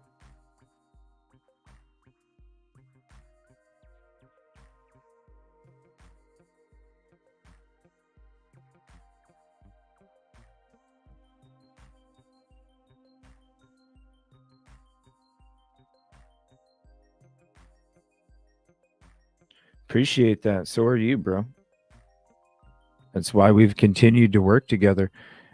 If you're not subbed to Narc Divers, excuse me. If you're not subbed to Narc Divers, definitely go sub.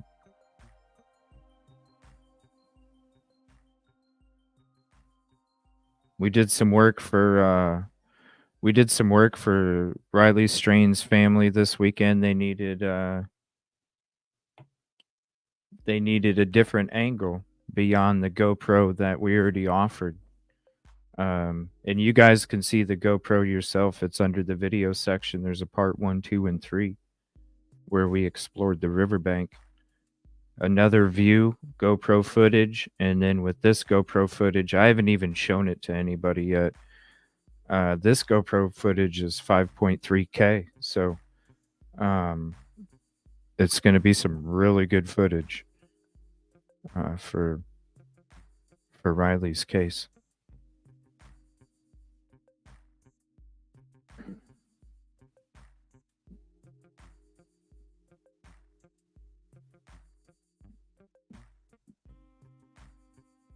Oh, I'm sorry for your confusion, Feisty.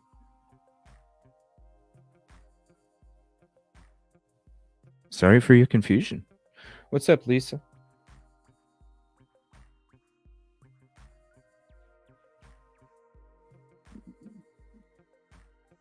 Yeah, I already sent it to Facebook. Here, let me go into some of the videos that we actually got this weekend. I haven't even uploaded them or anything yet. I gotta kind of collect them and then send them out. Let me see.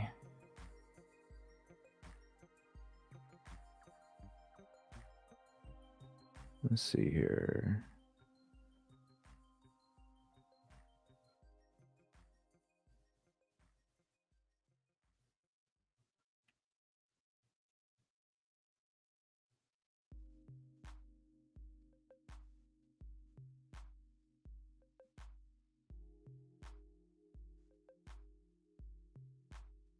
Let me see. This is one in the middle. We'll just pick one in the middle.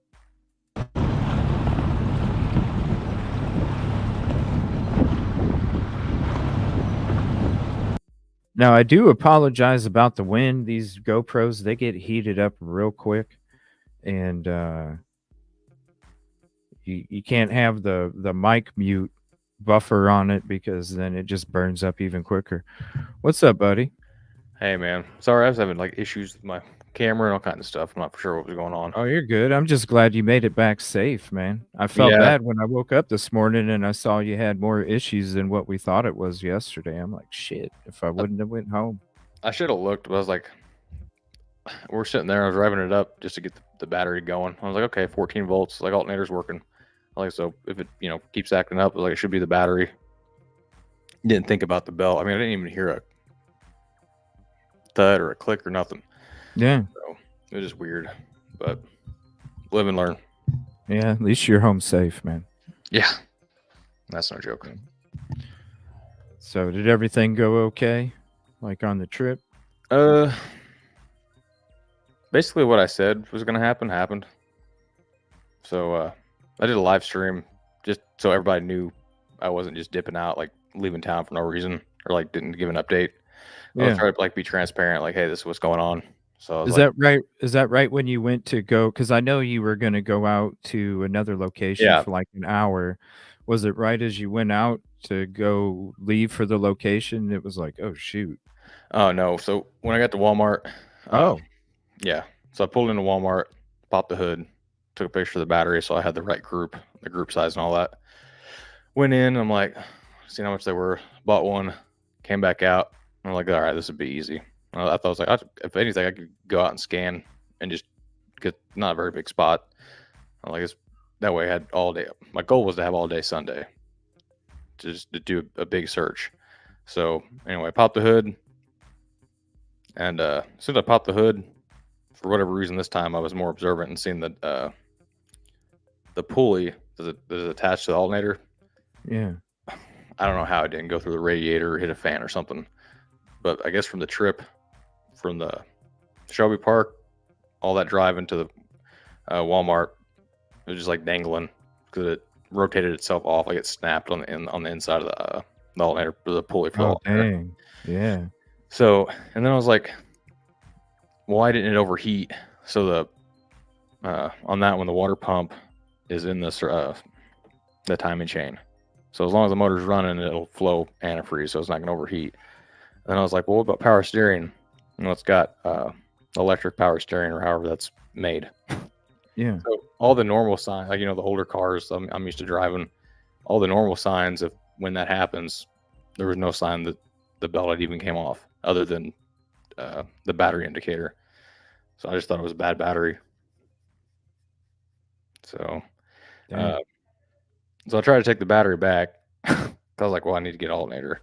Like the battery should be good. And then apparently it's against their policy to take batteries back. Really? Yeah.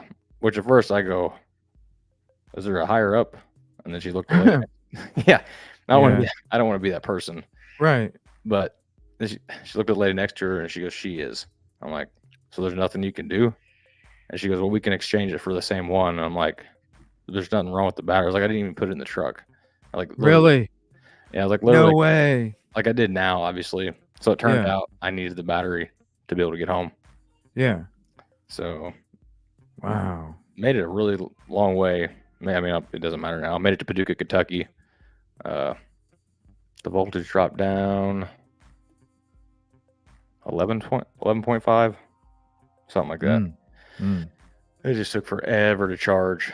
So yeah, I got some sleep for once last night because I only had like 2 hours the night before. I got some sleep last night and I woke up this morning and I seen that you were live and I saw the thumbnail showing your alternator and I'm like, oh hell no, like yep. Because we just thought it was the battery. I mean, yesterday everything else was working good. I mean, for what it is, but I was like, well, I'll just get an alternator. Couldn't find an alternator. I'm like, all right, well, I don't want to, but I know it's pumping out voltage to the battery. So if I get the pulley for it, even though it's kind of boogered up, I don't know how it would have really worked, but they didn't even have the pulleys for that alternator. So ain't that crazy too? Because usually most parts stores have it. Well, it's an expensive one, is my guess. So they don't want to keep it like I don't know, in stock. Plus that truck, I don't know how many other vehicles take that specific alternator, but it's that truck isn't. All the versions are gas, like a V6. I think some have a 4-cylinder, but that one's got the diesel, so it's probably a little bit different for whatever reason. Yeah, it needs more power or something. Something. Because usually they got like 3 or 4 different price ranges, and they did. Yeah, they're like, yeah, we're out of stock out of the 3 The cheapest cheap one, ones. yeah, the cheaper Right. one. Yeah. So I was like, what are the odds? It wouldn't have been that big a deal either. I'm like, well, I got all the tools, and the alternator sits right on top. Like, you get access to all the bolts, no weird, having to hold it, and Right. so it would have been simple, but no, no one had one. Now I did find there is a place in Nashville. I guess they specialize in rebuilding alternators. So but they're not going to be there till tomorrow, Right. if they have a schedule or whatever. So luckily, So- I made it home, kind of. How'd you end up getting it to work? Like, So the new battery obviously was charged up. It just wasn't getting charged. So I turned everything off that I possibly could. Didn't run the radio. Didn't try to run with AC. Shouldn't have worked anyway because the no belt. But the more I drove, the more the voltage kept dropping. So I think with it being a diesel, it's got. I don't think it works the way I'm thinking. I don't think the injectors. I think it has a. I'm probably wrong. But it was weird because the second time it dropped down to 10 point something volts, and I've been in like a Ford Explorer V6 that I know is fuel injected, and when it drops to a certain voltage and it doesn't give enough to fire the injectors, like you'll get the bucking and jerking. Yeah. And I kept expecting that to happen. I mean, you could tell I was losing power, but it never did. I never did get stranded, so That's just good. stopped. But my stepdad brought down a generator. I told him, I was like, I'll just throw the generator in the back and then charge it, but didn't really want to do that. So he just brought the generator and the charger, and we charged it. Took about 2.5 hours, give or take. And I mean, that disc still didn't charge it all the way. It was a pretty hefty battery. It's an AGM, something like that. how far did you make it until you had to stop to do all that? Because I know you, like when you were ending the stream this morning, is that where you that's had so, already made it as far as you could go, and you were kind of just waiting? Well, that's where the phone overheated, so it powered it, like closed all the apps, and then Right. restarted the phone. And luckily, YouTube, it's gotten a lot better, I guess, if you do drop your stream. So I got to Paducah, and then it came on. Like I was trying to figure it out, and then it just came on after I clicked on go live because I wanted to see if it was there. And then apparently I showed too much in the background, which is, I mean, it'd be pretty easy to figure out where I was at. So, and I looked at the video. You can see the top of the awning of the gas station. You can see the trees Yeah. behind me, and if you know that area, you're gonna know exactly where I'm at. Plus, you can see the semi to the corner. So, And you're carrying a boat, you know. yeah, and stick out like a sore thumb. Right. Like, especially if you know me. But I even said, I mean, I don't know exactly what I said. I just know on the live driving down. 'Cause I was expecting to break down on the side of the road. I was just waiting for it. Right. I just said, if you're watching, if you wish me any harm or ill intent, don't show up because it's going to be a bad day. Like, it's not going to be good for either of us. But anyway, I can't prove that, but yeah, it's kind of weird. Dude, don't even live. I mean, anyway, lives pretty close, but not that close. And why that gas station when there's a bunch in between? Yeah. So don't know what he was doing or out and about or whatever, but anyway, Huh? just like that. It's nothing we did. No, it's just messed up. Yeah. Stalker mentality. Then you got basically two grown kids going at it back and forth. Him and me in front of other kids, and then it's just ignorant on both of us, regardless of if he showed up. So should have showed more restraint. But when someone shows up like that, you don't have a crystal ball. You don't know what their plan is. Well, and when you're about doing the right thing 100% of the time, I mean, you're gonna have that reaction. And it was like first. Oh, anyway, the old me would have been a totally different outcome. I mean, I show more restraint than what I have a long time ago. But it's just bad. I guess when you say something about somebody, like I always talk, I even say like, this is the person's positives and this is the person's negatives. And I guess most people just hear the negative thing that you say about them. Yeah. And that's what they go with. So Well, there's plenty of proof to show. yeah, that's messed both. up. There's I mean, plenty of proof to show both. So, well, I'm glad you made it okay, man. I know, because when I joined, it was like doing that little refresh thing. So that must have Yeah. been when your phone It overheated. ended up And overheated. Yeah, because I was like, oh gosh, and I'm sitting there and I'm like, shit, I wish I wouldn't have came back last night. Now, we because couldn't. hell, Well, at I mean, I least guess, I could have been there, But yeah, it'd been a sitting duck. I went Yeah. for a walk and got a drink, but I didn't tell anybody where I was at either, and no one Yeah. showed up. Anyway, yeah, just weird. A well, lot I'm of sure. drama. Yeah, there is when we're just out there trying to do the right thing, and it's like, what's going on? We're just both of us. We're just out there trying to find Sebastian and trying Yep. to do the right thing, and it's like, what the hell is going on with this world, man? I always try to stick to myself, for the most part, stay out of people's business. Unless people are calling shots at you or taking shots at you, then I get it. It's just, what the hell's going on with this world? Colleen Blanchard, I want to say contribution call out. Thank you for becoming a member. Appreciate your support to the community. This actually was it is a members live that we did yesterday. Thank you again for all the work that you helped out with yesterday for Riley Strain's family and having another view of how it all took place, man, because it just adds on top of it. It's definitely different when you're down there, versus when you're standing up top. Yeah. It was just a team effort. I don't even know when we first showed up looking from the top. I mean, it looks like you'd go kind of straight in a sense, but when you go down to the bottom, you get the outlook and outcome looks totally different. It does look completely different, especially with that view. It looks like you see this view right here, and I'm just not showing it all yet because I haven't put it out, but you look at this view, and this is along the riverbank where the credit card was found. Up above is the bridge, and you see, right here, you see these big rocks over to the right side of the screen. That's off to the right side of where the credit card was found. Credit card was found off to the left where there's that open little area right there amongst leaves and stuff. Now, it's a different foliage because it is some time later. But when you go to the GoPro, that was just a very short period of time after Riley went missing. And when me and Najee explored the riverbank, you can see, even though it's not the exact foliage because it is that time of year where everything's starting to sprout, you do see a lot more considering what you see here. But this is also, it's another view.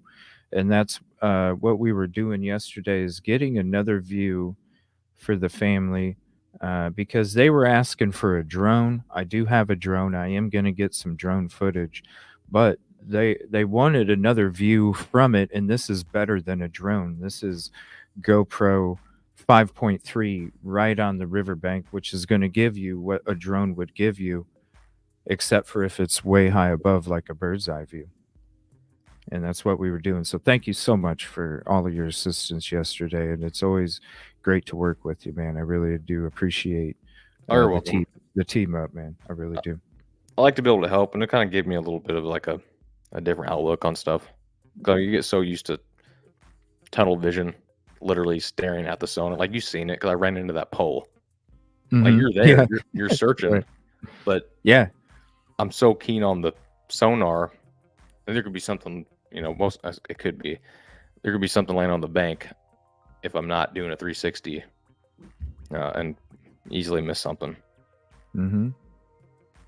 I mean, I seen more on the bank this time than I did going down there the very first time.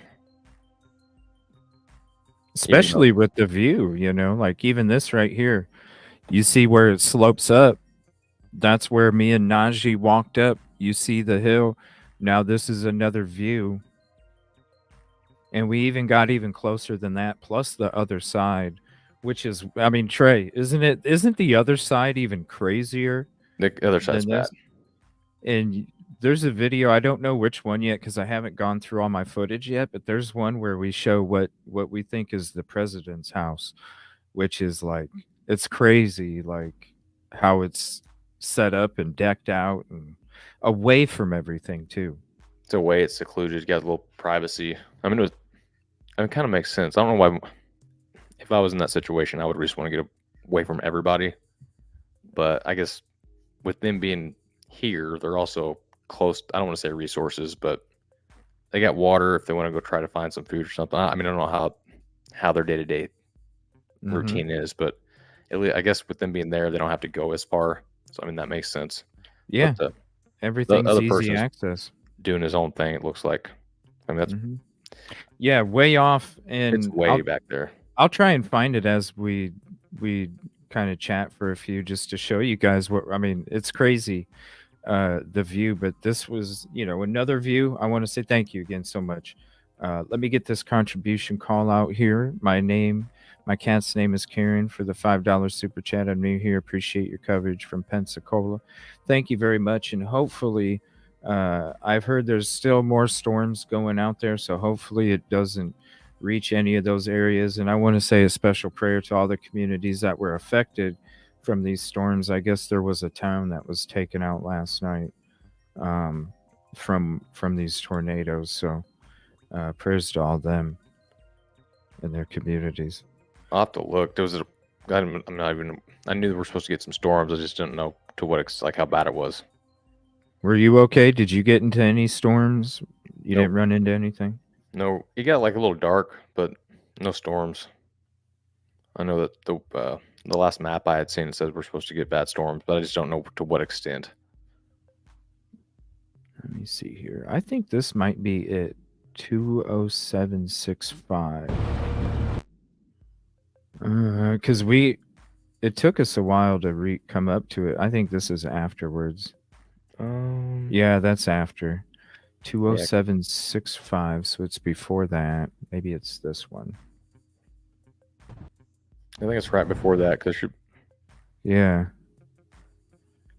And StreamYard sometimes has an issue playing the 5.3K. So this one's the one before it. Over 70 tornadoes. Wow.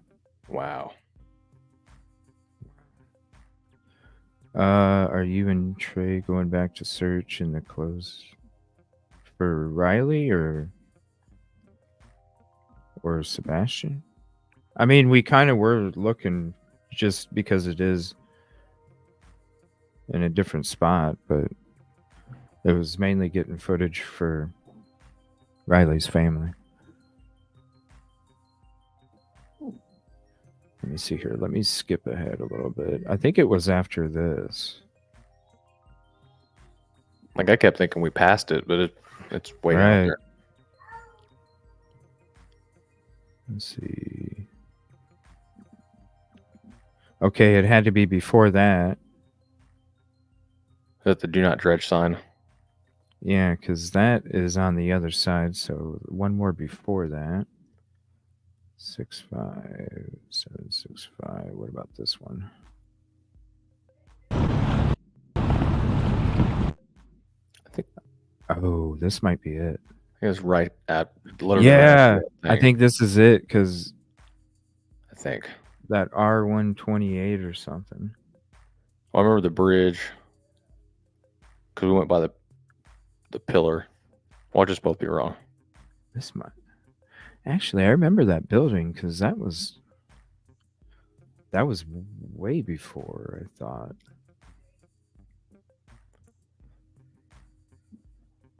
Let me kind of skip ahead a little bit because it's on the south side of the riverbank. It's on the south riverbank.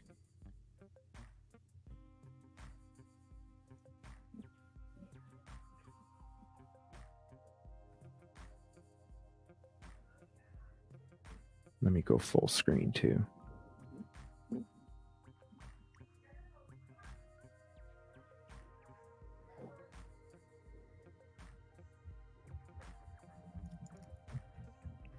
So this is after we were leaving the area where Riley's strain was last seen. we're heading back, and we were getting footage of this other area too here. Oh, it just skipped ahead. Oh.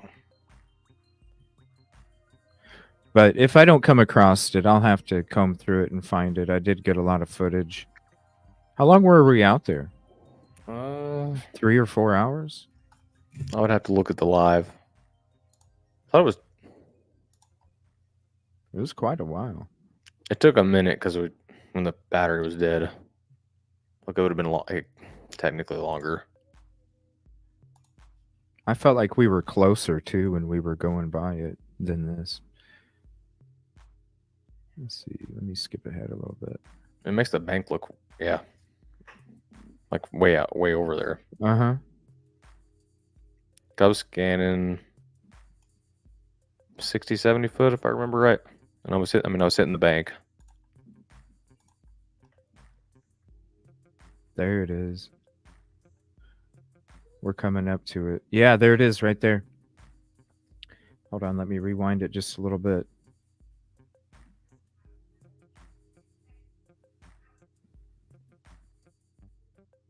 I mean, we were out there for at least 4 hours. We got to go back a little farther. This right here. Wait, that's another one. I can't. No, that's it. That's it right there. So you see this dark area right here? You'll see the trees. I'll take a screenshot. Let me go to the actual video so I can get the GoPro clarity. So we're at 7:01. Give me 1 second. Let me go to the actual video and I'll take a screenshot of that.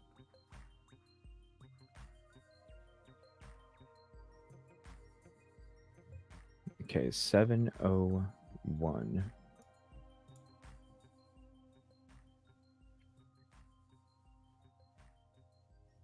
Okay, 7:01.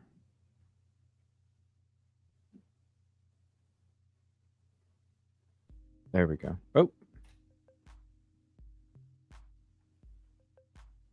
Okay, screenshot.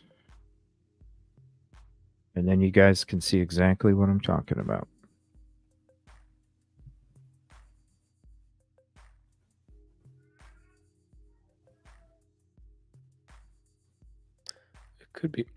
It could be way off the beaten path just because of how big it is. Like, so no one's stopping from building it. I mean, it's a mansion. It's a mansion because and I'll show you when I zoom in. You can see the tarp going around the back, which is the house. Then you got the blue tarp, which is the porch. You got these hanging lights connected to all these poles. You have it's an elaborate setup. All right, so let me blow this up and zoom in real quick. Share screen.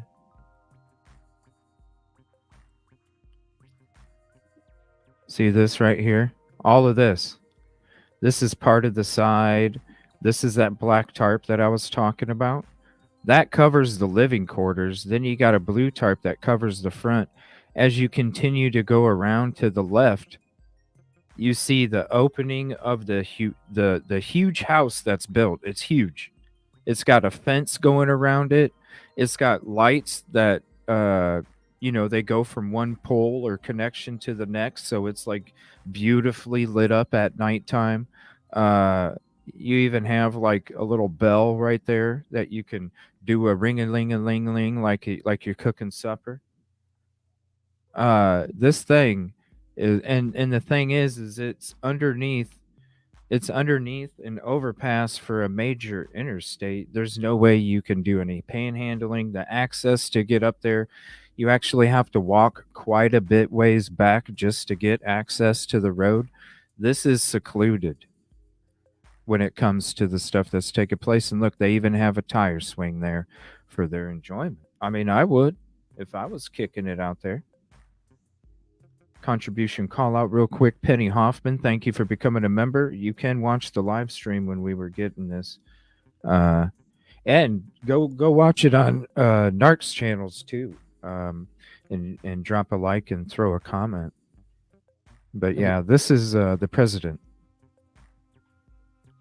It's pretty extravagant I know it's not perfect, but I mean, it beats compared to the other places people are living in. This is, I Yeah. mean, it's really nice. Under the bridge. Oh, you guys don't see the tire swing. Hold on. There you go. That's the bottom of the river. You got a little walkway down here. You got a nice little spot. Look, you even have stairs. Even have stairs for a path that goes up the hill.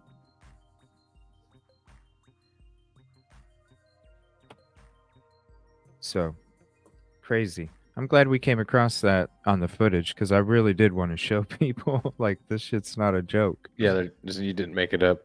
This is real. I mean, if you look, I mean, it looks like a mini, like a Yeah. house. It's like a fortress.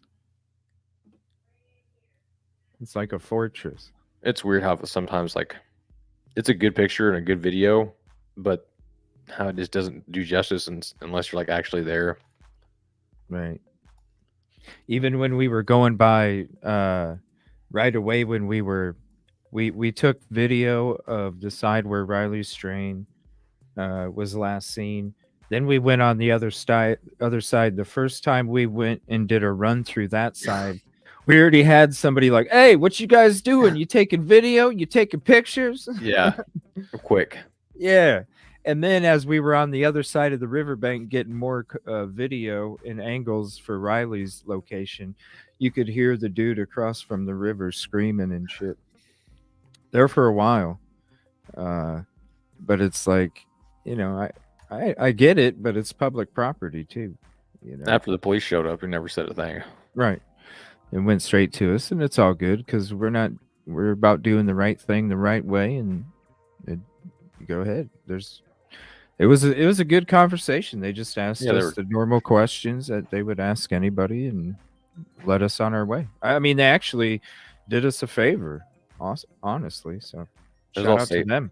Yeah, they're super cool. And the things that we're asking, it was all of it was pretty much safety related. Mm-hmm. Like, I mean, I know they said, "Hey, what y'all doing?" But they said life jackets. All right. Yep. All safety related. So.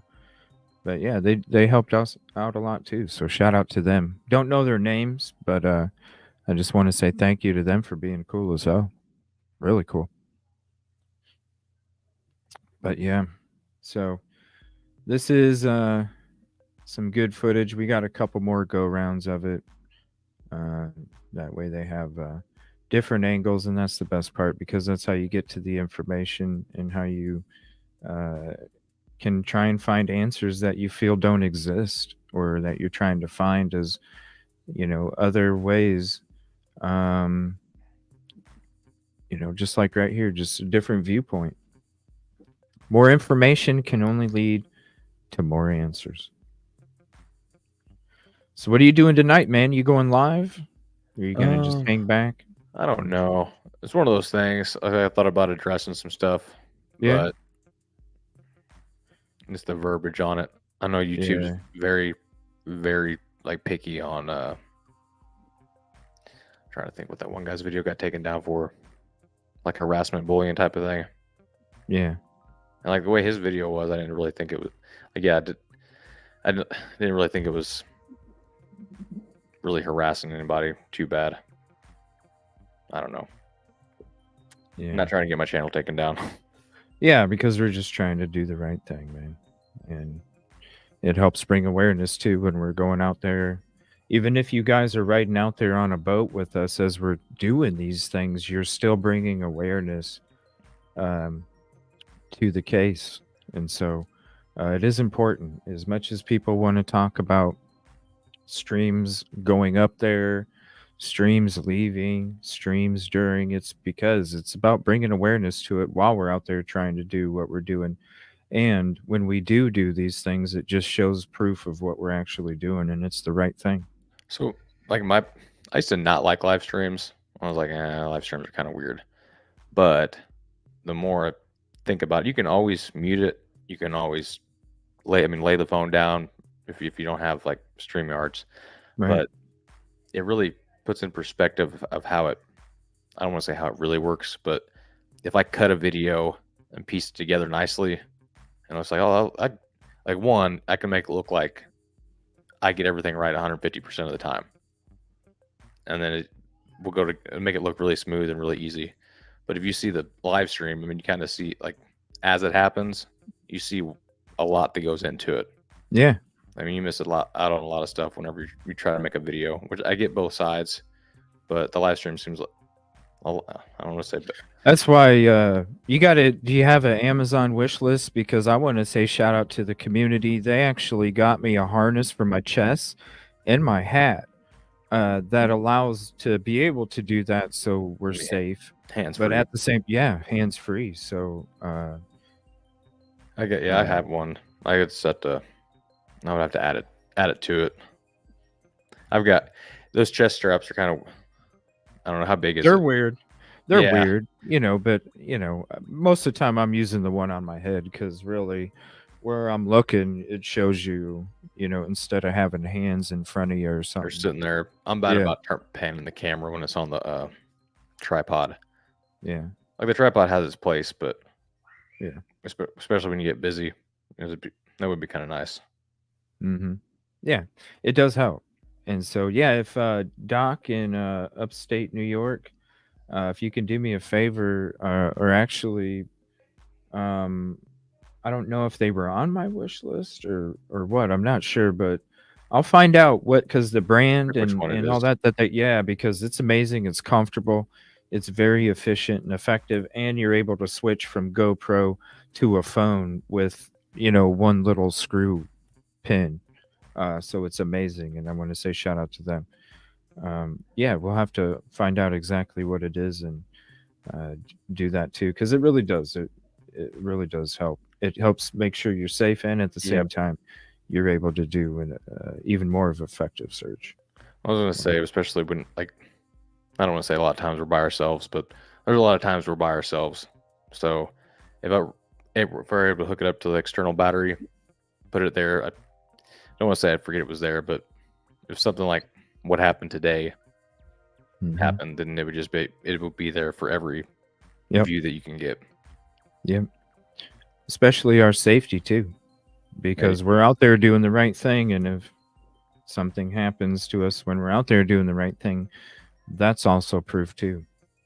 It's very important. So yeah, man, I'm not sure if I'm kind of letting the community decide and the mods decide if we're doing there's another case that we cover a lot, Idaho 4, or I might do a game night where we do some Prices Right and stuff like that. Who Wants to Be a Millionaire? Are you smarter than a fifth grader? So if you're not doing anything tonight and we are doing that game show, which I think so far, I think we are doing the game show. Type in chat if you want a true crime case or a game show tonight. And if you're not busy and you want to hop up and be a contestant, you're more than welcome. That'd be kind of cool. I think we are doing a game night show. I think we should. What do you guys think? You think we should just hang out and have a game night show, and you can be the special guest contestant? It'd be fun. Busby, you wanted to? That's what we should do. Let's have Busby. Are you available tonight? I think Busby would be great. Yeah, we could have you, me, and Busby on here for a game show night. What do you think, Busby? Are you still in chat, bro?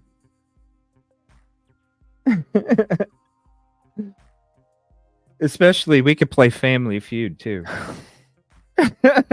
we could you, me. It could just be Busby, Narked, and CJ. I am terrible at any type of Let's any do type it. of game. Come on, Busby. Where you at, Busby? Did he respond? I don't see. I keep looking, but I don't... Yeah, game show. We'll do a game show. We got, dude. I got Wheel of Fortune. I mean, we can play so many games with us tonight. I got like a list of like 10 games we can play. Wheel of Fortune, all sorts. Is he in chat? I'll reach out to him in the background. I'll see what he's up to. If he's back home, I mean, and if you want to, bro, you can even you could always have your loved one join too if you want. She could be a contestant as well. Sure, I would say yeah, but she'll have the kids. Okay. That's the only no downside. No problem. Yeah, I think we'll do that. Well, I'll reach out to Busby and see what's up. I'm sure we can figure it out. What's a good time for you, man? I was thinking like 8 o'clock Central, maybe Yeah, 8 like o'clock. We got the same 2 time hours. zone. Okay. That way I could actually get out of these clothes. Yeah, I hear you. I need to like do some home stuff myself. It took forever to get home. Yeah. Well, I'm glad you're safe, man. Me Glad you're too. safe. I finally got into a good area, or at least seemed like a good area. Yeah, we heard some news in the middle of our show, and it was concerning. So I appreciate you reaching out to me, letting me know you're good. And yeah, we'll go ahead and meet back tonight for the game show. I'm just going to go ahead. I'll put the notification out here in a few. Just look for it, 8 p.m. Central, 9 p.m. Eastern. And we'll just play games for a couple hours and hang out and have some fun. And I want to say thank you again, man, for all the work, not only before, but this weekend. I appreciate it. And thank you for all that you do for the communities out there. I know it means everything to them. No thanks is needed, but I definitely like. It's just nice to kind of be with somebody instead of by yourself all the time. I hear you, man, because I It's- have that same problem. Yeah, it kind of. I don't want to say it gets to you, but you're out in the community. You're out and about, and I get asked all the time, "Catch any fish?" And it's just like the most awkward thing. I'm just like, "No, I didn't catch any fish." No fish. Yeah, just like when we were dealing with the stuff at the end, bringing the boat up, and he's like, "Did you go fishing?" We're like, "No." Like what? That Oh, doesn't make any sense. yeah. He's like, "At least you went fishing." We're like, "No, didn't go fishing. Just doing some work." But yeah, I'm So, more than happy to always help people out. As long as they're in it for the, I don't want to say that. Anyway, for the better good, or at least for the right thing. reasons. The right thing. All right, everybody. Thank you so much. Thanks for hanging out in the show today. Thank you again. Thank you, Rosie, for hopping up here and most of the show as well. Thank you for all that you do for us as well. And we'll see you guys here in a couple hours, and we're going to chill back, have some fun, and play some games. Appreciate you all. See y'all. Look for the notification here in a few.